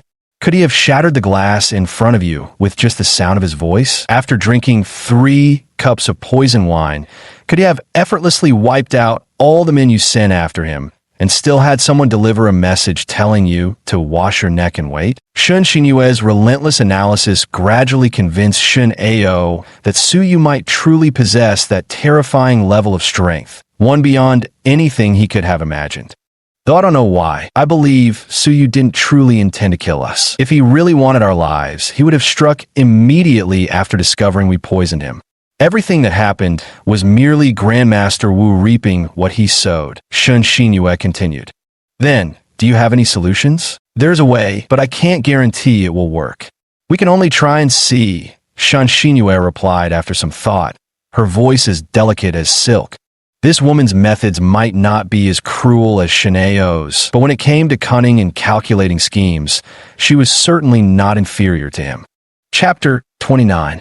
The next day, at Renmin Hospital No. 1 in Binhai City, a middle-aged man paced anxiously outside the intensive care unit, his expression grave. This man was Suyu's father, Suyu Eluan. However, this relationship was no longer acknowledged by Suyu the moment he decided to reclaim the apartment where Suyu had previously lived. Su Xiaowei in the intensive care unit, wearing a breathing mask, had unexpectedly deteriorated into this state without any warning. After days of thorough examinations from head to toe, the hospital ultimately failed to provide a reasonable diagnosis for his condition. Watching his son grow weaker day by day, Suyu Eluan seemed to have aged several years in a short time. Just then, Xiao Shiweni and a Taoist priest in a robe slowly approached from the end of the corridor. The elderly Taoist, forming an orchid hand gesture and exuding an air of celestial grace, said to Su Yuan, "Don't panic, Mr. Su.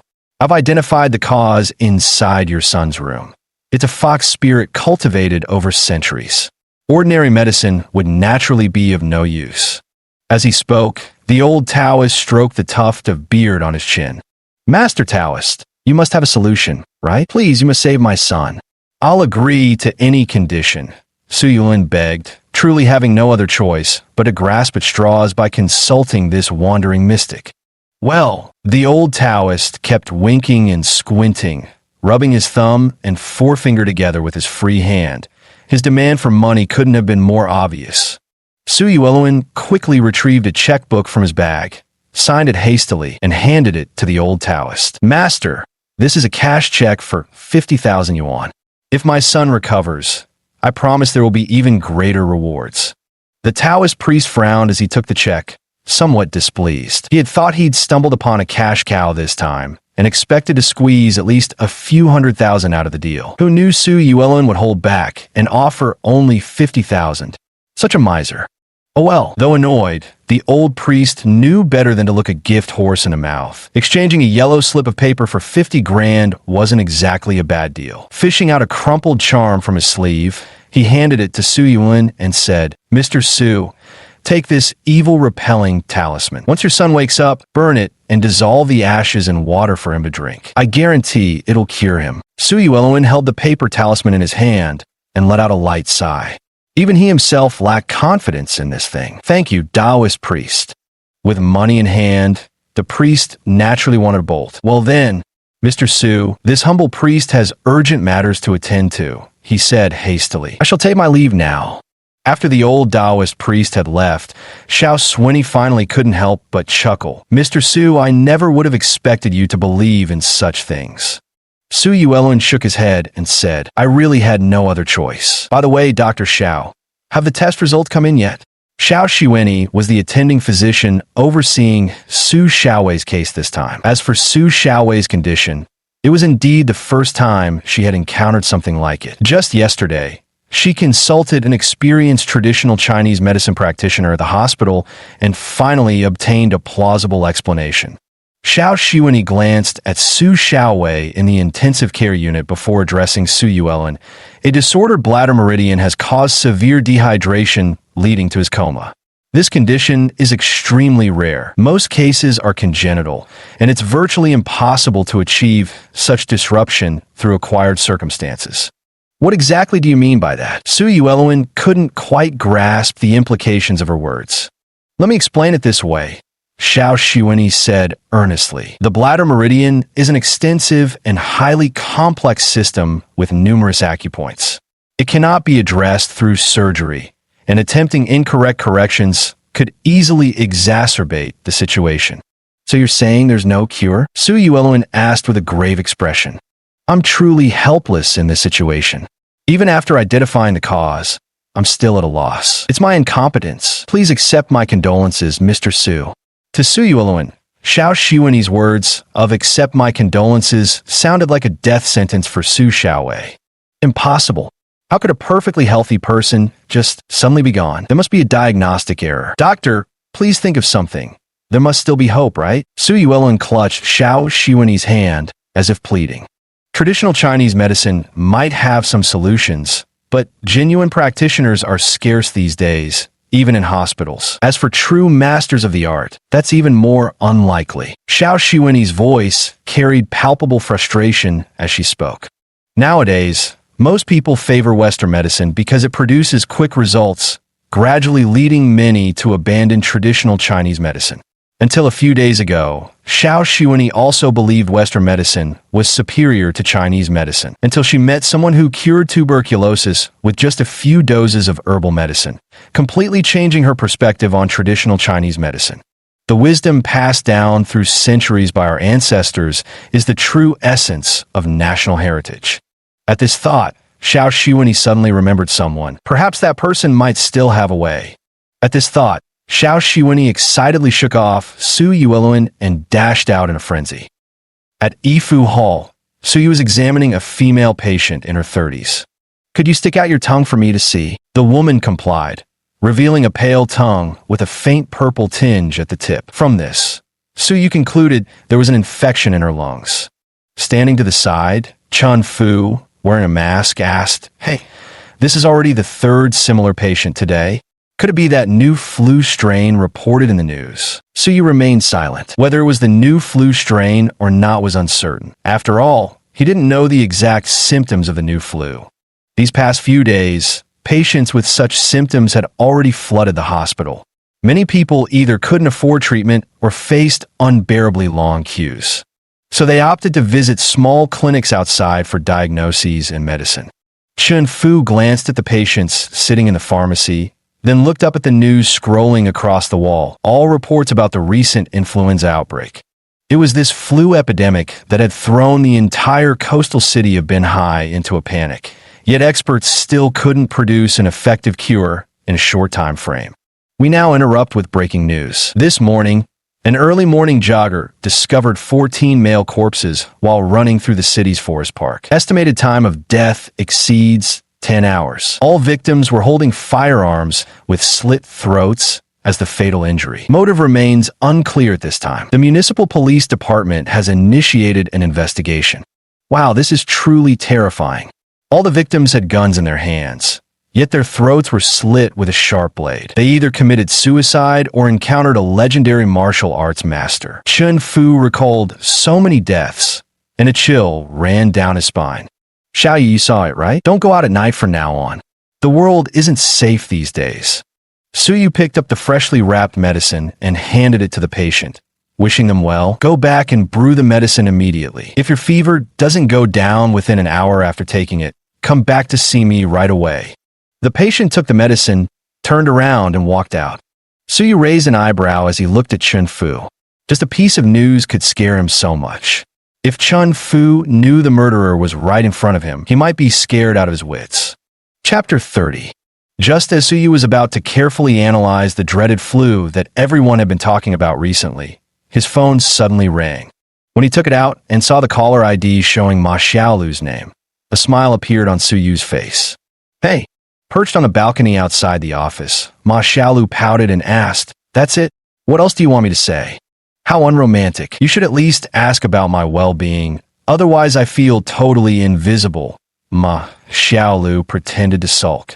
"Oh, right, there's actually something. Have you heard the news about the flu recently?" "Of course I have. It's all over the news right now. Many people at our company are wearing masks at work. And today, I heard from a colleague that some people have been arrested for selling fake medicine by taking advantage of this trend. You should be careful too. Several suspected flu patients came to the clinic today. I have a feeling that if something isn't done to curb it, this flu could even lead to a nationwide outbreak.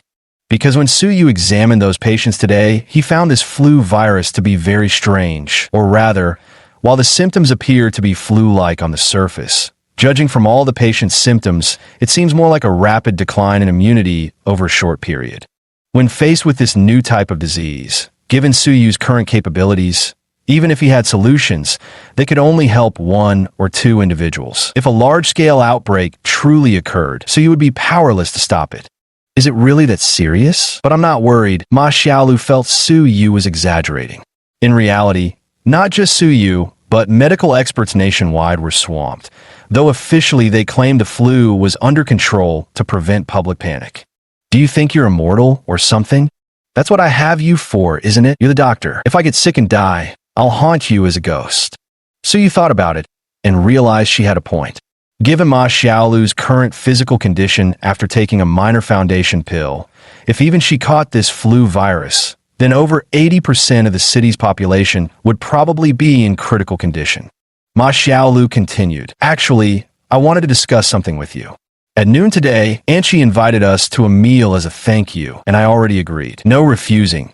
And none of your coarse tea and bland food comments later." So you broke into a sweat. Was this really a discussion?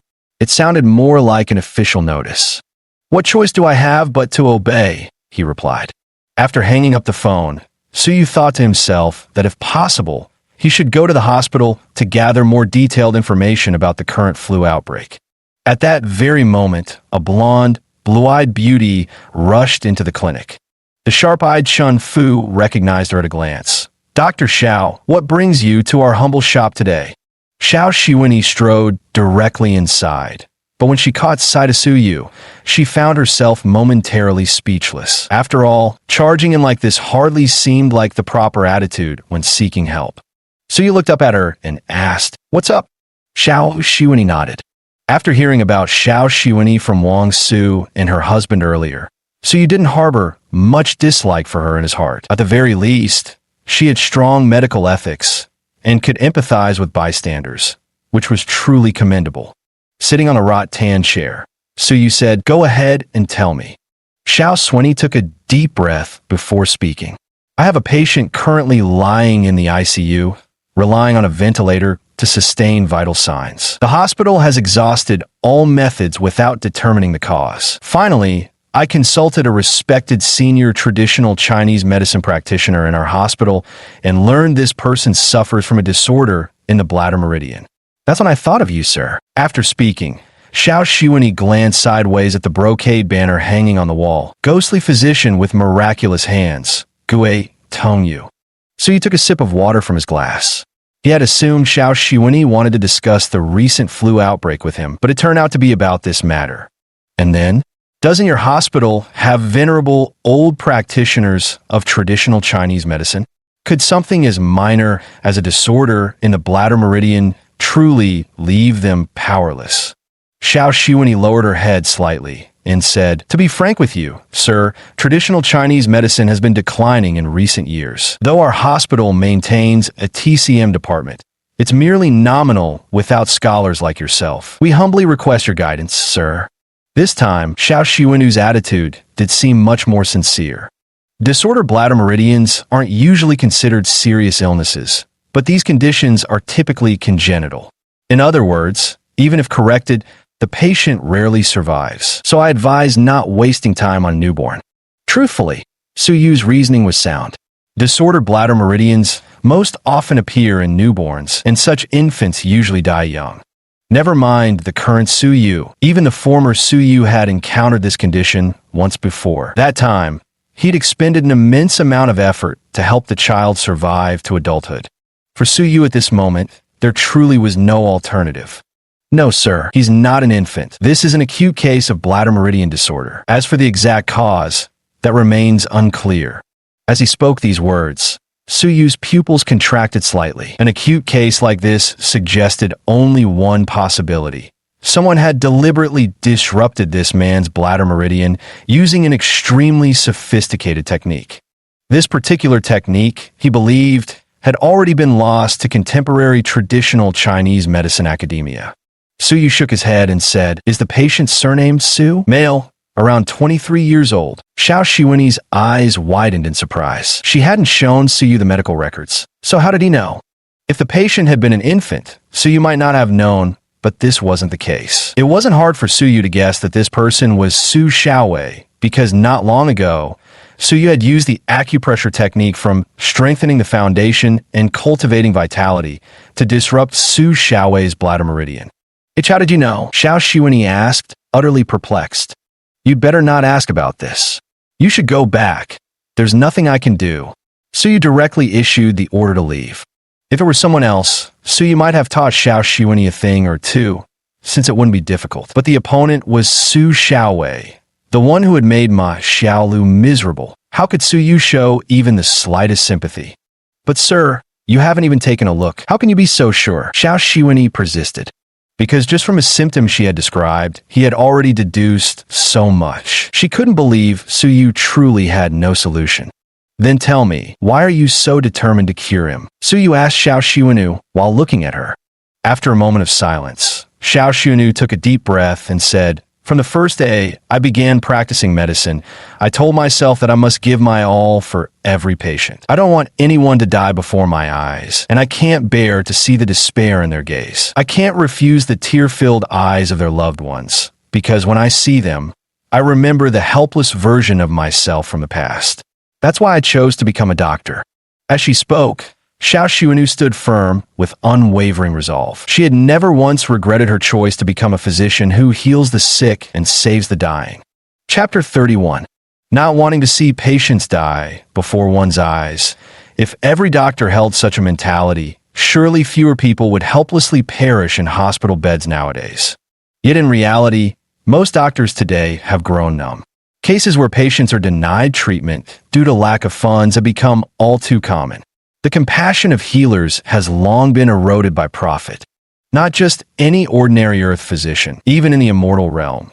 Suyu stood alone as the only doctor who could prevent death from claiming patients under his care.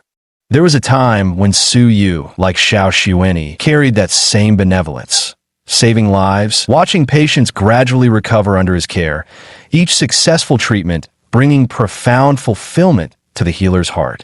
But over the long years, Suyu gradually realized that a physician's compassion could be a double-edged sword, one capable of killing without a trace. This understanding later shaped one of the ghost physician sect's core commandments. A healer must choose whom to treat and whom to forsake. Suyu stood up, clasping his hands behind his back as he gazed at the bustling traffic outside, recalling some of the mistakes he had made throughout his long life. The Buddha said, saving a single life surpasses building a 7-tiered pagoda. For one so young to possess such compassion is truly rare. However, I must ask you a question. If saving one person led to the deaths of others, would you feel guilt? Suyu spoke without turning his head to Xiao Xuanyi. Xuanyi frowned slightly, clearly not entirely understanding Suyu's words. Yet these brief remarks gave her the impression of a profound individual. Suyu didn't appear much older than Xuanyi, but when he spoke of her being so young, she instinctively perceived him as an elder offering her guidance. "Could you please explain it more clearly, sir?" Xiao Xuanyi asked, slightly bowing forward.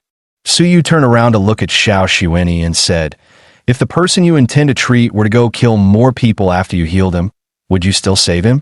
If you saved him, it would be the same as indirectly killing others. Would you feel guilty?" This was a question Xiao Xuanyi had never considered before. Or perhaps, for someone her age, she simply hadn't yet reached the point where she could ponder such a profound dilemma. After some thought, Xiao Xuanyi spoke again. "What you say has merit, sir, but I believe every life in my care should be treated equally. Even if he were an utterly wicked villain deserving punishment, that judgment shouldn't come from me, because I'm not a judge, but a healer."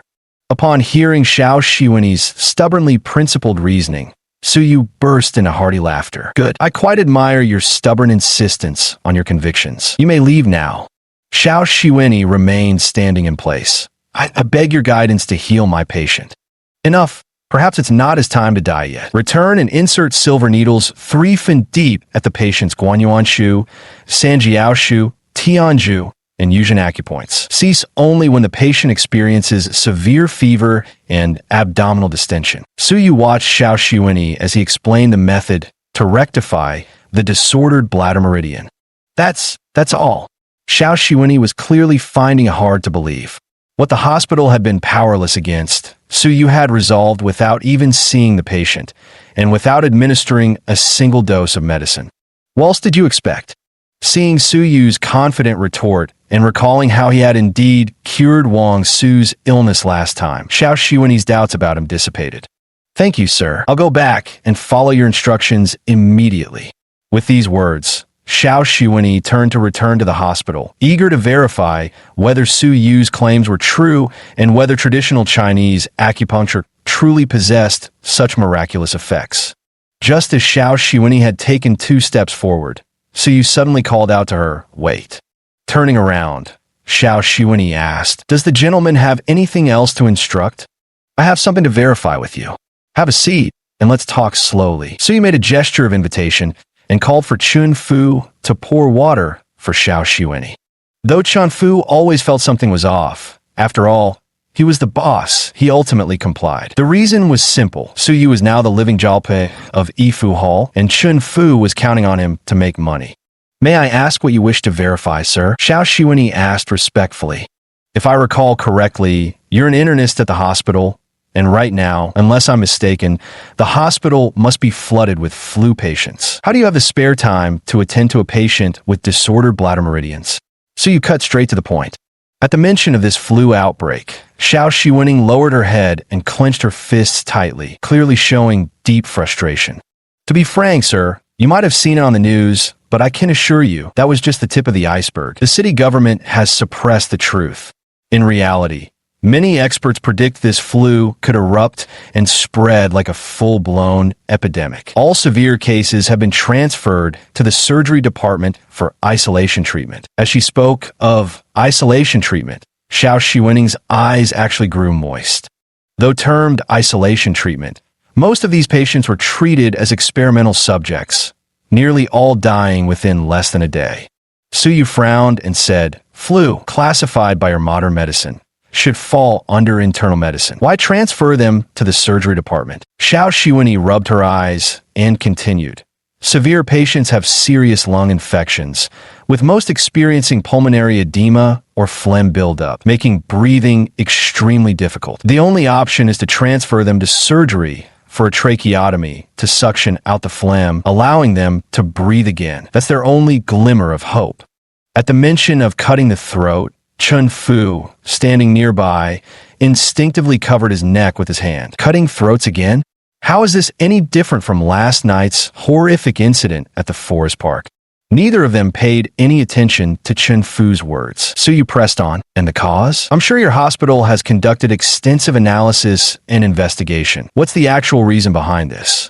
Xiao Shiwenyi shook her head. "Strangely enough, viral culture results show that the pathogen causing these lung infections is a highly mutable virus. Experts have named it Pandora virus. As for why it's mutating, the reason remains unclear, and antiviral drugs have shown no significant effect." Su Yu nodded and said, "You can go back now. Sometimes we shouldn't just look at the surface of things. Take this Pandora flu virus, for example. The lung infection it causes might merely be its manifestation.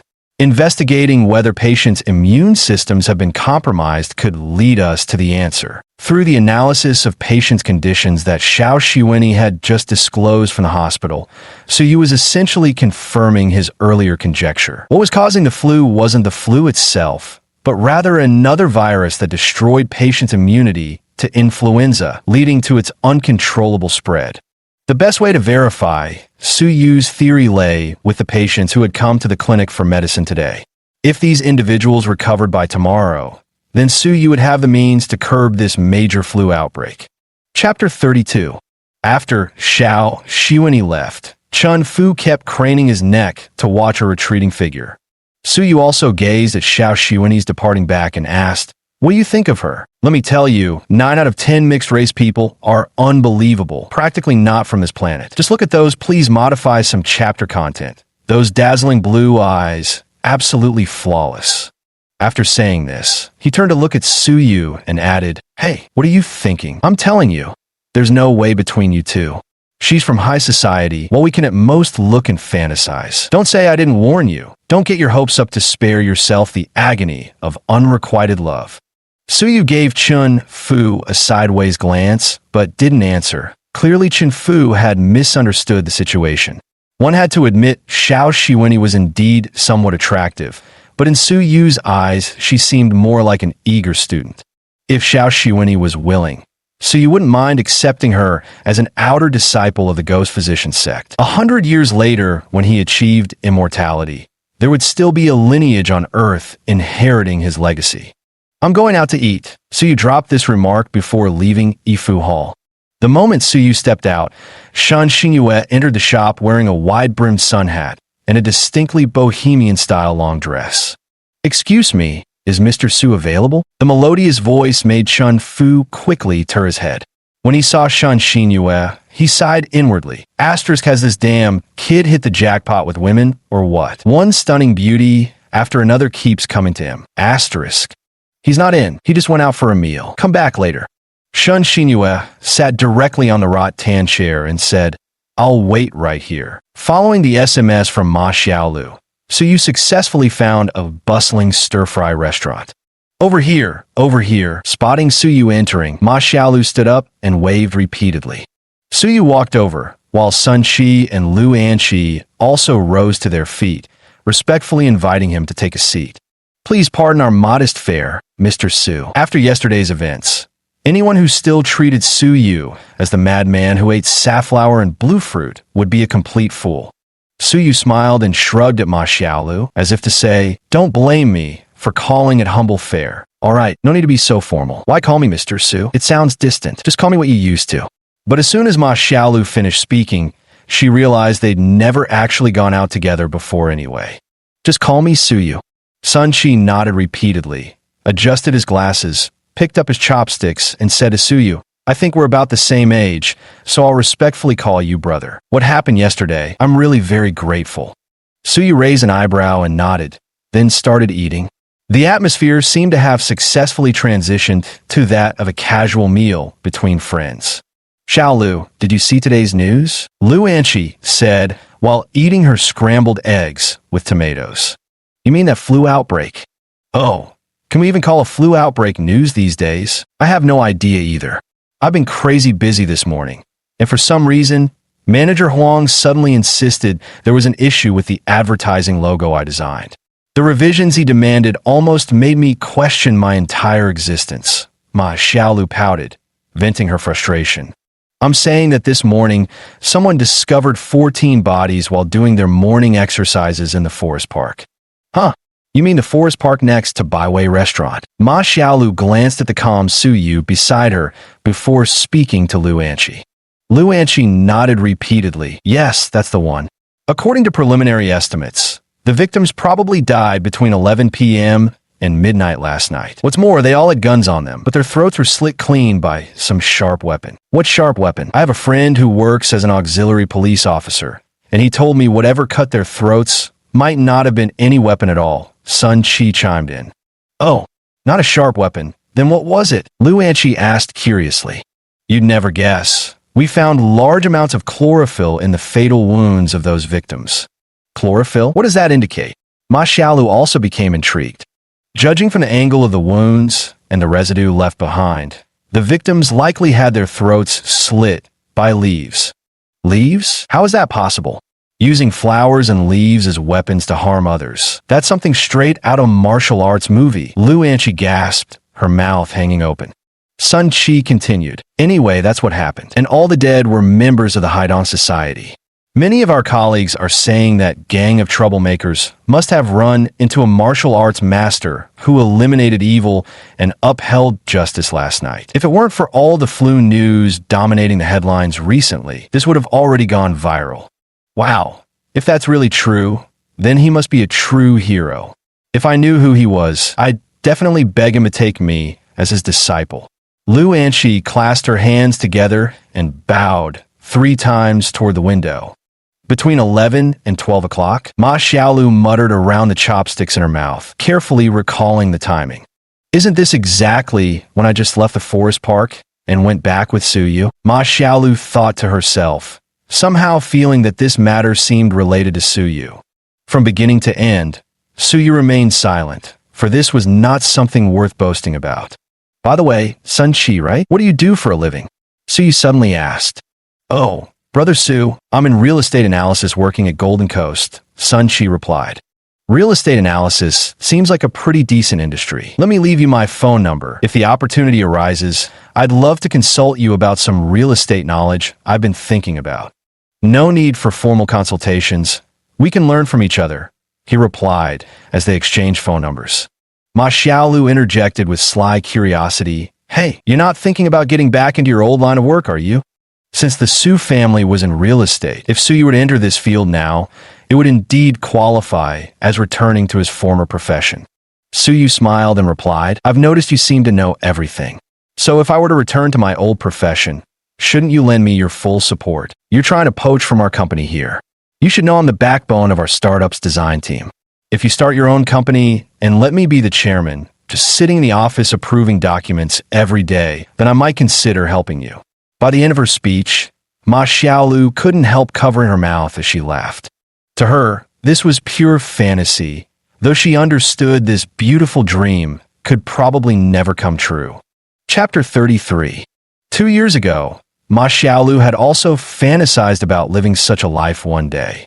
Yet, the cruel reality gradually made her too afraid to even dream of it anymore. After lunch, Ma Xiaolu and Su Yu walked down the street together. By the way, didn't you see what happened in the park last night? Ma Xiaolu suddenly asked. I actually wished I'd seen it. After all, a scene that intense might not even be shown on TV. Su Yu shrugged, sounding slightly regretful. Glad to see you in trouble, but enough chatting. I've got work. Ma Xiaolu waved her hand and ran off toward her office. To be honest, Su Yu hadn't meant to hide things from Ma Xiaolu. It's just that explaining everything would sound too absurd. There was simply no way he could make Ma Xiaolu understand how he'd accomplished all this. After all, these things were beyond what ordinary people could even imagine. When Su Yu returned to Yifu Hall, Shen Xinyue was the first person he saw. Su Yu took 2 steps inside, and at that moment, Shen Xinyue suddenly sprang up from the wicker chair. Mr. Su. Su Yu didn't even glance at her properly, saying coldly, If you leave now, I can pretend I never saw anything. Mr. Su, please let me explain. It's not what you think. Shen Xinyue had prepared a flawless justification before coming, but who could have anticipated that Su Yu wouldn't even give her a chance to speak? He simply intended to kick her out right away. Chun Fu, watching from the side, was utterly baffled. He thought it was just a lover's quarrel, and given the current situation, that seemed to be the case. It seemed more like Shen Xinyue was the one stubbornly clinging to Su Yu. Hey, listen, Xiaoyu, the girl's gone to such lengths. What are you doing? Can't you talk things out properly? Perfect timing. You two have good chat. I'll go grab a meal. Chun Fu tactfully excused himself to go eat. Mr. Su, it's absolutely not what you think. I just received the news. Last night, Wu Xiufeng acted entirely on his own initiative. He sees you as a threat to his position and went behind my father's back to eliminate you. My father is currently overwhelmed with remorse for failing to see this sooner. Shen Xinyue mechanically recited what had been her perfectly crafted plan. In reality, this Haidong society gathering represented an all-or-nothing gambit. Originally, after Wu Xiufeng's mission failed last night, the Haidong society should have discreetly disposed of the bodies in the forest park. Wu Xiufeng's death was like a signal, a message that the Haidong society had lost its protection. Just like last time when Wu Xiufeng returned to the Liuhe Gate, Su Qiansheng from Shangrao in Binhai City had long been eyeing this lucrative territory, itching to take advantage of his proximity to seize the opportunity. But this time, the Haidong society did not secretly dispose of those corpses. Their goal was singular, to retreat in order to advance, forcing rebirth through extreme adversity. They placed all the blame on the deceased Wu Xiufeng to gain Su Yu's trust. Once news of Wu Xiufeng's death was released, Su Tianqing would undoubtedly be unable to restrain himself. Promise Su Yu substantial benefits when the time comes, eliminate Su Tianqing in one fell swoop, and from then on, Haidong Group will monopolize the lucrative territories of Binhai and Shangrao. So you want a dead man to take the blame for you? Are you claiming ignorance about the trap at Baiwei Ju's banquet too? So you didn't believe a word Shen Xinyue was saying because he saw no sincerity in her eyes. At this point, Shan Xinyue licked her lips before speaking. Sir, we sincerely apologize. We shouldn't have listened to Wu Xiofeng's slander. He wanted to intimidate you into submission, to keep you permanently beneath his feet if you joined our Haidong group. Huh? Join Haidong group? Are you even worthy? I know exactly what you're after, and I understand precisely what dire straits you and your Haidong group are in now. If you have something I want as bargaining chips, I might consider letting bygones be bygones, Suyu declared, clasping his hands behind his back. Having lived this long, if I couldn't even figure out what a young girl is thinking, then I'd have wasted my life. The current Haidong society finds itself under siege from all sides. There's Su Tiancheng watching them like a tiger eyeing its prey. Coupled with Wu Xiofeng's death, the Liuhe sect will undoubtedly come demanding answers. Any single one of these forces could make the Haidong society, now, without Wu Xiofeng, disappear from Binhai City forever. Shan Xinyue had her own plans too. Su Tiancheng was the immediate threat, while the Liuhe sect was distant. She intended to first use Su Yu to eliminate Su Tiancheng's faction, then use Su Yu's killing of Wu Xiofeng as justification to cling to the Liuhe sect's power, ultimately having the Liuhe sect dispose of Su Yu. In this way, the biggest beneficiaries in the end could only be their Haidong association. As for these intertwined interests, Su Yu probably had some understanding of them. The fact that he dared to say that as long as Shan Xinyue could offer the terms he desired, it was enough to show that Su Yu simply didn't fear Su Tiancheng and the Liuhe sect. Shan Xinyue thought it over and secretly felt pleased. Although Su Yu negotiating terms with her now wasn't enough to prove he fully trusted her, at least much of the resentment in her heart had dissipated. Seizing the opportunity, Shan Xinyue pressed on. May I ask what instructions Mr. Su has? I assure you I'll give it my all. Su Yu glanced sidelong at Shan Xinyue, then took a blank sheet of paper from the table. With a mere flick of his wrist, several lines of text instantly appeared upon its surface. Get everything on this list ready for me, and we can consider the past water under the bridge. Su Yu tossed the piece of paper to Shan Xinyue. Millennium Purple Whisker Ginseng, Nine-Tailed Dragon Sunflower, Frost Arrowgrass, Golden Rootless Vine. Each one is priceless beyond measure. He's really asking for the sky. In Haidong Hui Villa, Shun Ao clutched the piece of paper Shan Xinyue had brought back. These were the terms Su Yu had written down, all incredibly rare and exorbitantly expensive medicinal herbs found on Earth. For Su Yu's foundational qi cultivation, these herbs held paramount importance. But Su Yu wasn't some three-headed, six-armed deity. He needed someone like this to gather these herbs for him. Father, think about it carefully. While these herbs are undoubtedly precious, you can't catch a wolf without sacrificing some bait. Our current situation leaves no room for hesitation. If he can help us secure the Shangrao market, what do a few medicinal herbs matter? Shan Xinyue poured Shin Ao a cup of tea as she offered this consolation. Shin Ao took a deep breath, putting down the paper in his hand as he said, "You make a valid point. Arrange for someone to gather these medicinal ingredients at all costs, immediately. We'll settle everything after dealing with Su Tiancheng." Shan Xinyue nodded and walked out.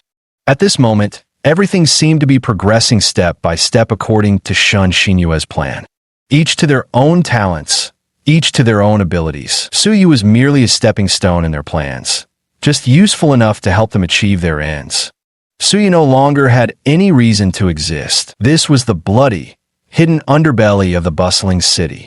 Chapter 34. At Binhai City First People's Hospital, Xiao Shiweni had very little knowledge about the acupuncture techniques of traditional Chinese medicine. And now, the condition of Su Xiaowei on the hospital bed left her no time to slowly study the art of needle manipulation. In her urgency, Xiao Shiweni directly sought help from an elderly traditional Chinese medicine doctor at the hospital, Dr. Zheng.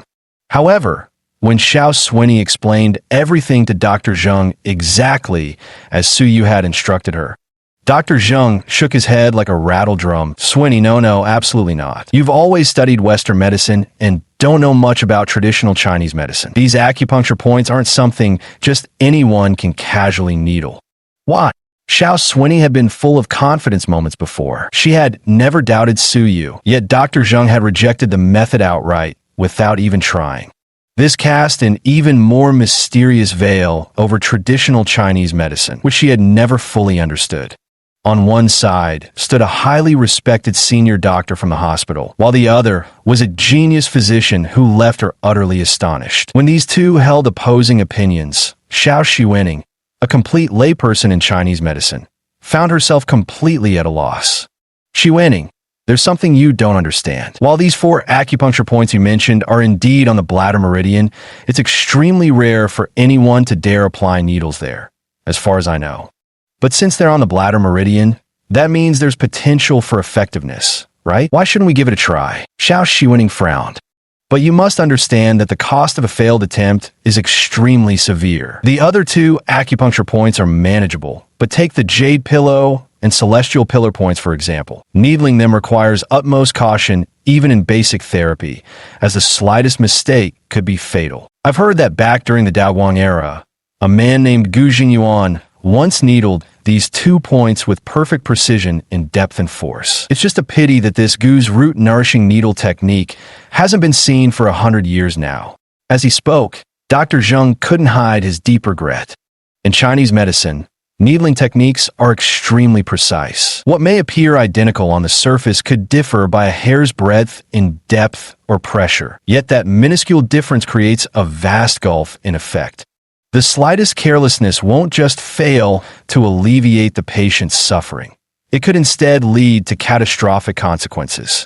So even though Dr. Zheng could be considered highly respected in the hospital, he was powerless to help in this matter. Upon hearing this, Xiao Shiwening nodded with partial understanding. It seems I still need to consult this gentleman about the art of needle manipulation.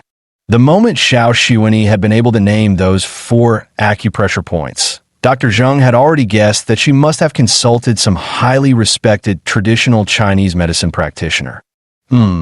Someone who can name those 4 points must be a quite experienced old practitioner of traditional Chinese medicine. Quite regrettably, though, mere theoretical knowledge won't suffice without mastering the Gu family vitality cultivation needle technique. Xiao Shiwening glanced sideways at Dr. Zheng and said, "Seasoned TCM practitioner? That gentleman looks barely 20. How could he possibly be called a seasoned practitioner?" Hearing Xiao Shiwening say this, Dr. Zheng's aged eyes suddenly gleamed with golden light as he asked, "Dare I ask, is this gentleman surnamed Gu?" The only possibility Dr. Zheng could think of was that this man might be a descendant of the Gu family, the progenitors of Chinese medicine. Though over the years, with the gradual decline of traditional Chinese medicine, even the Gu family had never been seen using this needle technique again. There were even rumors and folklore that this technique had been lost. But if this gentleman truly belonged to the Gu family, it wasn't entirely impossible that he had inherited the ancestral skills. Xiao Shiwening shook her head and said, "No, he's not." "Well, thank you for today, Dr. Zheng. I'm in a hurry to consult with this gentleman, so I'll see you later." Watching Xiao Shiwening's retreating figure, Dr. Zheng could only shake his head and sigh. That girl is so stubborn. There's no doctor in this world who can cure every possible illness. As the sun set westward, neon lights began to illuminate numerous bars and KTVs in Binhai City, preparing for the nightlife ahead. After settling the accounts, Chen Fu also prepared to head home from work for a hot shower and sleep. At that very moment, Xiao Shiwening dashed in, covered in sweat. Seeing Yifu Hall hadn't closed yet, she leaned forward with hands on her knees, panting heavily. "Good thing I ran fast," she gasped, "or you'd already be locking up and heading home." Chen Fu stepped out with a furrowed brow and asked, "Dr. Xiao, what brings you here so late at night?" Xiao Shiwening merely gave Chen Fu a slight nod before walking over Suyu. She bent slightly at the waist and said, "Xiao Shiwening humbly requests your skillful intervention, sir, to help treat my patient." Su raised an eyebrow and asked, "What kind of trouble have you run into this time?" From Xiao Shiwening's respectful attitude towards Su Yu during these encounters, Su Yu actually thought he would be quite delighted to have such a disciple. "I'm truly ashamed. Shiwening is too dull-witted to employ the Gu's vitality nurturing needle technique, so I wish to request the master's personal accompaniment for this visit," Xiao Shiwening continued. "Gu's vitality nurturing needle technique? What kind of needle technique is this?" Does this mean the master is also unfamiliar with it? Xiao Xuanyu looked at Su Yu with a faint trace of disappointment in her eyes. To be honest, I've never even heard of it, Su Yu answered truthfully. Xiao Xuanyu had initially thought that since Su Yu could describe the specific treatment method, he must have mastered this needle technique. Little did she expect to have cold water dumped over her head like this. It seems Dr. Zheng was right, so he might just be all talk with no real skill. If we can't utilize this needle technique for acupuncture, then the patient would. Xiao Xuanyu didn't dare continue that thought. The thought of having to watch another patient die caused her heart to ache as if pierced by needles. Seeing Xiao Xuanyu's despondent expression, Su Yu felt a pang of sympathy. It's just one acupuncture technique after all. There are other methods that can achieve the same outcome. Xiao Xuanyu immediately raised her head, looking at Su Yu with hopeful eyes. Does this mean you have a solution, sir? It's no difficulty at all, utterly simple. Hearing this, Xiao Xuanyu was practically ready to jump up with excitement. Mr. Su, could you come to the hospital with me right now? However, Su Yu shook his head and refused outright. There were 3 reasons for this. First, dealing with Su Xiaowei meant Su Yu had already gone above and beyond by sharing the treatment method with Xiao Xuanyu. Second, the ghost doctor's sex rule. One illness cannot be treated by 2 healers. Since Su Xiaowei was being treated by Xiao Xuanyu, Su Yu had no justification to intervene. Third, and most importantly in Su Yu's view, if he stepped in to help, it would offer no benefit to Xiao Xuanyu. In other words, Su Yu intended to use this opportunity to teach her something, to let her experience the profound depth of traditional Chinese medicine. Chapter 35. Su Yuan hurriedly took out a piece of black cloth. After spreading it on the table, rows of gleaming silver needles were revealed, neatly arranged upon it. Your patient should be tended by your own hands. If I help you this time, there'll be a next time, and all you'll learn is endlessly asking others for assistance. Su Yu extended a hand and extracted one of the silver needles as he spoke. So what does the gentleman intend? Xiao Xuanyu seemed to grasp Su Yu's meaning, though not entirely clearly. The implication was clear. She would have to personally administer treatment to cure young Master Su Xiaowei. Yet even an experienced traditional physician like Dr. Zheng didn't dare attempt it. How could she, a half-trained amateur who couldn't even locate acupuncture points accurately, possibly know where to begin? Watch carefully, I'll only demonstrate once. With these words, Su Yu swiftly grabbed Chun Fu from nearby and pulled him over. Then using the same method he'd employed against Su Xiaowei earlier, he applied it to Chun Fu's body. The whole process took less than 2 seconds to complete, so fast that Chun Fu didn't even feel anything. What are you doing? Chun Fu turned around, thinking there might be dust on him, as Su Yu pretended to brush him off. But in an instant, Chun Fu's face twisted grotesquely as he clutched his stomach and tried to bolt for the rear. Su Yu yanked him back. Relax, this won't harm you. You can't relieve yourself right now anyway. Moments earlier, Su Yu had discreetly sealed Chun Fu's sphincter muscle. Now no matter how desperately Chun Fu might try to void himself, he physically couldn't. Su Yu looked at Xiao Xuanyu and said, "Isn't his current condition exactly the same as your patient's?" Though no advanced equipment examinations had been conducted, Chun Fu's sudden symptoms were indeed identical to how Su Xiaowei had been when first admitted to the hospital.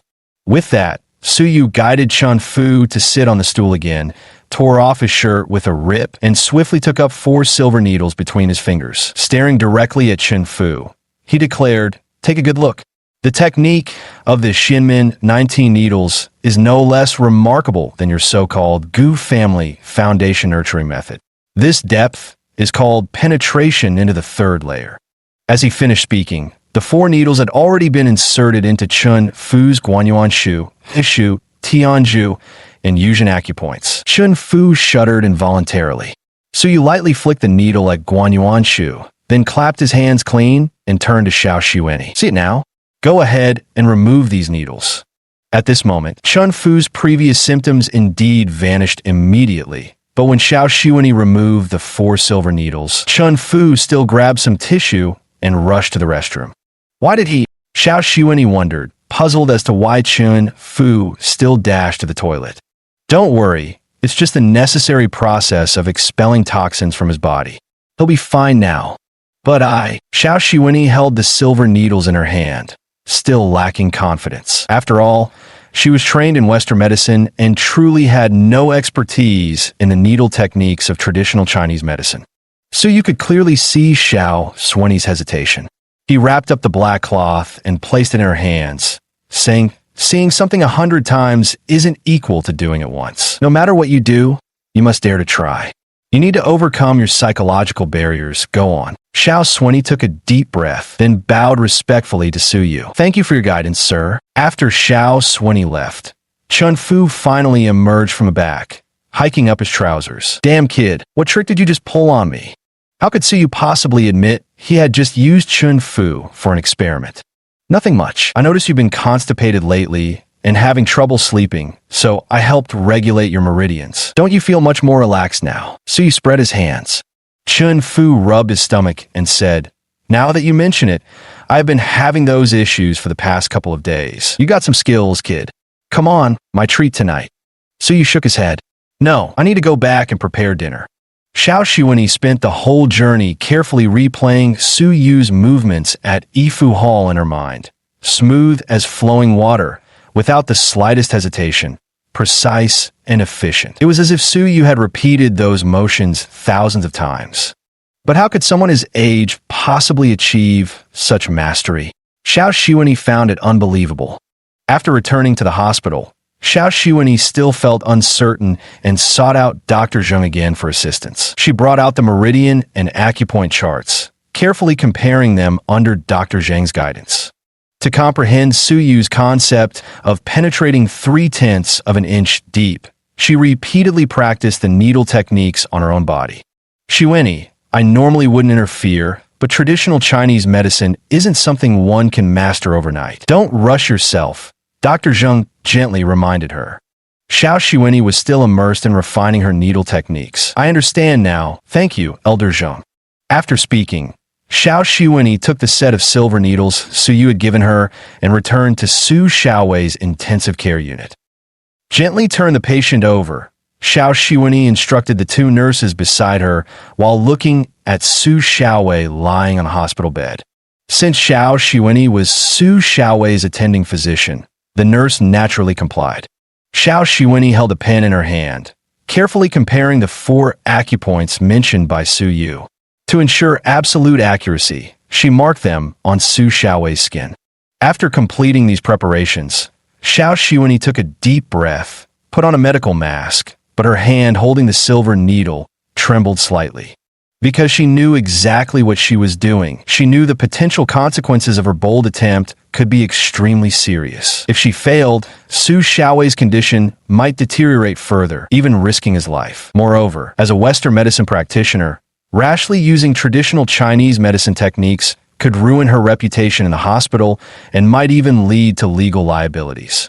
But in pursuit of her ideals, and for the sake of giving every patient in her care a fighting chance to survive, Xiao Shiweni resolved to withstand the pressure and stake everything on this desperate gamble.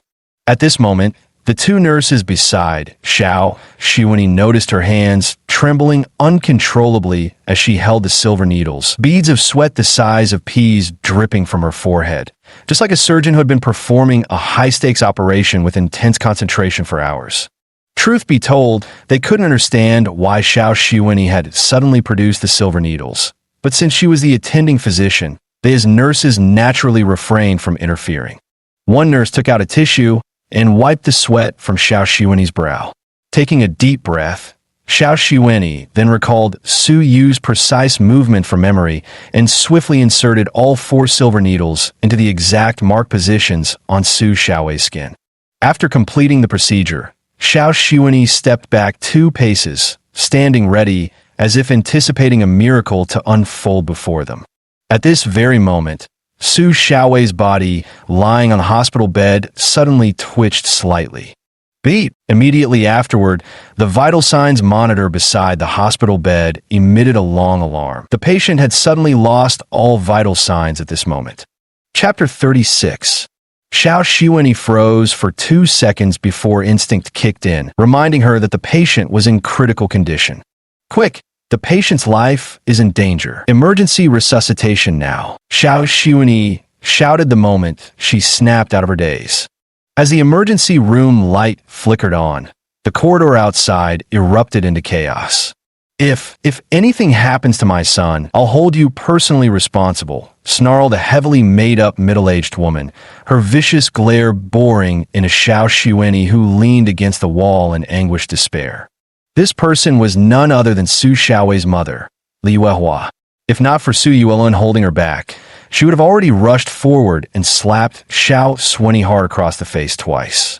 Xiao Xuanyi bowed deeply and said, "I'm sorry. I will take responsibility for my mistake." Responsibility? Can you even bear such responsibility? Let me tell you, if my son dies, I'll make sure you pay with your life, Li Weihua retorted relentlessly, pointing her finger right at Xiao Xuanyi's nose. Madam, please calm down. Dr. Xiao already blames herself enough. No one wants a patient to end up like this. A nurse standing beside Xiao Xuanyi couldn't take it anymore. From start to finish, Li Weihua had been incessantly ranting. Although it was Xiao Xuanyi's mistake that put Su Xiaowei in mortal danger, truth be told, even without her error, Su Xiaowei would have been waiting for death anyway. Pow! Before the nurse could finish speaking, Li Weihua struck her across the face with a vicious slap. Who do you think you are? This is no place for you to speak. Supporting the nurse, Xiao Xuanyi glared with indigo blue eyes filled with anger. Mrs. Li, I've already said I'll take full responsibility for any accident. What does this have to do with her? Kindly watch your behavior. Call your director over here. I want him to judge who's right. At this point, Xiao Xuanyi, knowing she was in the wrong, lowered her head and fell silent. Just then, two men came hurrying down the hallway. One was Dr. Zheng, and the other was the hospital director, Dian. Xuanyi, are you all right? The patient's sudden condition might not necessarily have been caused by your mistake. Let's wait for the investigation to conclude before making judgments, Dian said as he approached, speaking with concern to Xiao Xuanyi.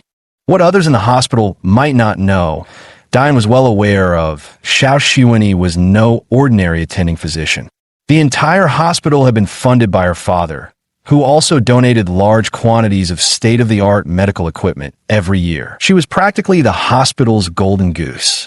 Xiao Xuanyi shook her head slightly, still finding it incredible in her heart that mere silver needles could have taken Su Xiaowei's life. Who are you? Li Weihua glared fiercely at Dean. Dean turned around and bowed respectfully before saying to Su Yuelun and Li Weihua, I am the director of this hospital. I sincerely apologize for this situation, which none of us wanted to see. I assure you our hospital will thoroughly investigate this matter. If it proves to be a medical malpractice case, we will certainly provide compensation. It seemed Director Dai had already pronounced Su Xiaowei dead in his mind, since he was already considering compensation issues. Li Weihua didn't care whether the other person was a hospital director or not. Throwing a tantrum as she said, Since you're the director, fine. I demand you fire this unethical doctor immediately so she can't harm anyone else. However, the moment these words left her mouth, Su Yuelun reached out and pulled Li Weihua behind him. With a polite smile, he nodded toward Dean Dai and said, Dean Dai, we sincerely apologize. My wife is understandably emotional right now. We trust the hospital's judgment and believe we'll receive fair treatment. What are you doing? Don't you realize that's our son's life at stake?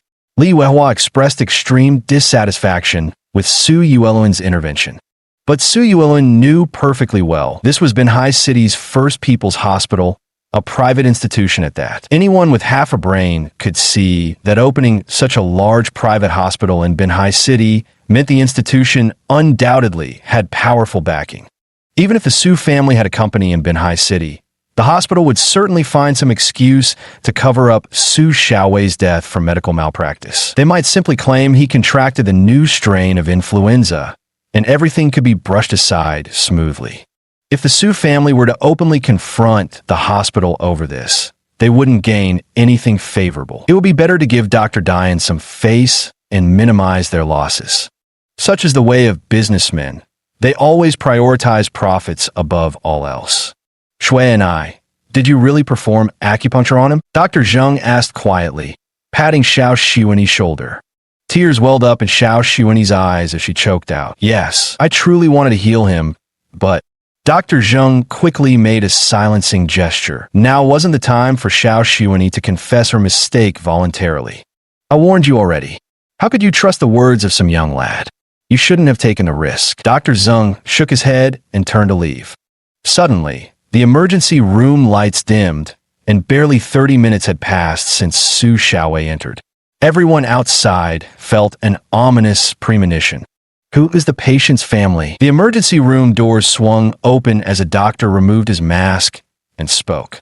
Xiao Xuanyi bit her lower lip tightly, her heart rising to her throat. She dreaded hearing the emergency doctor announce Su Xiaowei's death. Such news would haunt her with guilt for life. Su Yuelun stepped forward immediately. I'm his father, he said. What's my son's condition now? The doctor shrugged and said, I can't say for sure about the specifics, but perhaps you should offer heartfelt thanks to Dr. Xiao. Your son has already woken up. When she heard these words, Xiao Xuanyu's tears immediately streamed down her cheeks, and the weight in her heart finally lifted. Everyone in the room froze, their gazes inevitably turning toward Xiao Xuanyu, particularly Dr. Zheng, who wondered inwardly, could that young man truly know the Gu family primordial nourishing needle technique? But even if he did, how could Xiao Xuanyu, an absolute beginner in traditional medicine, master such a sophisticated needle technique in such a short time? Dr. Mo, what exactly is going on? Diane asked the emergency doctor. Director, as I said, we don't know what happened yet.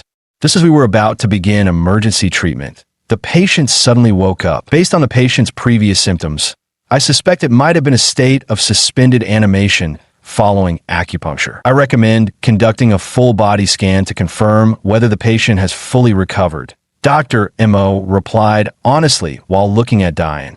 Recovered? Diane wondered if she'd heard wrong. This patient, Xiao Xuanyi, had requested consultations with all the hospital specialists, yet no results were found. Could Xiao Xuanyi's accidental mistake during operation have somehow cured the patient? Chapter 37. The next morning, after a series of hospital examinations, the final results confirmed that Su Xiaowei, who had been on the brink of death just hours before, was indeed fully recovered. However, having gone days without food and sustained only by 4 nutrients, his body was still weak. Still, with some quiet recuperation, he would fully recover. Upon hearing this news, Xiao Xuanyi felt not only immense relief, but also a hidden thrill deep in her heart. That faint exhilaration made her think even such a huge risk had been worth taking. Inside Xiao Xuanyi's office, Su Yuelun and Li Yuehua stood awkwardly in front of her. Li Yuehua kept nudging Su Yuelun with her elbow while muttering under her breath. She had realized that her earlier outburst at Xiao Xuanyi had been too harsh. Now that her son was fine, she truly owed her gratitude, but her pride refused to let her apologize. Just as Su Yuelun was about to say something, Xiao Xuanyi stood up holding the black cloth with silver needles in her hand. She looked at the two and said, No need for thanks. This is what I should do. If there's nothing else, I'll be leaving now. After speaking, Xiao Xuanyi walked straight out of the office. Although she had always been good-tempered, this Li Yuehua made her not want to glance at her even once. She was indignant on behalf of the nurse who had been slapped. Did Xiaowan get through yesterday all right? Xiao Xuanyi found the young nurse who had been slapped the day before. The swelling on Xiaowan's face was still quite visible, though it was less noticeable with her mask on. Xiaowan shook her head to indicate she was fine. Xiao Xuanyi smiled, patted her shoulder, and said, Good, just keep an eye on things for me. I need to step out for a bit. Call me if there's any emergency. Knock, knock, knock. Xiao Xuanyi rapped on the dean's office door. Come in, came the response. Pushing the door open, Xiao Xuanyi stepped inside. Upon seeing her, Dean Dai immediately rose from his chair. Oh, it's Xuanyi. I was just about to look for you. Please have a seat. With a smile, Xiao Xuanyi sat down. Dai quickly poured a glass of water and placed it on the table before her. Xuanyi, who would have thought you'd become so accomplished in both Eastern and Western medicine now? Your father would be so proud if he knew. I've been thinking about this. I want to hold a commendation ceremony to recognize your outstanding performance, setting you up as an example for all the doctors in our hospital. Diane never missed an opportunity to flatter. Xiao Xuanyi shrugged and said, There's no need for such formalities, Director. These are merely my duties. Besides, All medical staff in the hospital are united in combating the new influenza outbreak. It's my responsibility too. I came today with a rather presumptuous request. Xiao Swenny wanted access to the research report on the new influenza strain. Though rumors about it were already widespread, the hospital had kept the findings confidential at the government's request. Their primary concern was avoiding public panic. That's why Xiao Swenny approached the director, explaining the situation in hopes of securing an exception. At this point, Xiao Swenny paused. Diane's brow furrowed slightly. Could she possibly be angling to join the front lines of the fight against this new influenza outbreak? This must absolutely not happen because even with strict protective measures in place, medical staff and hospitals inevitably come into contact with severely ill patients. Many healthcare workers have already contracted the new strain of flu this way, facing life-threatening conditions. If Xiao Swenny were to suffer any mishaps here, 10 heads wouldn't be enough to atone for his failure. Swenny, stop calling me director. I've told you to just call me uncle when we're alone. This new strain of influenza has been completely handed over to the surgery department now. I'm afraid you wouldn't be able to contribute much even if you went over there. Xiao Swenny nodded and said, I understand that. What I'd like to ask is for Uncle Dai to give me the recent research reports on this new flu strain. I'll review them at home and maybe come up with some new ideas. Hearing this, Diane finally let out a long sigh of relief. I thought it was something serious. The transfer of this flu case to surgery was a last resort. If you can find an effective treatment, I'll apply to the city to award you with a lifetime honorary achievement. Xiao Swenny stood up and bowed deeply. Thank you, Uncle Dai. In truth, these research reports were something Suyu wanted.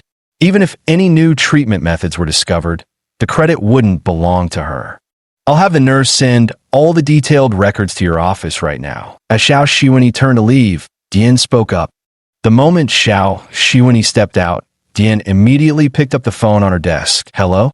Send the latest influenza research report to Dr. Zhao's office immediately. When Xiao Swenny reached her office door, she spotted an elderly man pacing back and forth outside. Old Zheng, were you looking for me? Xiao Swenny approached the door and inquired. Seeing Xiao Swenny return, Dr. Zheng quickly made a welcoming gesture and said, Swenny, let's talk inside. Noticing Dr. Zheng's mysterious manner, Xiao Swenny felt somewhat puzzled. After entering the office, she said, Please have a seat, Dr. Zheng. May I ask what this is about? Dr. Zheng took a deep breath. He hadn't slept a wink all night because of this matter. Swenny, he began with hopeful anticipation. Could you tell me, is the esteemed expert you consulted the one who taught you the Gu family's Yuan nourishing acupuncture technique? Dr. Zheng pondered this matter for a long time. Initially, he also thought Xiao had merely stumbled upon a blind cat catching a dead mouse, a sheer stroke of luck. But the probability of that was simply too low. Given Zhao's meticulous nature, he believed she wouldn't have acted so recklessly. The only remaining possibility is that the expert Xiao Swenny consulted had truly mastered the Gu family essence nourishing needle technique to a level of perfection. Otherwise, it would have been impossible for Xiao Swenny to grasp its essence from just a few brief words. Xiao Swenny shook her head and said, No, I asked that gentleman about it too, but according to him, it should be called the 19 Mystic Needles. I wonder if Elder Zheng has heard of this extraordinary technique. Dr. Zheng furrowed his brow. The 19 Needles of the Mystic Gate? How could I never have heard of it? Could it be that some practitioner secretly learned the Gu family's vitality-nurturing needle technique, then changed the name to practice medicine freely in the open?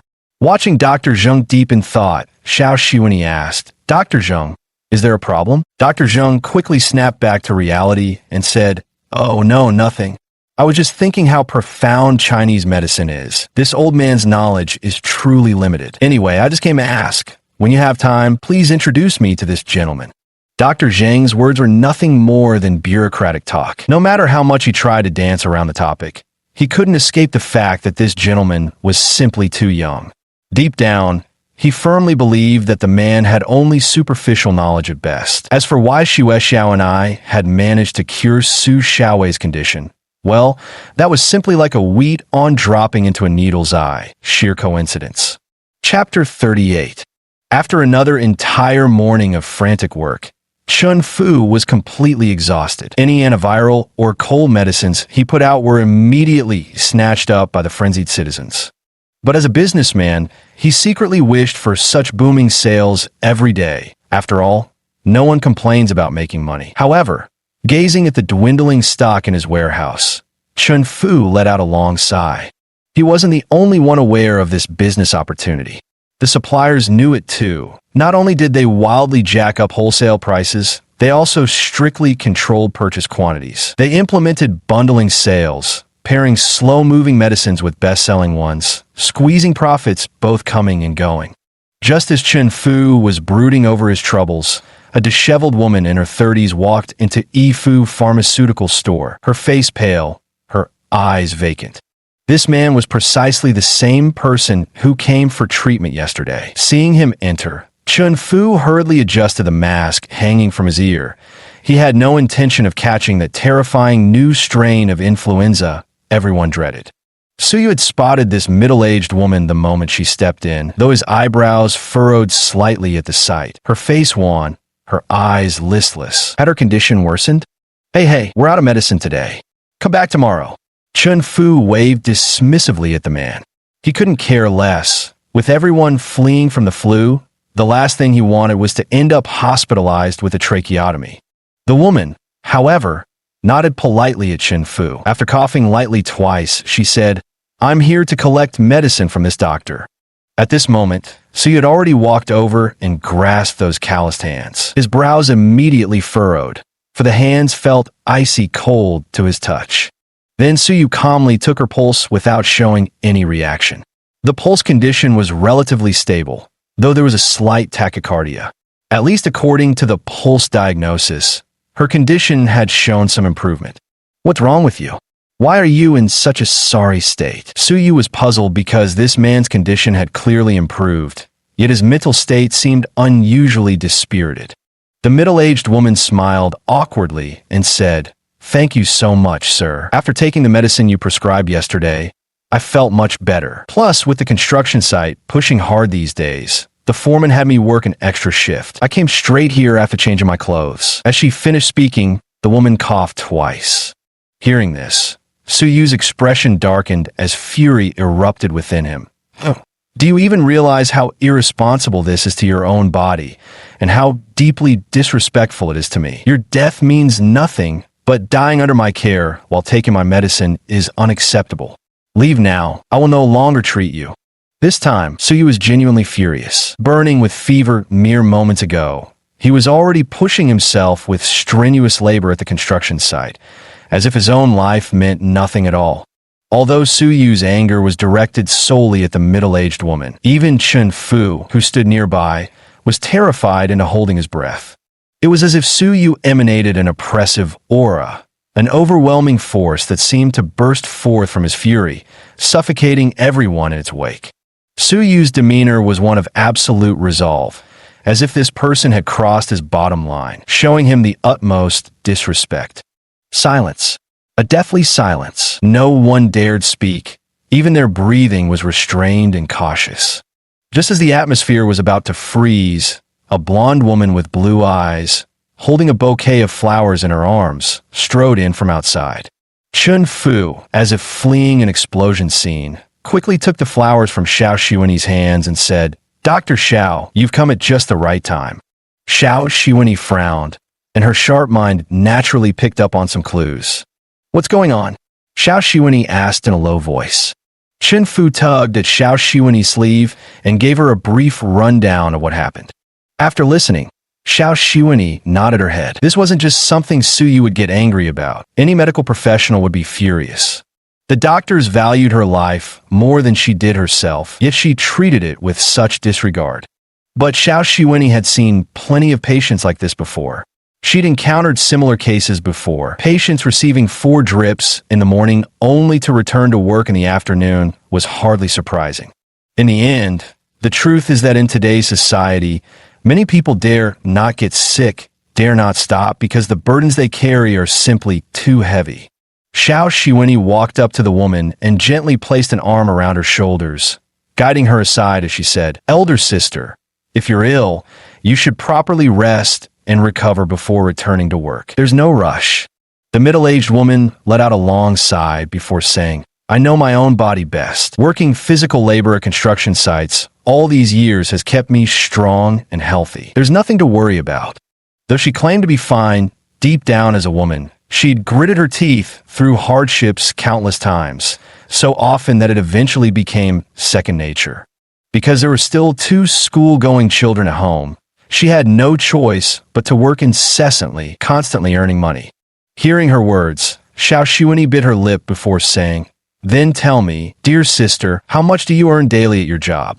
The woman paused, uncertain why Xiao Xuanyi was asking this, yet answered truthfully, 100 yuan per day, with 50 more for overtime night shifts.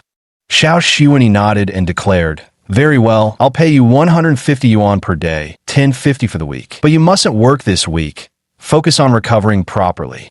No sooner had she spoken these words than Suyu turned and pulled Xiao Xuanyi back, saying, Do you have money to spare? There are millions like them in society.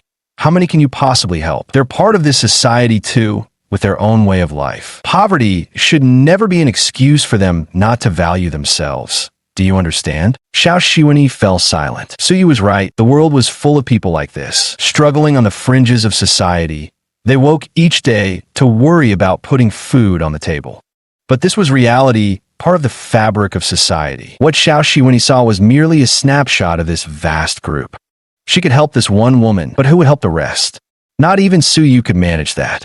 Changing one's life could only ever come from one's own hands.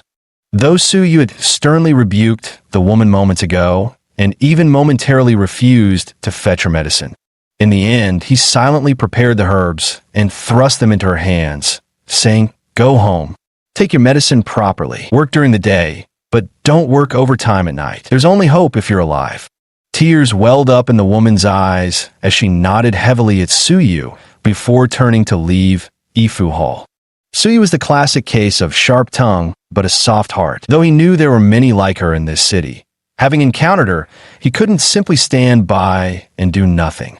Sometimes kindness is a silent giving, like how Suyu quietly placed his entire first month's salary inside the medicine packet. Chapter 39. Seeing the atmosphere ease up a bit, Chun Fu quickly changed the subject. Dr. Xiao, what brings you here today? And bringing such beautiful flowers too. Chun Fu stretched out his nose and took a deep whiff of the bouquet in his hands, his face relaxing with enjoyment. Seeing this, Xiao Xuanyi abruptly snatched the flowers away from Chun Fu, as if afraid the careless man might damage them. She then carefully straightened the edges of the flower wrapping before respectfully presenting the bouquet to Suyu with both hands. Mr. Su, today I specifically came on behalf of the patient and their family to express our gratitude. Suyu smiled, quite satisfied with Xiao Xuanyi's proper etiquette. Suyu knew exactly who this patient and their family members were. If it hadn't been Xiao Xuanyi bringing the flowers, but rather the patient's family, Suyu wouldn't have hesitated to show them the door. But Suyu wasn't the petty type. He could feel Xiao Xuanyi's genuine respect for him, and that was enough. He neither wanted to give nor receive empty compliments. After accepting the flowers with both hands, he casually handed them to Chun Fu. Didn't you say you liked these? Chun Fu nodded eagerly as he took the bouquet, while Xiao Xuanyi pouted like a little girl when she saw this exchange. By the way, did you bring the materials I asked for? Suyu turned and sat down on a rattan chair while asking.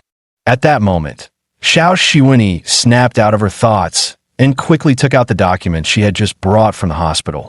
Sir, these are the latest laboratory reports on this new strain of influenza from the hospital. They're still classified, so Xiao Xuanyi implied that she didn't want them leaked, as disclosure could potentially cause city-wide panic. This was essentially no different from the plagues of ancient times. Suyu nodded slightly, then withdrew his outstretched hand calmly and said, If they're classified, then I won't look at them. This way, he completely eliminated any possibility of information leakage. But Xiao Xuanyi felt that her words might have upset Suyu. She shouldn't have doubted him like this. No need to say more. I've already understood the specifics of this flu outbreak quite clearly, so whether I look at these materials or not makes no difference anyway. It's not like I could understand them. Suyu was telling the truth. The previous patient had indeed been infected with a new strain of flu, and Suyu had essentially conducted an experiment on her. Today's case had given Suyu a fairly detailed understanding of this new influenza variant. Moreover, what he said wasn't wrong. Suyu genuinely couldn't understand all those advanced technical examinations in the hospital or interpret the various indicators. So, does that mean you have a way to control the spread of this new strain of flu?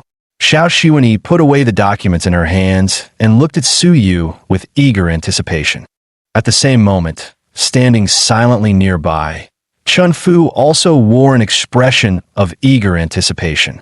He thought to himself, even if Suyu couldn't completely cure this new strain of flu, if he could merely alleviate the symptoms or keep it under control, starting from tomorrow, the number of patients at Yifu Clinic would certainly match, if not exceed those at City First People's Hospital. As these thoughts crossed Chun Fu's mind, his eyes filled with visions of banknotes endlessly flying into his pockets. From then on, luxury cars, beautiful women, and grand mansions. Chun Fu, too, could ascend to the pinnacle of life. Just as Chun Fu was lost in his fantasies, Suyu gave a slight nod and said, "This matches my earlier speculation. The flu is merely a superficial symptom. The real cause of this illness should be the gradual deterioration of the patient's immune function. Only treating the flu would tackle the symptoms rather than the root cause, which is why there's been such widespread spread." Although Suyu had only encountered one such patient, following the hospital's stance, it might seem somewhat like generalizing from a specific case. After all, one individual couldn't represent an entire group. But if discovering the root cause required many sacrifices, Suyu, the celestial crane emperor, couldn't bear such disgrace, and he would never make baseless claims. As for this matter, Xiao Shiwenyi wasn't very informed since the hospital director had consistently prevented her from getting involved with the specifics of this influenza outbreak. "How about this? I'll give you a prescription. If you get the chance, take it back and try it on several patients. Then you should be able to draw your own conclusions." With that, Suyu casually flicked his fingers and a blank sheet of paper flew over from the table. But by the time it landed in his hand, it was already densely covered with the names of medicinal ingredients written in traditional Chinese characters. Xiao Shiwenyi didn't pay attention to this process at all. When she took the prescription in hand and saw the unfamiliar formula, she simply assumed Suyu had prepared it in advance. After carefully examining it, Xiao Shiwenyi still couldn't understand, for although traditional Chinese medicine and Western medicine might appear similar superficially as medical practices, an insurmountable chasm actually existed between them. "Go ahead. I know you're itching to verify all this in your heart right now," Suyu said after taking a sip of tea, lightly waving his hand to signal that Xiao Shiwenyi could leave now. After Suyu passed on the knowledge of the 19 mystic needles, Xiao Shiwenyi came to regard Suyu in her heart as superior to any doctor in the hospital. Xiao Shiwenyi nodded vigorously before giving a deep bow, saying, "Thank you, master." Then Xiao Shiwenyi, like a little girl who had just found a treasure, turned and quickly ran outside. After Xiao Shiwenyi left, Suyu stood up, stretched his shoulders, and pondered in his mind. He reckoned that the herbs Shen Xinyue was searching for would likely yield results within the next few days. Only now did Chun Fu snap out his daze. Blinking his eyes, he looked at Suyu with a grin and said, "So, just now I heard you say you can treat this new strain of flu too? Having lived for tens of thousands of years, Suyu might not possess any fortune-telling skills. But if he couldn't see through the psychology of someone like Chun Fu, it would be as if he had lived those years in vain. It was nothing more than an attempt to exploit the situation for personal gain. But Suyu didn't expose anything, merely giving a faint nod. Chun Fu hastily grabbed Suyu's arm and said, "Then, where's the prescription? To benefit all the citizens, I think we should work overtime tonight to prepare more medicine and save the suffering masses from their misery." Suyu pointed outside and said, "They've already taken it, but your intention is commendable. As for the grand project of saving the suffering masses, let's leave that to the younger generation." After speaking, Suyu chuckled and patted his shoulder. "All right, I'm heading out for lunch. What do you want me to bring back for you?" "Oh, just bring whatever." Chun Fu looked at his own hands, pondering the meaning behind Su Yu's words. Could it be that Su Yu saw Chun Fu as already old in his eyes? Chapter 40. First People's Hospital of Binhai City Staff Cafeteria. As one of the top hospitals in the city and ranking among the best nationwide, even the most ordinary staff cafeteria could rival many upscale restaurants. Because the entire hospital was scrambling to deal with a new influenza outbreak, few people came to dine even during peak meal hours. Since they had just cured Su Xiaowei and barely a day had passed, he was already able to walk normally again. So even though Li Huahua had previously hurled insults at Xiao Xueni and even resorted to violence, Xiao Xueni didn't take it to heart and instead was in an excellent mood. Old Zheng. Holding a food tray, Xiao Xueni walked over to the dining Old Zheng and slightly bowed as she spoke. Old Zheng looked up and realized it was Xiao Xueni. He was just about to stand up when Xiao Xueni had already taken a seat across from him, saying, "We're just having a meal here, no need for such formalities." Old Zheng chuckled, setting down his chopsticks. "Shui and I, truly congratulations. Even a hospital specialist couldn't diagnose the condition, yet you managed to cure it. The waves behind push those ahead. This old man admires you." Even Old Zheng, with his considerable expertise in traditional Chinese medicine, couldn't help but give Xiao Xueni a thumbs up after this incident. Though he still harbored private doubts that this might have been pure luck, her sheer courage alone was enough to make him view Xiao Xueni in a new light. "You're too kind, Old Zheng. If anyone should know the truth, it's you. I've said it was that gentleman's excellent guidance." Xiao Xueni didn't claim credit for herself, speaking plainly without false modesty. It was evident that Xiao Xueni now admired Su Yu immensely. Being decades older, Mr. Zheng could naturally see at a glance and nodded repeatedly, saying, "Indeed, a great teacher produces brilliant students, but even with just a few pointers, you've achieved such mastery. Couldn't it also be that, Xueni, you were extraordinarily talented? When you went out this morning, I already heard from the hospital director about organizing a commendation ceremony for you. Right now, you're the role model everyone in the hospital looks up to." As for any commendation ceremony, Xiao Xueni wasn't particularly interested. However, among the hospital staff, only the director knew her true identity. So Director Dian naturally wouldn't miss such an opportunity to elevate Xiao Xueni's reputation. Because of this, Xiao Xueni couldn't say much more. Even though she had always disliked Mavericks, there was nothing she could do about the dean's arrangements. What commendation ceremony? Right now, everyone is working united to fight the flu. Who still has the mood for such things? By the way, Elder Zheng, I have a prescription here. As the senior TCM doctor in our hospital, you must have some understanding of this flu outbreak. Please take a look to see if this could be helpful. As she spoke, Xiao Xueni had already taken out from her bag the prescription Su Yu had given her earlier. It wasn't that Xiao Xueni distrusted Su Yu and deliberately wanted someone to verify the prescription's authenticity. It was simply that she knew so little about traditional Chinese medicine. To say nothing of the rest, she didn't even recognize what many of the herbs listed here looked like. So consulting Elder Zheng was absolutely necessary. Elder Zheng solemnly took the prescription from Xiao Xueni's hands. Upon unfolding it, he was immediately captivated by the bold, vigorous handwriting before even glancing at the listed herbs. He had always taken considerable interest in antiques and calligraphy paintings, even collecting several masterpieces by renowned artists himself. Though not an outright connoisseur in this field, he could still discern telltale signs of mastery when he saw them. These few short lines not only exhibit vigorous strokes that seem engraved into the paper, but also faintly convey a radiant spirit. Between the lines, one can sense the free and easy demeanor of the writer. Even if penned on the most ordinary paper, in his view, it still holds great value for collection. "Shui and I, is this really the handwriting of the gentleman you mentioned?" Old Zheng extended his finger, tracing the strokes of each character.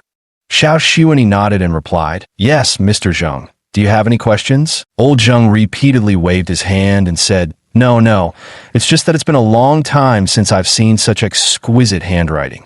Every stroke seems to reveal the profound depth of the writer. It's as if these characters are like fine wine aged over long years, intoxicating to behold." Xiao Xueni couldn't quite discern these nuances herself, but she often heard people say that a trained eye could perceive a person's state of mind through their handwriting. Even among renowned calligraphers, their early works often pale in comparison to their later creations precisely because they lacked that worldly experience and enlightened perspective in their youth. Now that Elder Zheng was lavishing such high praise on what appeared to be an ordinary prescription, Xiao Xuanyi couldn't help feeling astonished. After all, Su Yu seemed about her own age, far too young to possess such maturity gained through years of experience. However, Xiao Xuanyi didn't pay it any mind and said to Elder Zheng, "Please don't just focus on the calligraphy." Watching Elder Zheng repeatedly tracing and imitating the brushstrokes, Xiao Xuanyi reminded him aloud. Elder Zheng suddenly snapped out of it, smacking his forehead. Look at me being so absent-minded in my old age." Seeing this bold, vigorous script made me forget the main task at hand. Only then did Elder Zheng begin examining the prescription's contents, quietly murmuring the names of the listed herbs, a personal habit of his. Reading aloud helped minimize errors when preparing medicines.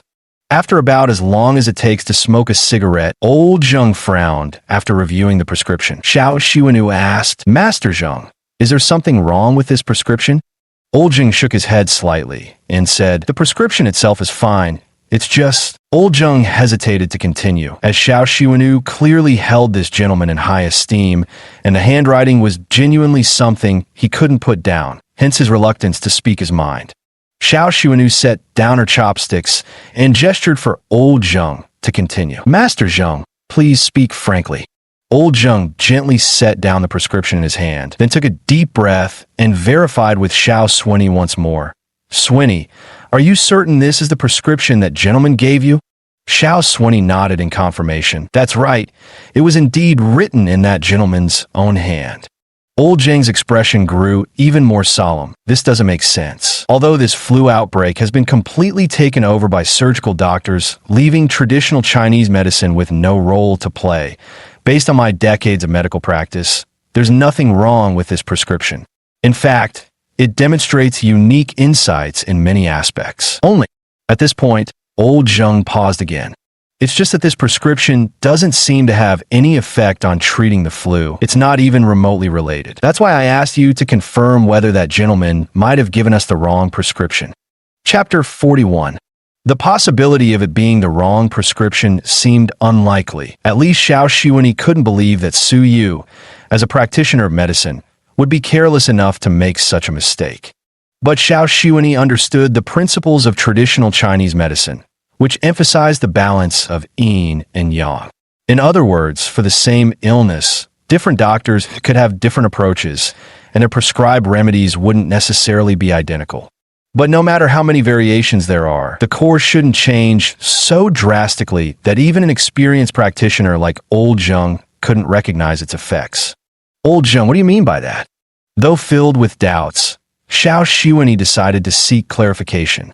"Nina, as for the gentleman you mentioned, I dare not make hasty judgments about his capabilities. However, based on my years of medical practice and records in physician manuals, this prescribed formula would likely have no effect whatsoever on the current new epidemic flu. Last time with the 19 mystical needles, Old Zheng couldn't interject because even he didn't understand those things. But this time, Old Zheng could confidently assert those words, for no matter what, his seniority still carried weight. Such a prescription, just one glance was all he needed to give a definitive answer. Yet after Old Zheng finished speaking, Xiao Xuanyi grew even more doubtful. How could it be useless? It doesn't make sense. Frowning, Xiao Xuanyi stared at the old man before her, still wondering in her heart if Old Zheng might have gotten confused. "Professor Zheng, won't you take another careful look?" Xiao Xuanyi once again solemnly picked up the prescription and handed it to Professor Zheng.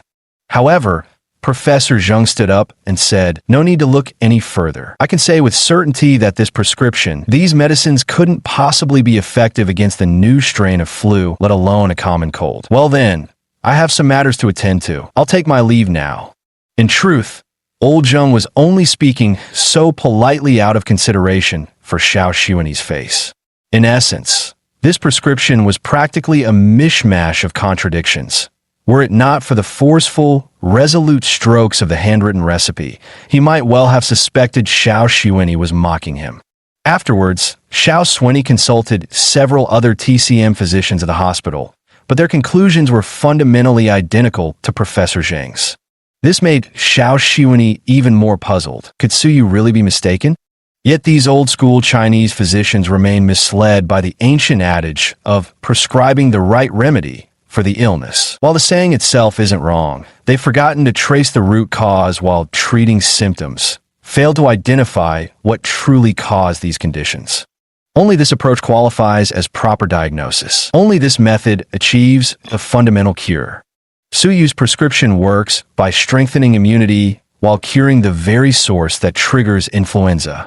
So after many doctors examined the prescription, they would shake their heads repeatedly because they simply didn't know what the true cause of this new influenza strain actually was.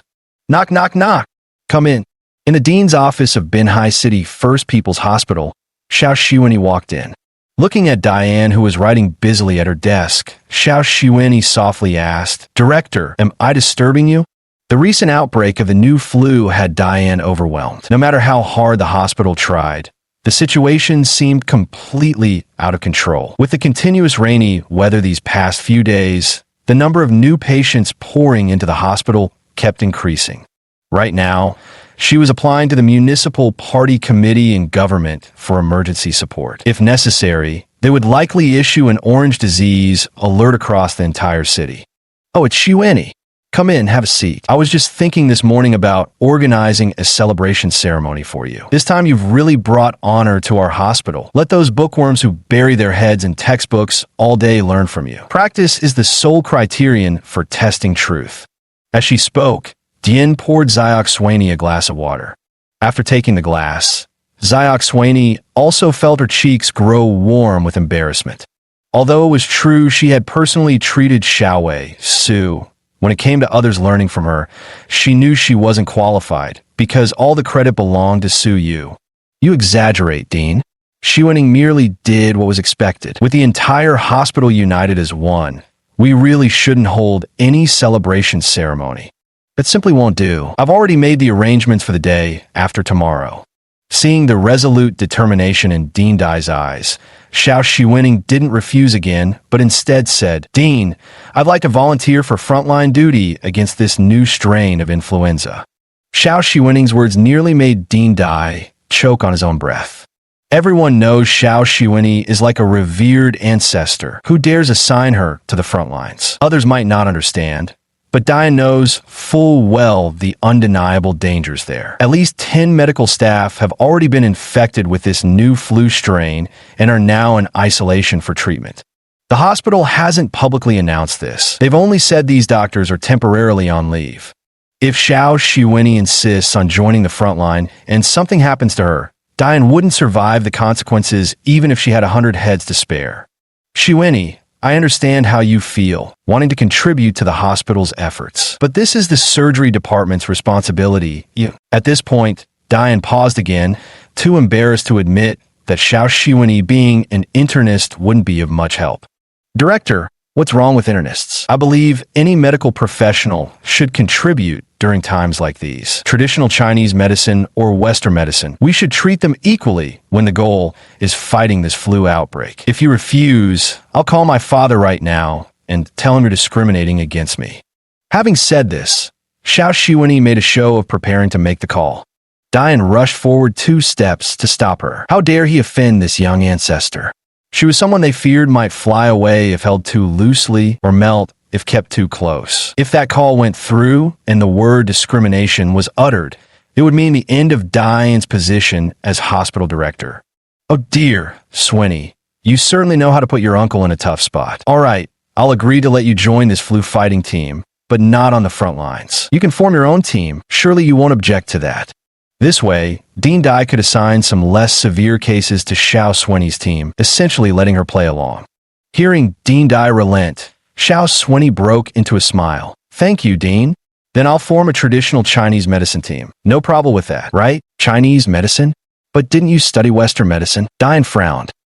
I think traditional Chinese medicine is truly profound and encompassing. It's settled then.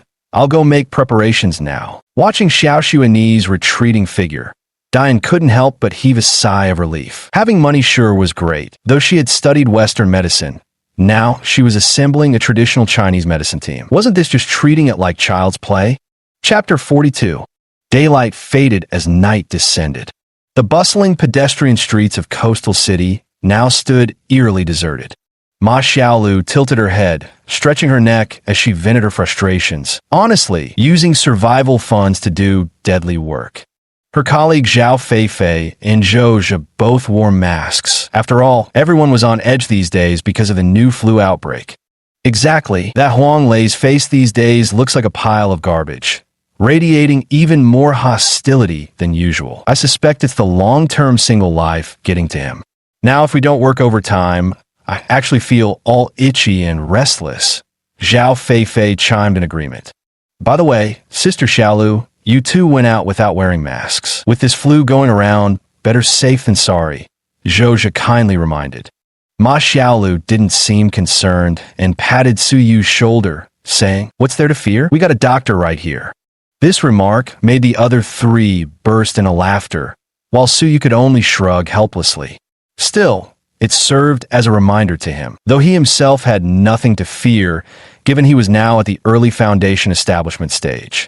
Once he gathered some medicinal herbs in the coming days, barring any unforeseen circumstances, he could break through to the mid-foundation establishment stage. By then, ordinary illnesses and ailments shouldn't be able to harm him in the slightest under the body-refining effects of the 6 paths of Samsara Sutra. But Ma Xiaolu was different.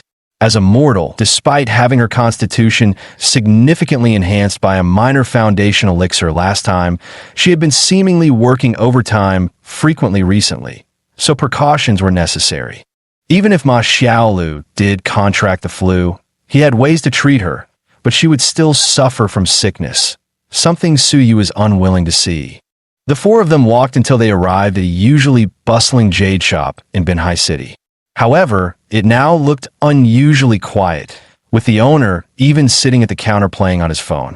"Let's go in and take a look." Su Yu paused and suggested entering. "Oh, Brother Su, do you also have expertise in jade?" Zhou Zhe asked curiously. Zhou Zhe's family was indeed in the jewelry business, though he hadn't learned many real skills from his elders. However, after so many years of exposure, he had gained quite a bit of knowledge about jade. Su Yu nodded slightly. He truly knew a fair amount about gemstones and related matters. Because certain elixirs he had refined in the past required specific containers for storage, Su Yu was extremely knowledgeable about various types of jade. However, even the most unremarkable piece of jade Su Yu had seen would likely be considered priceless by today's standards. "Perfect.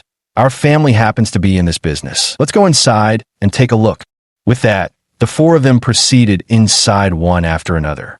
Seeing someone enter, the boss quickly stood up. At that moment, Zhou Zhe took off his mask, and the boss recognized him at a glance. After all, Binhai City wasn't that big, and with both being in the same industry, many shop owners knew Zhou Zhe, who had been a mischievous troublemaker since childhood. "Xiao Zhe, what brings you here to visit your uncle today? How's the old man's health?" The boss, Li Shan greeted Zhou Zhe warmly. Zhou Zhe strode over confidently and replied, "Grandpa's doing great. Let me introduce you. These two are my friends, Su Yu and Ma Xiaolu, and this one." Seeing Zhou Zhe hesitate, Zhao Feifei reached out and pinched his waist hard. The shock nearly made the young man jump to his feet. Seeing them act like this, Li Shan immediately understood they were boyfriend and girlfriend. "Hello, uncle. My name is Zhao Feifei." Zhao Feifei introduced herself with natural confidence. Good. What a lovely young lady. "Xiao Zhe, you're a lucky man." Under the shop owner's guidance, Su Yu examined the various jade pieces displayed in the showcase. An ample assortment of jadeite, agate, and nephrite, each priced differently based on quality, craftsmanship, and other distinguishing factors. However, Su Yu looked at these jade pieces and slightly shook his head, because none were what he was searching for. Instead, in a small frame next to the display case, Su Yu discovered a thumb-sized plum blossom stone.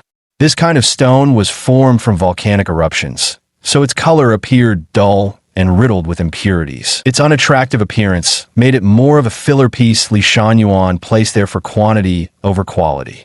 Suyu picked up the stone, revealing a faint smile on his face. Because what Suyu was truly seeking wasn't the precious jade everyone talked about. He was searching for a container. A container capable of holding vast amounts of spiritual energy. Once fully infused, can be transformed into a magical artifact, thereby creating a protective talisman. Among the numerous jade pieces in this shop, Suyu recognized this potential in many of them. However, due to subsequent processing, their innate qualities were ruined, rendering them worthless in Suyu's eyes. Brother Su, you couldn't possibly be interested in this rock, could you? Zhozha seemed rather perplexed. Among this dazzling array of goods, wasn't every other item superior to this mere stone? Suyu nodded and said to the shop owner, "Boss, I'll take this piece of jade. How much is it?" Only after asking did Suyu realize he barely had any money on him. If the owner quoted an exorbitant price, he truly couldn't afford it. Li Shan shook his head and replied, "These are either scrap pieces or small useless stones. Since this young fellow likes it, I'll give it to you." This was also a way to save Zhozha some face. The stone wasn't valuable anyway, and charging for it would make him appear too petty. Suyu didn't say much more, clasping his hands and saying, "If that's the case, then thank you very much, boss." After exchanging a few pleasantries and leaving the shop, Ma Xiaolu played with the stone in her hand. "These kinds of stones are everywhere. What do you want it for?" Suyu pulled Ma Xiaolu to the inner side of the road before replying, "This stone isn't found just anywhere. I'd say it's a priceless treasure." Ma Xiaolu was so startled she nearly dropped the stone in her hand. "Oh, really?" Ma Xiaolu's mouth fell open. Brother Su seems to have some unique insights into jade. There's an expo in Binhai City next week. Would you like to go together? Before Suyu could reply to Zhozha's question, Zhao Feifei butted in. Great. But seeing that Suyu didn't seem too keen, Zhao Feifei quickly shifted her focus to Ma Xiaolu instead. "Xiaolu, don't you think with work pressure being this intense, we should take every chance we get to relax and unwind?" Ma Xiaolu thought about it and figured it didn't seem wrong. She turned to look at Suyu before saying, "All right, let's go take a look." Thanks to Zhozha's reminder, Zhao Feifei realized that Suyu probably had an extraordinary background. Once people like him made up their minds, it was usually hard to change their decisions. But if he couldn't persuade Suyu, couldn't he instead whisper into the ear of the person who shared his pillow at night? Chapter 43. Chattering and laughing along the way, the four of them returned to their accommodations. Just as before, Zhozha and Zhao Feifei shared one room, while Ma Xiaolu and Suyu occupied another. However, only Suyu and Ma Xiaolu knew the truth these past few days. One of them slept on the bed, while the other slept in the corridor. Suyu lay on his pillow, holding the plum blossom stone he had obtained earlier in his right hand. He examined it under the bedside lamp, feeling quite satisfied. Earlier, he had already tested it. The usable space inside this stone was surprisingly ample. Though its physical size limited its potential, it would undoubtedly serve as more than enough material for a protective talisman once infused with spiritual energy. He thought to himself about turning this stone into an amulet to give to Ma Xiaolu, believing this would ease his conscience. Still staring at it? "I really don't understand how this rock became the priceless treasure you claim it is." Ma Xiaolu leaned over the edge of the bed, dressed in her pajamas. Her long hair cascaded down, the tips just brushing against Suyu's chest. Their slight movement tickled him faintly. Suyu took a deep breath and said, "Some things cannot be measured by their appearance. I call it priceless because it possesses abilities that no other jade can replace." Ma Xiaolu didn't quite understand what Suyu meant. She pouted and said, "How strange, but there's something I want to tell you." Suyu put down the stone in his hand and leaned his head against the bedside cabinet. "Go ahead," he said. After a moment's thought, Ma Xiaolu continued, "I always feel awkward living in someone else's house. It just doesn't sit right with me. So I've been looking at rental listings nearby these past few days. Since tomorrow's a day off, would you come with me to check out some places?" Suyu had indeed considered this issue before. Ultimately, Ma Xiaolu was right.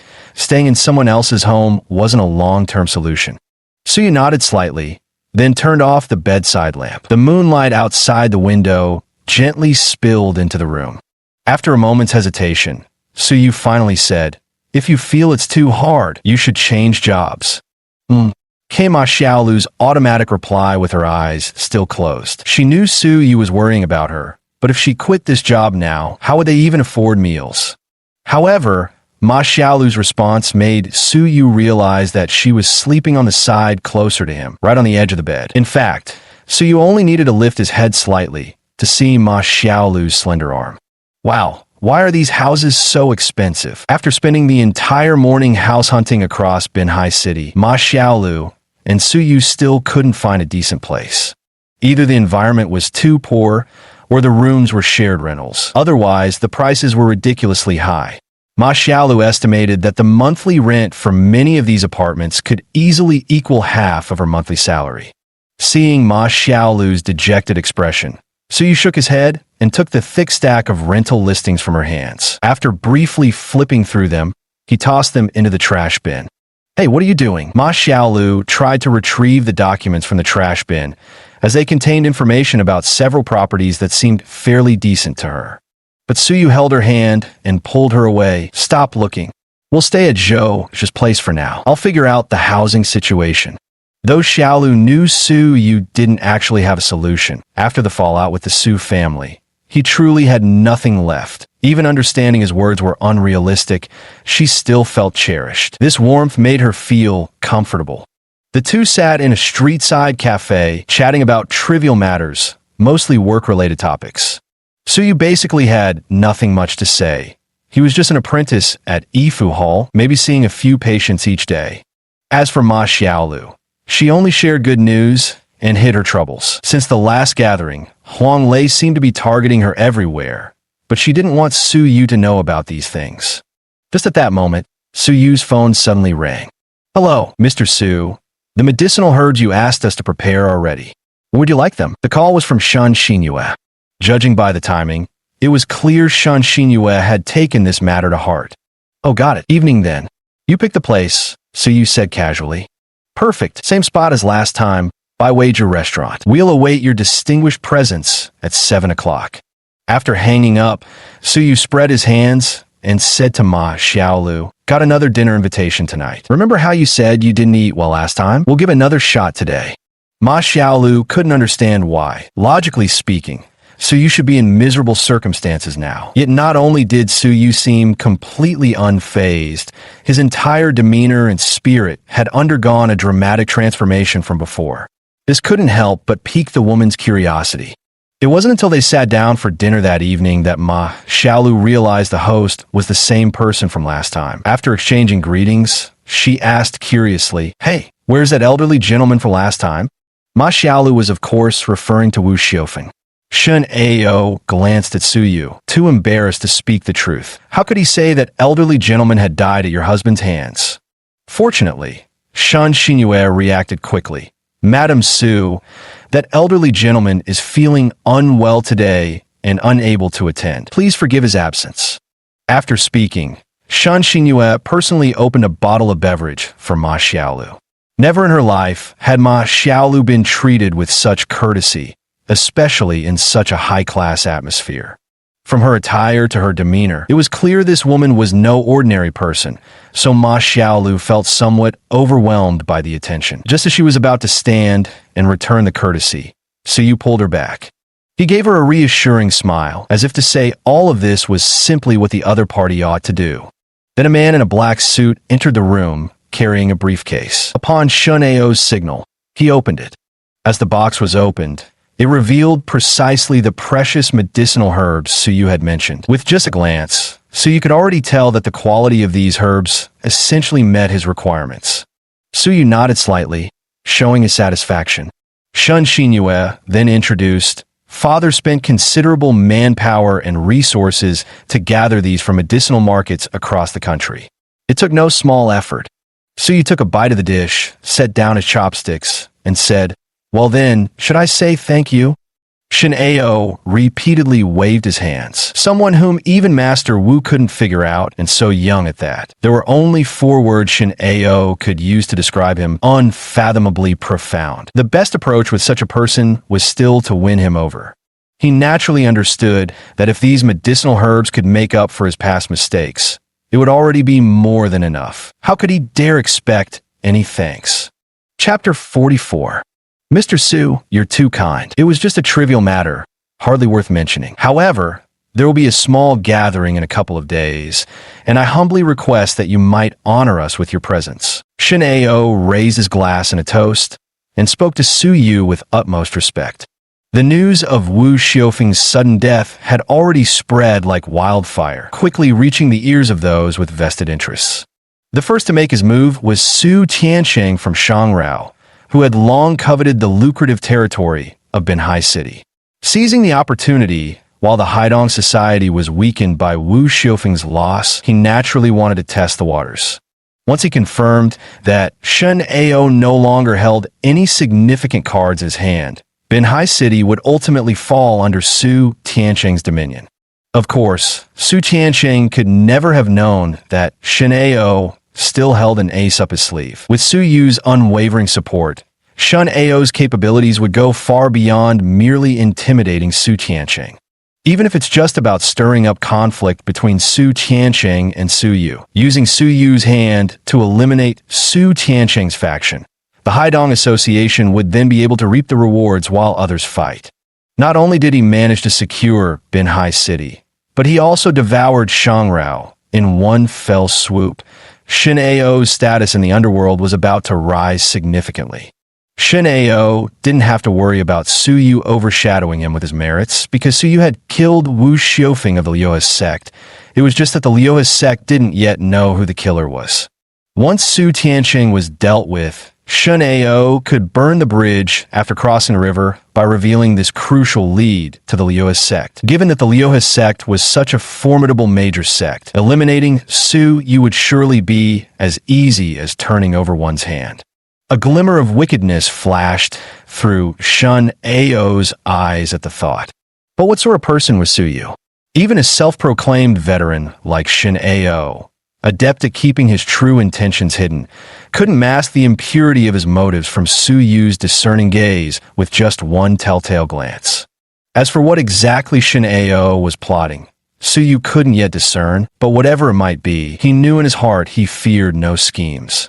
Yet refusing Shen Ao now would paradoxically reveal weakness rather than strength.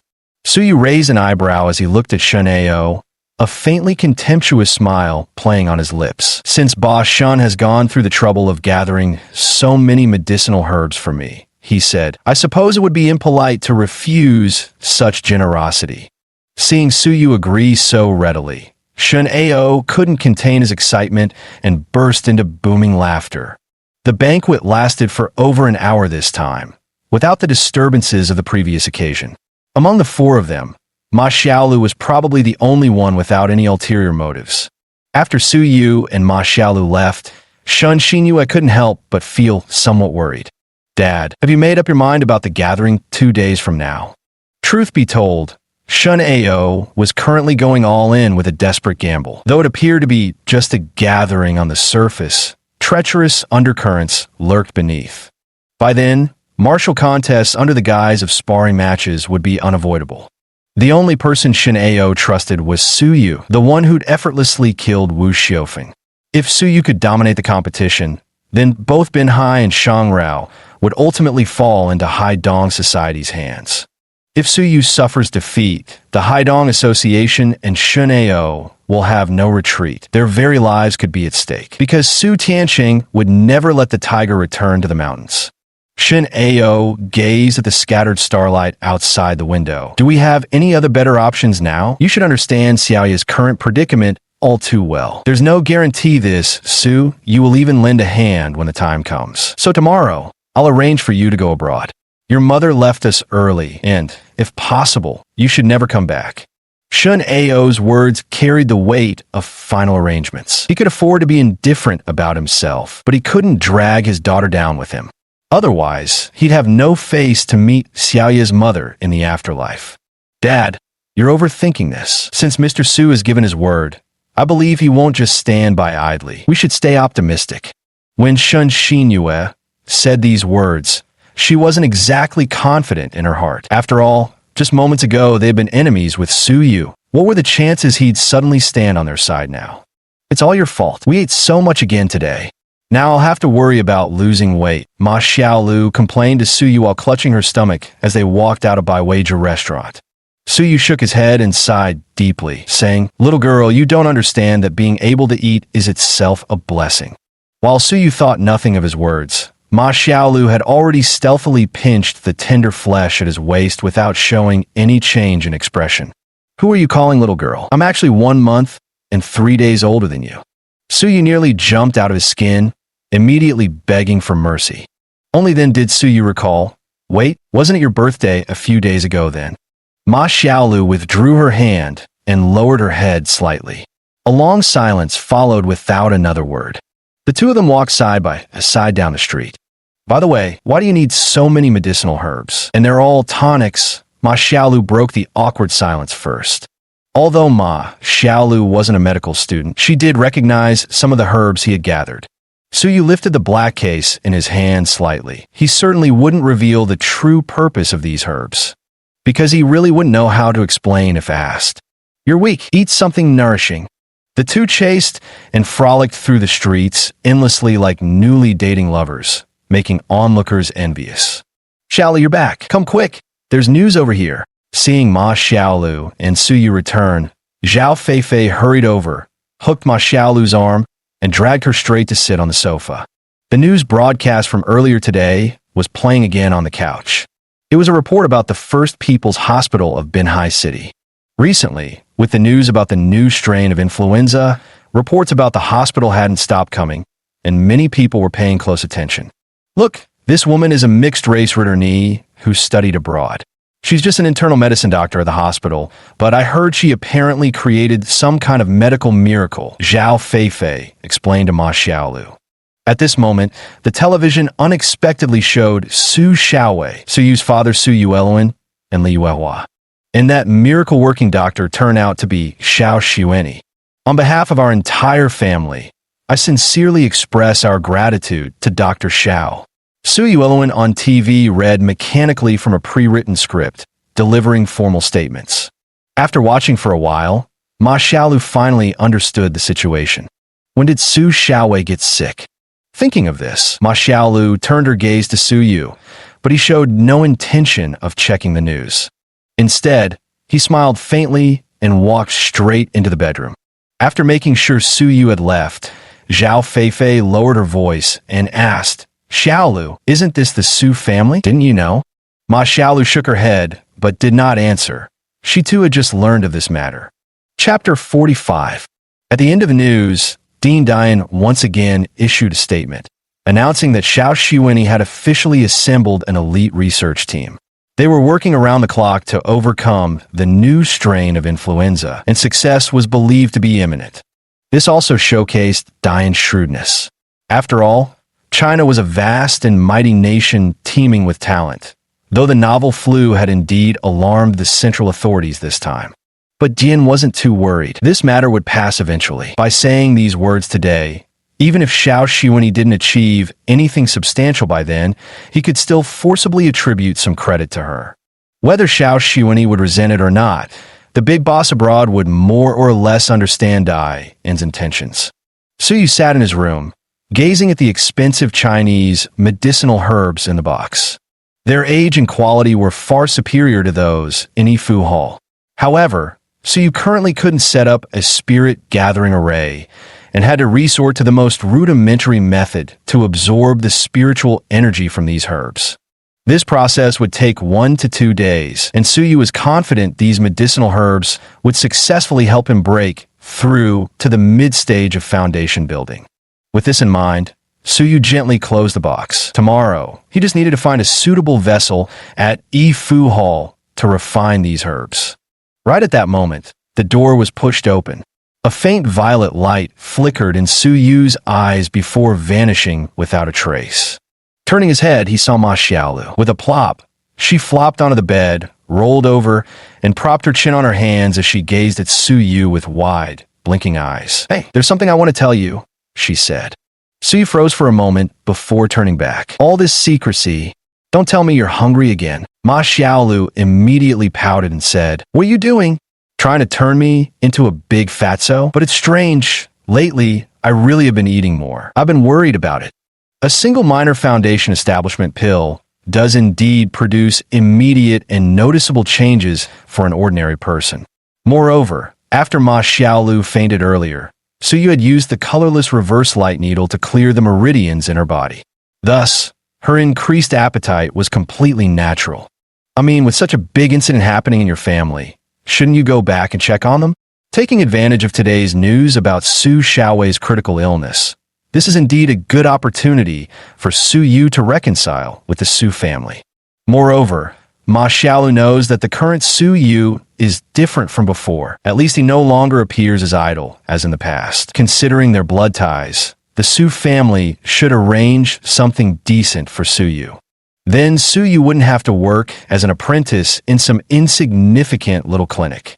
You mean I should go home and apologize? Su Yu said solemnly.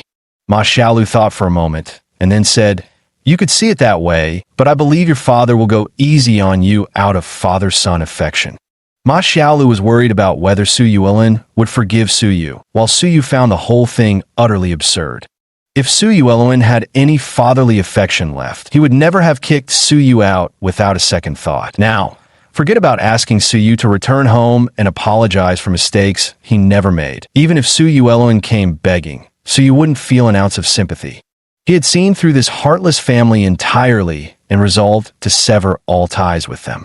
Though harboring much resentment toward the Su family, Su Yu understood that Ma Xiaolu spoke these words out of genuine concern. He shouldn't take out his grievances against the Su family on Ma Xiaolu. After a moment's thought, Su Yu asked, "Then tell me, what exactly have we done wrong?" Ma Xiaolu tilted her head. If forced to name their wrongdoings, the only fault lay with the former Su Yu's irresponsible behavior that had brought disgrace to the Su family. And when comparing who brought more shame between Su Xiaowei and Su Yu, the former had surpassed the latter by far. Ultimately, it all comes down to a loss of favor. Whether it was Su Yu or his mother who fell out of Su Yuelin's graces, that was the root of the entire matter. Apart from providing Su Yu with an apartment, the Su family had essentially given him nothing else. Even most of Su Yu's expenses outside were covered by Ma Xiaolu, so if you insisted on assigning blame, you really couldn't pin it on her. Seeing that Ma Xiaolu remained silent, Su Yu continued, "Since there's no mistake here, why should we apologize?" But Ma Xiaolu wanted to say something more, but Su Yu interrupted her. In an unprecedented gesture, Su Yu reached out and took Ma Xiaolu's hands in his. Gazing in her eyes, he said, "I know what's worrying you in your heart. As long as you believe in me, we can live, well, even without returning to the Su family." Such a simple sentence nearly moved Ma Xiaolu to tears. After all, even during their wedding, Su Yu had never spoken such simple yet touching words to her. Whether this man's words were true or not, Ma Xiaolu didn't respond, but in her heart, she felt an unshakable conviction. She had weathered the hardships of the past alone. Now, with someone standing in front of her, what did she have to fear? Who said, "I want to live happily with you"? A pillow flew towards Su Yu's head before Ma Xiaolu turned away cheerfully to take a bath. Just as she stepped outside, Zhao Feifei noticed Ma Xiaolu lowering her head to hide a pleased smile. "Xiaolu, what makes you so happy?" "Nothing." Ma Xiaolu brushed off the question as she walked into the bathroom. "Xiaowei, your body has just recovered. Where are you going so late?" Li Yuehua anxiously called after Su Xiaowei, who had just returned from the hospital and was rushing out again at night. "Mom, your son here is too tough to die. Being cooped up in the hospital all these days nearly suffocated me. I need to get some fresh air. Give me some money," Su Xiaowei said while jiggling his leg, speaking to Li Yuehua beside him. Li Yuehua gazed at her son with concern before fishing out a bank card from her bag. "Be careful, and remember to come back early. You hear?" Su Xiaowei took it, flicked the bank card, and said, Yeah, stop yakking." With that, he turned and walked out. Others might not know what exactly happened to Su Xiaowei, and even the hospital's diagnostic report didn't directly state that his condition was man-made. But Su Xiaowei knew full well it was right after his conflict with Su Yu that he suddenly became like that. So this score, no matter what, he was going to settle with Su Yu. "That damn brat, just you wait. You'll see how I deal with you." Chapter 46. Over the following 2 days, All news coverage was dominated by reports of a breakthrough in treating the new influenza strain. During this time, an internist named Xiao Shiwenyi suddenly rose to fame. Some praised her as a master of both Eastern and Western medicine. Others hailed her as a miracle worker who could bring the dying back to life. There were even those who claimed she was an immortal descended from heaven. Her popularity soared, momentarily rivaling that of top celebrities.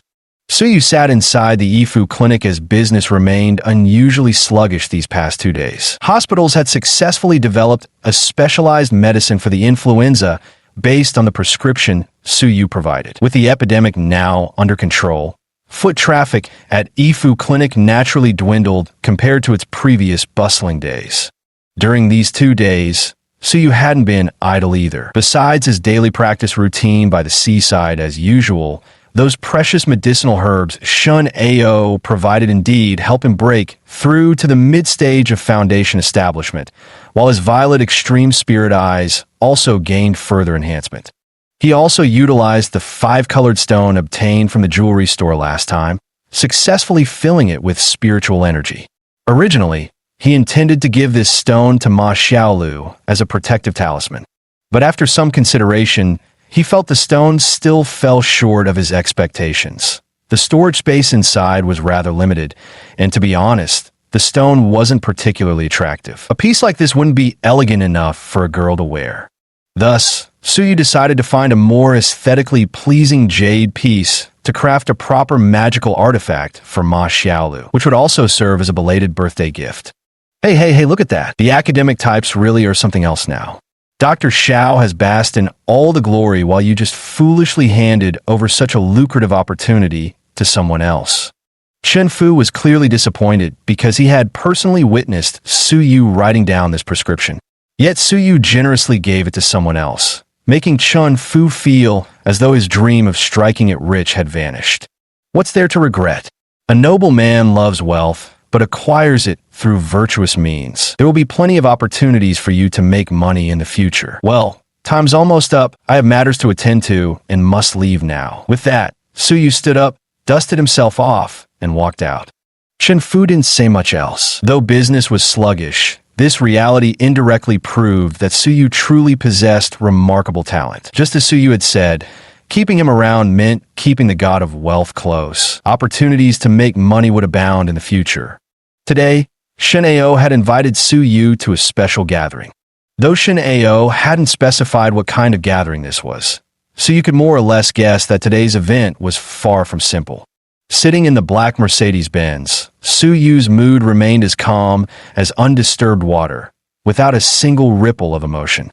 In contrast, Shun Ao, sitting beside him, was currently consumed with anxiety, his palms damp with cold sweat. Whether tonight would lead them to heaven or hell would be decided by this very move. Now, shouldn't you tell me exactly what kind of gathering this is? Suyu said with his eyes lightly closed, reclining against the seat. Shen Xinyue glanced at Shen Ao, hesitating slightly. But now that things had come to this, Suyu and they were already on the same boat. Previously, they had kept it hidden out of fear that Suyu might refuse outright if he knew. Now, they might as well lay all the cards on the table. Shen Ao gave Shen Xinyue a nod of approval. She took a deep breath before turning to Suyu and saying, "Mr. Su, surely you're aware the last time my father suffered severe injuries and nearly lost his life?" Suyu nodded slightly. There was no need for further explanation. He could guess that it was likely due to conflicts over interests in the martial world. The cake is only so big, yet everyone wants to devour it all for themselves, so it inevitably becomes a fight to the death. Shun Xinyue continued.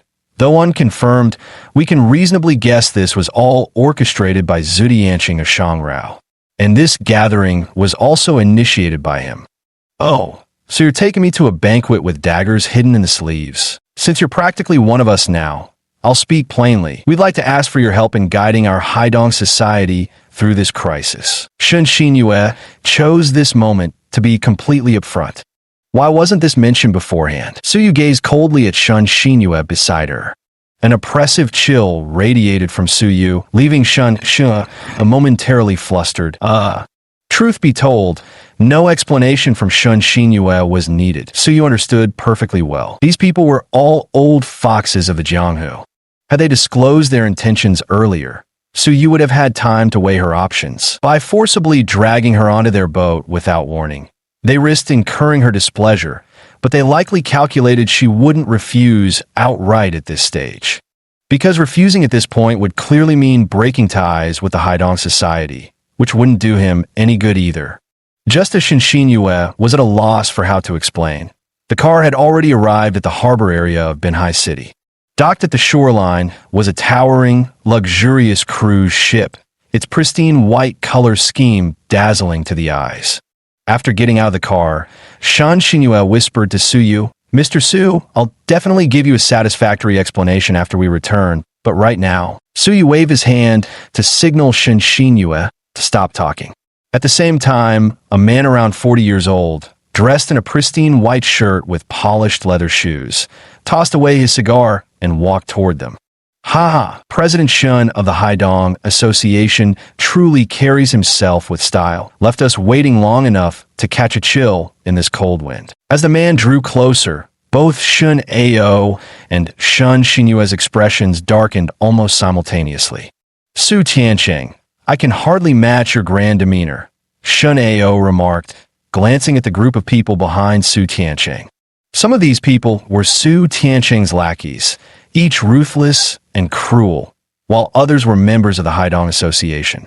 Shen Ao hadn't informed anyone from the Haidong Association about this gathering, arriving practically alone. But now, seeing those people show up here, even a fool could tell they had betrayed him. Haha, President Shun, this isn't how things are done. The Haidong Association is discussing a partnership with Boss Su, and you just casually decide without consulting anyone? Where do you think you stand? A lean man in his 30s standing behind, Su Tiancheng sneered at Shun Ao with thinly veiled hostility. "Fan Chung, you treacherous bastard, Shen Xinyue naturally had a tall stature, and with her high heels on, she stood nearly as tall as Su Yu. Standing right in front of Fan Chung, she showed no trace of fear. Her gaze was as sharp as a blade as she glared at Fan Chung. After the incident at Haidong Club last time, Shen Xinyue had secretly investigated and found that the person colluding with Su Tiancheng was most likely Fan Chung. Naturally, she had no kind feelings toward him. Chapter 47. The tension between them was palpable the moment they met, because both parties understood the principle that men die for wealth, as birds perish for food. Yet neither openly acknowledged it, otherwise it would have been a brawl rather than a gathering. Shen Ao took 2 steps forward and said, "Xinyue, these are all your elders and uncles. Mind your manners." Seeing the president of the Haidong Association speak up, Su Tiancheng naturally wanted to display his own gentlemanly demeanor as well. Turning around, he glared coldly at Fan Chung and said, "Who gave you permission to speak?" Fan Chung, realizing he wouldn't gain any advantage, reluctantly retreated to the side. "So, it's Xinyue. My eyes must be failing me. Girls change so much as they grow up. At first glance, I actually mistook you for the guild president's new stepmother." Su Tiancheng continued his unrestrained sarcasm without filter. Shun Xinyue gritted her teeth in frustration, whereupon Su Tiancheng shifted his gaze to Su Yu. But when his eyes landed on Su Yu, Su Tiancheng instinctively frowned. This youth's plain clothing marked him as unremarkable. Not even qualified to be a chauffeur, and yet he'd just stepped out from the back seat of a Mercedes-Benz. Not only that, Su Tiancheng also noticed that even Shen Ao got out of the car by himself, while he had AC open the car door for him. Having wandered the martial world for so long, he naturally understood the principle that one should not judge others by appearances. And who might this be? Surely not some distant nephew of yours. After saying this, Su Tiancheng burst into laughter again. This kind of brazen, unrestrained laughter gave the impression that Su Tiancheng cared nothing for anything in the world. "Watch your mouth." A strange voice echoed inside Su Tiancheng's head. This was a message Su Yu had directly transmitted to his consciousness through spiritual sense. Thus, the people around him remained completely unaware, having heard nothing at all. "Ooh, who's speaking?" Show yourself if you dare. Su Tianqing looked around only to realize no one had actually been talking to him just now. Could it be an illusion? Watching Su Tianqing acting like a madman, Shen Ao secretly felt delighted. What happened to you, Boss Su? Why not come aboard and rest a bit? Then, as Shen Ao passed by Fan Cheng, he shot a fierce glare at this ungrateful traitor. The luxurious cruise ship was divided into 3 decks. The top level was an open-air observation deck. The middle level mostly consisted of rooms, including dining halls and conference rooms, while the bottom level was entirely packed with cargo. Su Yu and his group of 4 headed straight toward a conference room on the second deck. From Su Yu's initial observations moments ago, this luxurious cruise ship would most likely become the burial ground for Shen Ao and his daughter. Braving the dragon's pool and tiger's den, you're truly courting death, Su Yu said, shaking his head as he walked behind Shen Xinyue. Given the preparations Su Tianqing had made today, even if Wu Xiufeng hadn't died, he absolutely wouldn't have been able to leave this ship alive once boarding. In truth, to Su Tianqing, Wu Xiufeng was never the protective talisman of the Haidong society. What he had always feared was nothing but the Liuhe sect behind Wu Xiufeng. Today also carried an element of probing, as Su Tianqing had never believed that the Haidong society could gain the full support of the Liuhe sect. Because if they truly held the Liuhe sect's power, someone like Shen Ao would have long since swallowed Shangrao along with everything else. During the previous attack on the Haidong society, the Liuhe sect showed no reaction. If they remained silent during today's Hongmin banquet with Shen Ao, Su Tianqing would no longer hold back. Mr. Su, what did you say? Shen Xinyue didn't quite grasp the meaning behind Su Yu's words. When you stepped onto this ship, Su Tianqing had already decided none of you would leave alive, Su Yu said calmly. Impossible. Even if he is Su Tianqing, he wouldn't dare take my life so brazenly. Everyone knows I've boarded this ship. I, Shen Ao, hold considerable influence in Binhai City. If I were to disappear after entering his trap, he'd never be able to show his face in Binhai again. Shen Ao's words carried the obstinacy of one who would rather shatter like jade than remain intact as a tile. Mr. Su, there's no need for concern. Su Tianqing wouldn't dare go that far. Even though this ship isn't registered in China, causing trouble in Chinese waters would defy our laws. Not even Mr. Yin would risk that, AC, who accompanied them, declared with equal confidence. Seeing how carefree they all looked, Su Yu naturally couldn't say much more. He shrugged and asked, "Then what did you go through all this trouble to bring me here for?" Shen Ao slowed his pace and approached Su Yu, speaking in a low voice. "We're businessmen, so of course we must unconditionally obey the nation's laws. But beyond the scope of the law, there's plenty of overt and covert struggle." "Oh," Su Yu expressed his eagerness to hear more. "Mr. Su, what you may not know is that both our Haidong society and the Tianqing gang originally belonged to Mr. Yin. He entrusted these 2 territories to the 2 of us respectively. But beneath the surface lie countless conflicts of interest, leaving us to wrestle in unseen battles more often than not. To put it bluntly, might makes right. While today appears as a social gathering, in essence, it serves as a covert battleground. Though the stakes aren't life and death, they determine one's future prospects. If Mr. Su can help me defeat Su Tianqing, I guarantee absolute prosperity for the rest of your life." Guaranteed prosperity for life? Shen Ao's grand promise meant nothing to Su Yu. Such worldly promises couldn't possibly impress the immortal reborn before him. A lifetime of glory and wealth. I doubt you can afford that. Enough talk. Let's take a look first. Su Yu chuckled dismissively and strode inside without another glance. The man left behind, Asi, had always harbored doubts about Su Yu. After all, even if this man had supposedly killed Black Bear and even Wu Xiufeng, no one had actually witnessed it. There was an even more critical issue. Su Yu was simply too young. As the elders often said, a beardless youth handles affairs unreliably. Just how capable was this Su Yu, really? Who could say for sure? "Miss, is this gentleman really trustworthy?" Asi asked uneasily. Because right now, Su Yu is practically their only hope. If Su Yu turns out to be useless, or if he sees the enemy's overwhelming numbers and switches sides on the spot, then the Haidong Association would cease to exist. Among everyone, Shen Xinyue has probably had the most contact with Suyu. Although Suyu appears quite young, he always gives Shen Xinyue a sense of being trustworthy, a kind of steadiness that far surpasses what someone his age should possess. As for why exactly that is, she couldn't quite put her finger on it. Ah, see, trust is essential when employing people. Throughout this entire process, he had countless opportunities to simply walk away, yet he didn't. And considering the skills required to kill both Black Bear and Master Wu, I believe he could have escaped with ease. But he didn't. Doesn't that prove he already had a plan in mind? After finishing her words, Shen Xinyue took a deep breath and followed him inside. Chapter 48.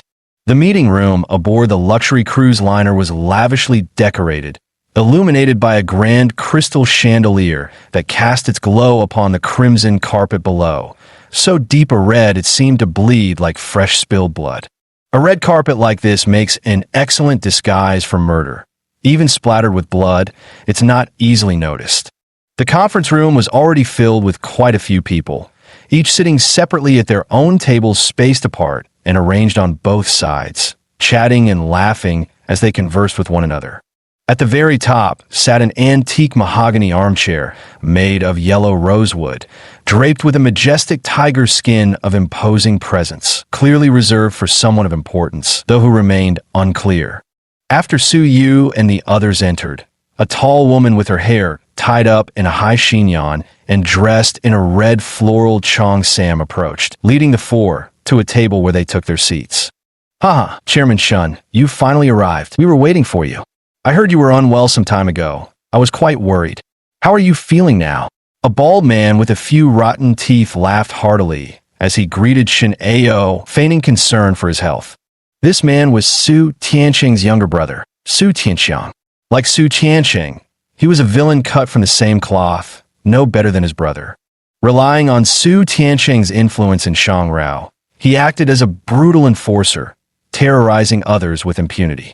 Many shady dealings that Su Tianqing couldn't handle openly were resolved by him, whether through coercion or underhanded means. In the past, he and Shin Ao had no real interaction, only crossing paths briefly at some major gatherings. Now suddenly showing such concern for Shin Ao's health is pure hypocrisy, a classic case of the cat crying over the dead mouse. Under normal circumstances, someone like this wouldn't even register on Shin Ao's radar, and Su Tianxiang would never dare act so brazenly in such a setting. Thanks to your great blessing, I'm still alive. What a disappointment for you, huh? I'm perfectly fine, but you might want to see a dentist about that grimace of yours. Shin Ao pointed at Su Tianxiang's rotten teeth after finishing his remark. Su Tianxiang retreated indignantly. Apart from Su Tianxiang, no one else present greeted Shin Ao, all treating him as if he were invisible. One must remember how these very people used to fawn over Shin Ao in the past, yet today they chose such an attitude. They had already seen through everything. It was plainly evident to all that without Wu Xiufeng, from this day forward, the Haidong society would cease to exist. As the waiter poured tea, Suyu took a small sip and couldn't help shaking his head. The quality of Earth's tea was inferior by more than just a notch or two. Seeing Suyu shake his head, Shen Xinyue also sniffed lightly and said, Mr. Su, does this Jun Shan silver-tip tea not suit your taste? Oh, it's all right.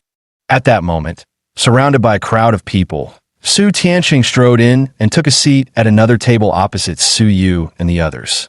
Suyu noticed that the Grand Master's chair at the head of the room remained unoccupied. Could it be that some important figure had yet to arrive? With the appearance of Su Tianqing, the previously somewhat noisy conference hall fell completely silent. The atmosphere instantly froze to an icy point, with the scent of death lingering in the air, save for Suyu, who continued drinking tea as if nothing had happened. Nearly everyone's gaze fell upon Su Tianqing. Why is he here too? AC noticed a foreign man standing behind Su Tianqing. His dark complexion and black suit would give the impression of a wooden stake standing there, were it not for his darting, restless eyes. Shen Xinyue also noticed this man.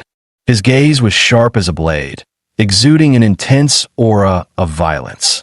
The last time I was negotiating business abroad with Master Wu, I saw him in a newspaper. At that time, he was wanted in Sri Lanka. The local government had posted a substantial bounty for him. There seemed to be an assassination of an important royal family member that he couldn't be separated from. Master Wu had once remarked that despite this person's young age, his mastery of external martial arts was absolutely not to be underestimated. Even he himself might not be a match. The fact that he successfully assassinated his target under the protection of elite bodyguards and retreated unscathed is the best proof. After AC finished speaking, Shun Ao and his daughter both took a deep breath, their gloom deepening imperceptibly. To think Su Tianqing had managed to recruit such a person, Shun Ao now began contemplating another issue in his heart. Just now, regarding what Siyu mentioned about Su Tianqing daring to kill someone here. Everyone, I'm deeply grateful that you've honored us with your presence at this gathering. I, Su, am profoundly honored and find it difficult to express my gratitude adequately. Let me propose a toast to everyone with tea instead of wine. Su Tianqing raised his teacup high with both hands as he addressed everyone. Many people picked up their wine glasses and promptly responded in kind. Only Su Yu seemed indifferent to all this, and his purpose for being here today wasn't to help Shin Ao preserve the Haidong Association. All right, thank you all. I hope everyone enjoys themselves on board. But before that, there's one important matter. I've drafted a contract here. You'll receive copies momentarily. It's extremely detailed, and I believe this will be a mutually beneficial deal that will surely interest everyone. After speaking, Su Tianqing waved his hand, and several waiters immediately distributed copies of the contract to each table. However, when Shun Ao received the contract, his expression instantly darkened. With a loud bang, he slammed his palm fiercely onto the table. The impact sent the teacups on the table jumping. The noise immediately drew the attention of everyone present. Many in the crowd instinctively shrank back, their eyes darting nervously. With tensions this high, no one wanted to become collateral damage. To be honest, this contract means nothing to them. It's merely an agreement regarding the collaboration between Tianqing Gang and Haidong Association. However, the terms of cooperation were truly unacceptable to Shun Ao. Su Tianqing demanded that all dividends from the ports and terminals originally under Haidong Association's control, along with most of their industries, be transferred to Tianqing Gang. Only a few insignificant small shopping malls would remain under Haidong's ownership. This was clearly an attempt to completely strip Shin Ao of his power. As for those who were previously under the Haidong Society, in terms of benefits, they actually haven't suffered any losses. Moreover, with Su Tianqing currently gaining strong momentum, no one wants to pick the wrong side, as it wouldn't do them any good. But this spells disaster for Shin Ao. If this contract takes effect, the Haidong Society will exist in name only. Not only that, from now on, he'll become Su Tianqing's obedient lapdog. This would be like sending Shun Ao plummeting from the heavens straight to the abyss, with no hope of ever recovering. Chapter 49. Yet in the current situation, even some previously friendly associates had already sensed the shifting winds and turned towards Su Tianqing's side for their own petty gains. Now alone, he was truly helpless, like a single hand unable to clap. On the surface, today's assembly was about Su Tianqing discussing cooperation with Shun Ao, but in reality, it was clearly a gathering orchestrated under Mr. Yan's name to force Shin Ao's surrender. Make Shin Ao obediently hand over the operational rights of Binhai City and forever exit this stage. For Shin Ao, the Haidong Society is his lifeblood. How could he possibly let go so easily? As the saying goes, men die for wealth as birds perish for food. When the last straw breaks the camel's back, even a rabbit starts to bite. Even a dilapidated ship has 3 pounds of iron left. If Su Tianqing pushes things too far today, Shin Ao wouldn't hesitate to risk everything he's accumulated over the years to tear a chunk of flesh from Su Tianqing's body. A centipede dies, but never stiffens, unless Su Tianqing makes sure he doesn't leave this ship alive today. Seeing no objections from the others, Shin Ao instead flew into a rage. Feigning surprise, Su Tianqing exhaled a cloud of smoke, furrowing his brows as he regarded Shun Ao and spoke. Well, Boss Shun, do you have any objections to this contract? Does anyone here have any issues with these terms? His face was now livid. If looks could kill, Su Tianqing would have already been diced into 1,000 pieces before his eyes. Seeing Shun Ao had no intention of speaking, Su Tianqing stood up, spread his arms, and addressed everyone. Does anyone have any objections? This contract wouldn't cause any financial losses to anyone except Shun Ao himself. At most, they'd simply be shifting their allegiance from one employer to another. If anything, some of them had maintained good relations with Shun Ao over the years. A significant portion of them, in fact, had been personally promoted by Shun Ao. But speaking out against Su Tianqing now wouldn't just mean losing future earnings. It might very well cost them their lives.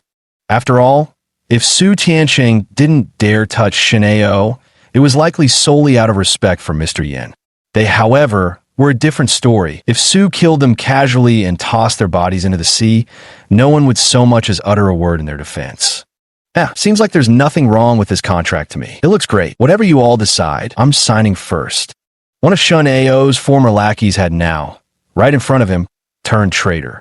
You ungrateful wretch. Shun Ao glared at him viciously and spat out the insult. Though Shun Ao might be compared to a tiger fallen on a flat ground, he was still a tiger after all. That single fierce glare was enough to make people tremble with fear. With lowered heads, they swiftly signed the contracts. Seeing how the first person had fared poorly by speaking up, the rest refrained from further protest and one by one signed their names. When it was finally Shun Ao's turn, he snapped the pen in his hand with a sharp crack and flung the broken pieces violently onto the floor. Su Tianqing, don't push people too far. What kind of coward schemes behind the scenes and kicks a man when he's down? Clap, clap, clap. A crisp round of applause rang out as Su Tianqing stood up, clapping his hands. Boss Shun, still the same Boss Shun. Such remarkable presence. Very well. Since you accuse me of scheming behind the scenes, let's lay everything out in the open today. We'll handle this according to the rules set by Mr. Yin. I assume no one has any objections. After speaking, Su Tianqing bowed respectfully toward the empty chair, his demeanor showing utmost reverence. Beside him, Su was somewhat confused. Could it be that these people were showing reverence to some deity? But logically speaking, even if just paying lip service, such gang members should prioritize loyalty and righteousness. Worshipping Guan Yu would be most appropriate. As for this so-called Mr. Yin, Su searched his memory, but couldn't recall any such figure. Upon hearing Su Tianqing declare they would handle matters according to the rules set by Mr. Yin, Shun Ao's brow twitched slightly, while Shen Xinyue and IC both clenched their fists. The rules previously established by Mr. Yin dictated that within any gang, authority belonged to the most capable. In other words, whoever had strength would command obedience. Here, the strength mentioned doesn't refer to overall capabilities, but rather to martial prowess. It was precisely because of this rule that Su Tianqing had never dared to lay a finger on Haidong society, while Wu Xiufeng was still overseeing it. The more Su Yu observed, the more intrigued he became. This Mr. Yin must be someone the two thugs before him didn't dare offend. Otherwise, they wouldn't show such reverence, even when the man wasn't physically present. If they truly followed the rules set by Mr. Yin, the men Shun Ao brought today would appear pitifully inadequate to anyone who laid eyes on them. Perhaps the only one left with any fighting capability was AC.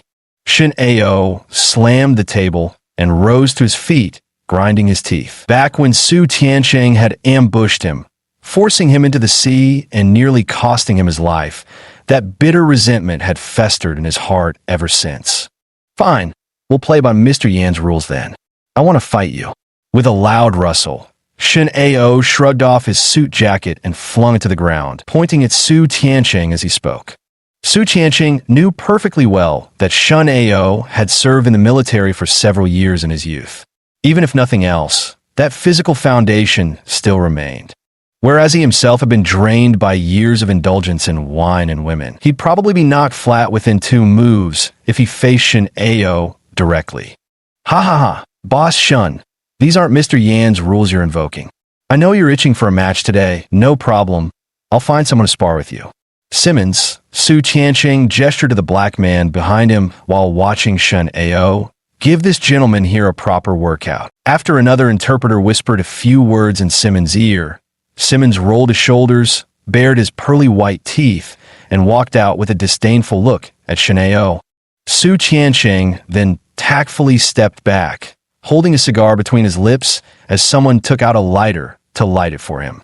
Simmons raised his hand and gestured for Shen Ao to come closer, then disdainfully spat on the ground, adopting a stance to provoke Shen Ao to make the first move.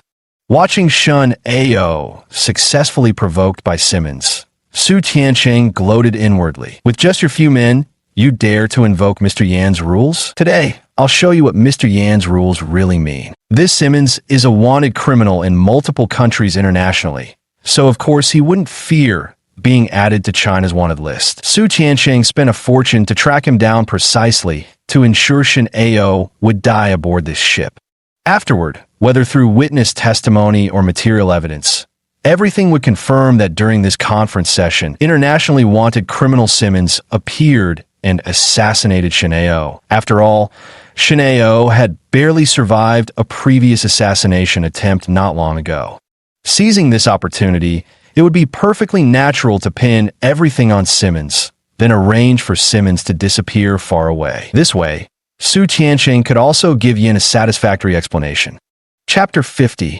Both of these men had struggled through the underworld for over a decade. Without some tricks up their sleeves, how could they possibly command the loyalty of their underlings? As for Shen Ao, it was only because he was burning with rage towards Su Tianqing that he assumed Su wouldn't dare do anything to him.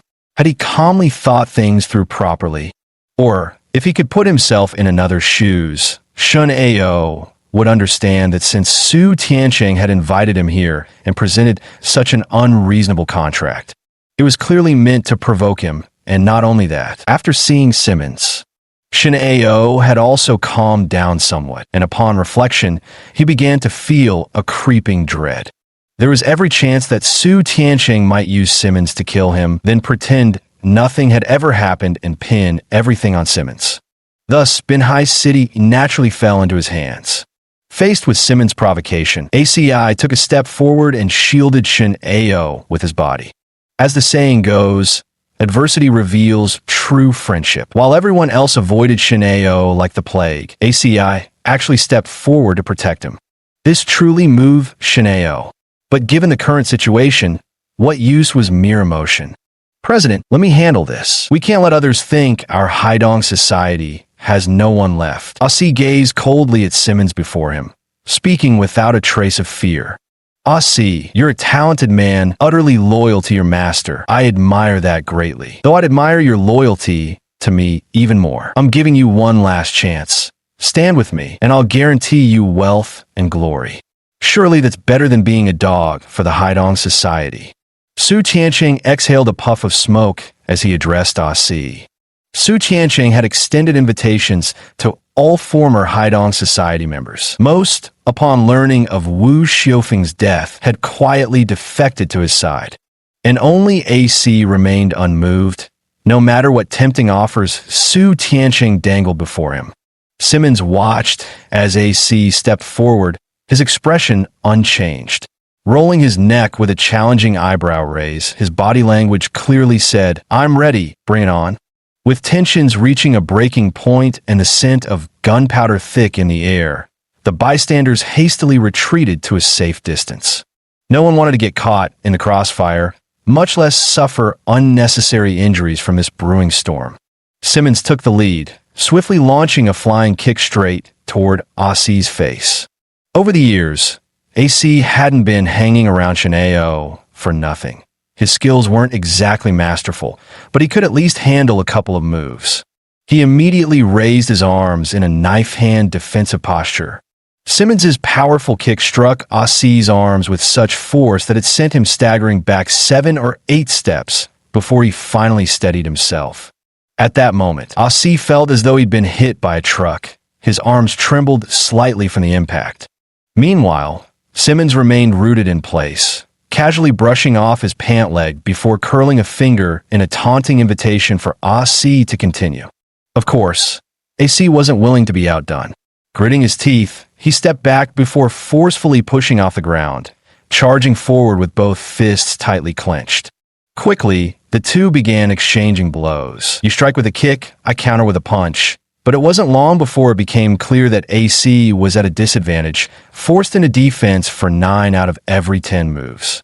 Everyone around could tell that if the fight continued like this, AC's defeat was only a matter of time. In reality, AC's strength was nowhere near Simmons' level. The reason they seemed evenly matched now was simply because Simmons didn't see AC as any real competition. Like a cat playing with a mouse, it's much more fun to toy with it properly. Ugh, they've been fighting for so long, yet nothing's been decided. Honestly, this is just agonizing.